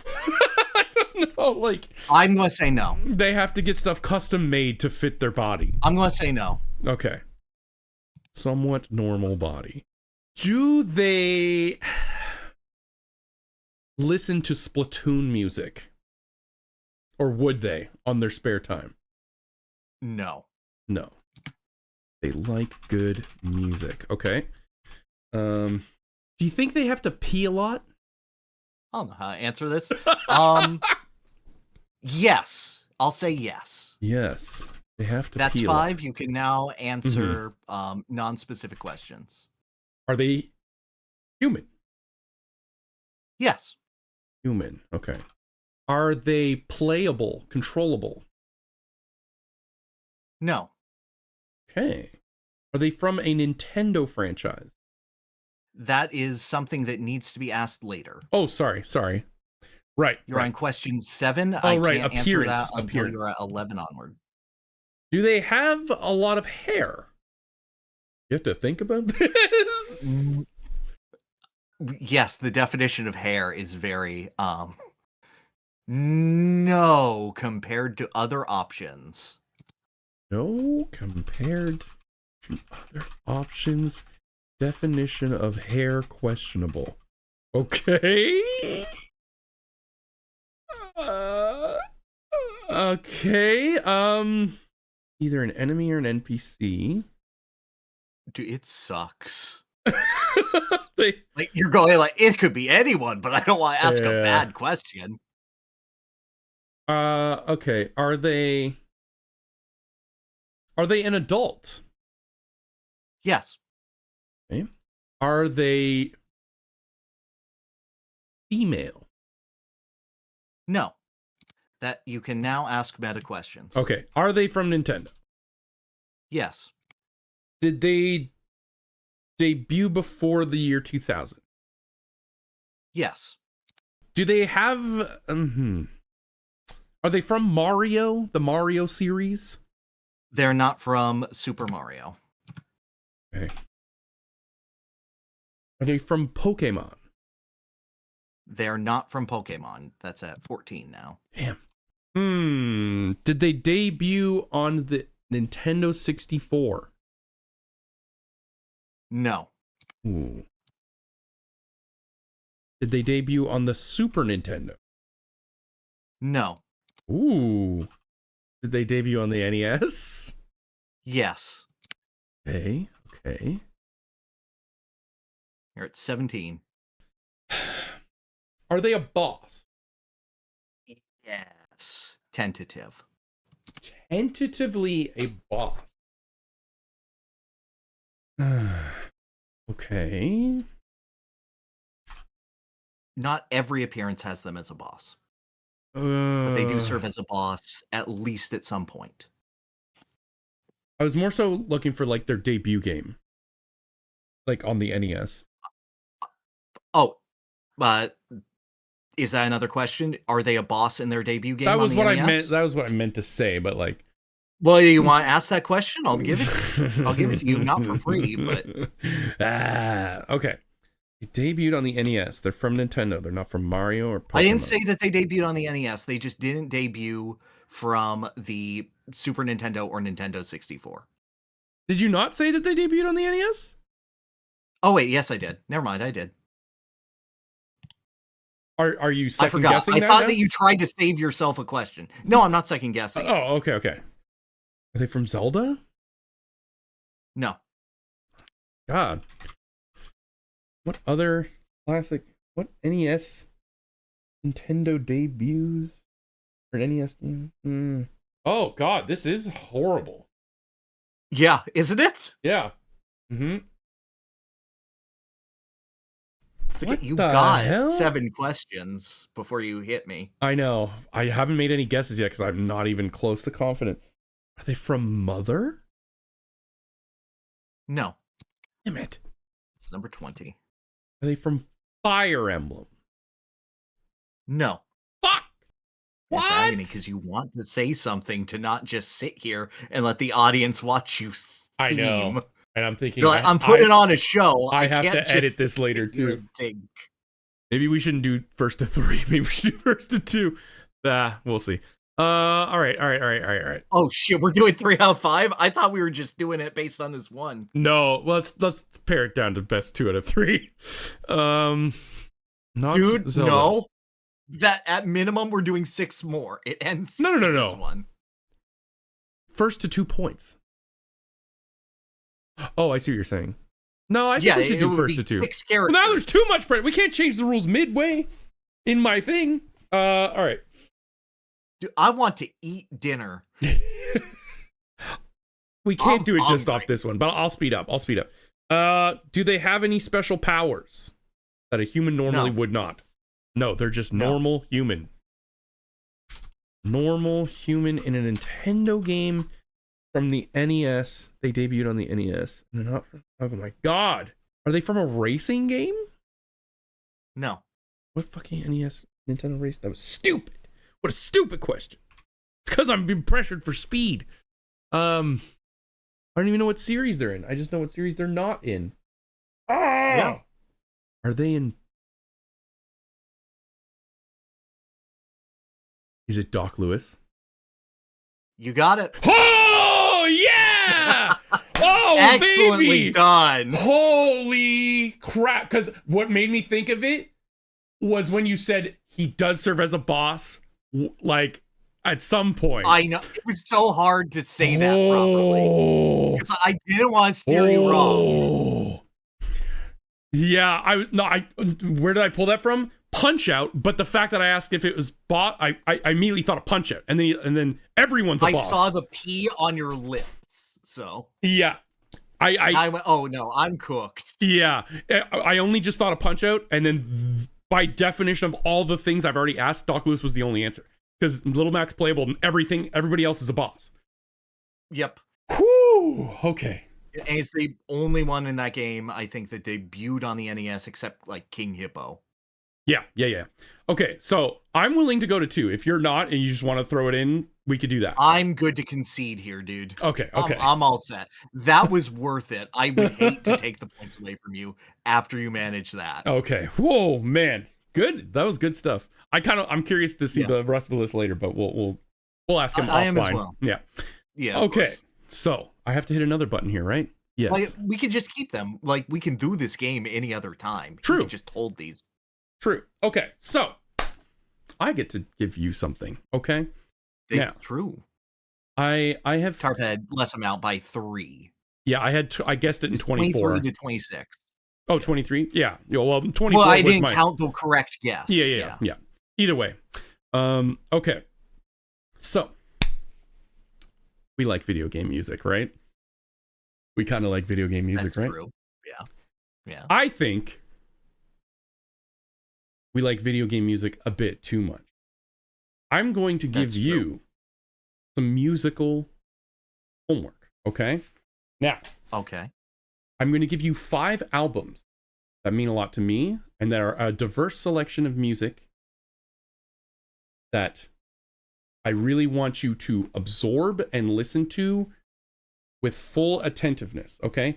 I will accept laying on bed or even going for a jog, that's good too, but not while playing a game, writing a script. Not multitasking, not like checking Discord while on a jog. Yeah, I want the main focus to be listening to these albums from start to finish, okay? And I tried to make these as diverse as possible. They are older albums. This is some unk boomer shit, okay? That's fine. Maybe not boomer I like shit. Unk boomer shit, by which I mean I can name a band and it's Queen. Yeah, okay. So, okay, the first one of my favorite albums, such feel-good music. I want you to listen to the album Affirmation by Savage Garden. Okay?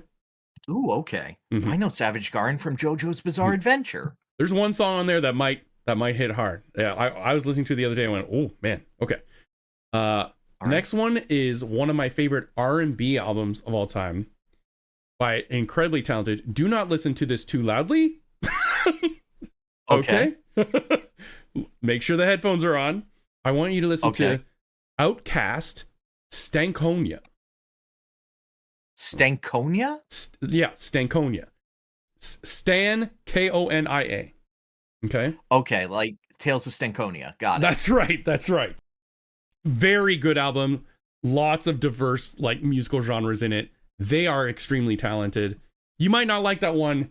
It is very crude, and there's a lot of offensive language. So just, keep the volume. Okay. All right. Yeah. All right. Okay.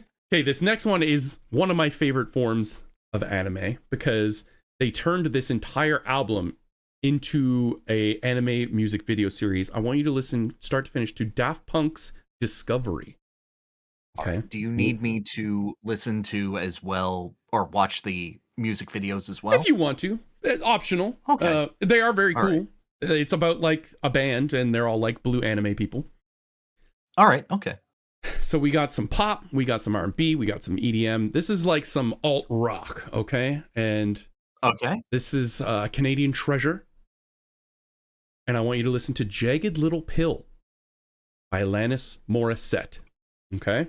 All right, and the final album is going to be some prog, progressive metal, okay? And this one is like one of my favorite albums of all time. I want you to listen to Dream Theater, Images, and Words. And all right, that one I've heard of. Cool. Okay. There's a bonus, optional, you don't have to, but it's so fun, and it's from a Canadian pop band, and I just think you just might love this album, but you don't have to. This is optional. Prozac's Saturday People. Saturday People is the album? Yes. And the band is Prozac. All right. Okay. We're going to get some real music in. And we could talk about all these albums. And for an extra little fun, I want you to try to guess which song on each album is my favorite song. I already know. Okay. Yeah. All right. I'm fine with that. This is the most Tarv-pilled song on this album. All right. Okay. That is your mission. You got it. Sweet. Okay. Are you ready for yours? Yes. Ours? Well, yes. Unless you've already beaten it. No, I haven't. Okay. This one is one that I've been curious about. I've come to the realization that I'm not going to be able to recommend certain genres here unless there's a really solid hook for you. In general, I don't think that the idea of horror is a good idea to put on this podcast with some very deliberate exceptions that are always named Resident Evil. Yeah. What's the scariest? Yeah, I would think so. Like, yeah, I wouldn't want to recommend like Silent Hill to you or something. I don't think that I would go well. might like that. The only other horror game I can think I've played, I wouldn't. Okay. The only other horror game I think I really played is like Five Nights at Freddy's. Yeah, I don't think so. So I want to take like a different approach to it. Tell me, how do you feel about liminal spaces? That's just spaces with not a lot of stuff in them, right? It's the space in between. I know. That's what I thought it meant last time I asked you that. Yes. They're cool. Yeah. All right, that's neat. Love me a good liminal space. What do you know about SCP? SCP. Am I supposed to know what this acronym is? Oh yeah, I was just asking if you did. It sounds familiar. No, nothing. All right.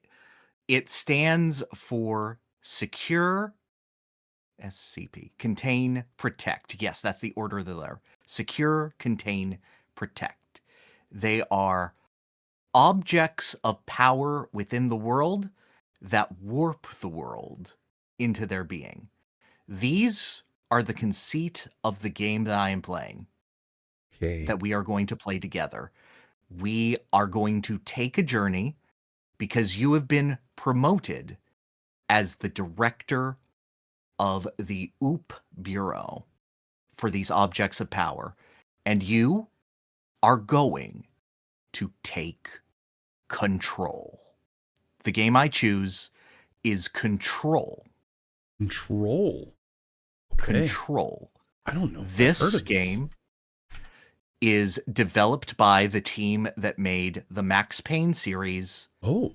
And the Alan Wake series. Yes, I'm familiar. This is a prelude that contains the entirety of the Alan Wake universe.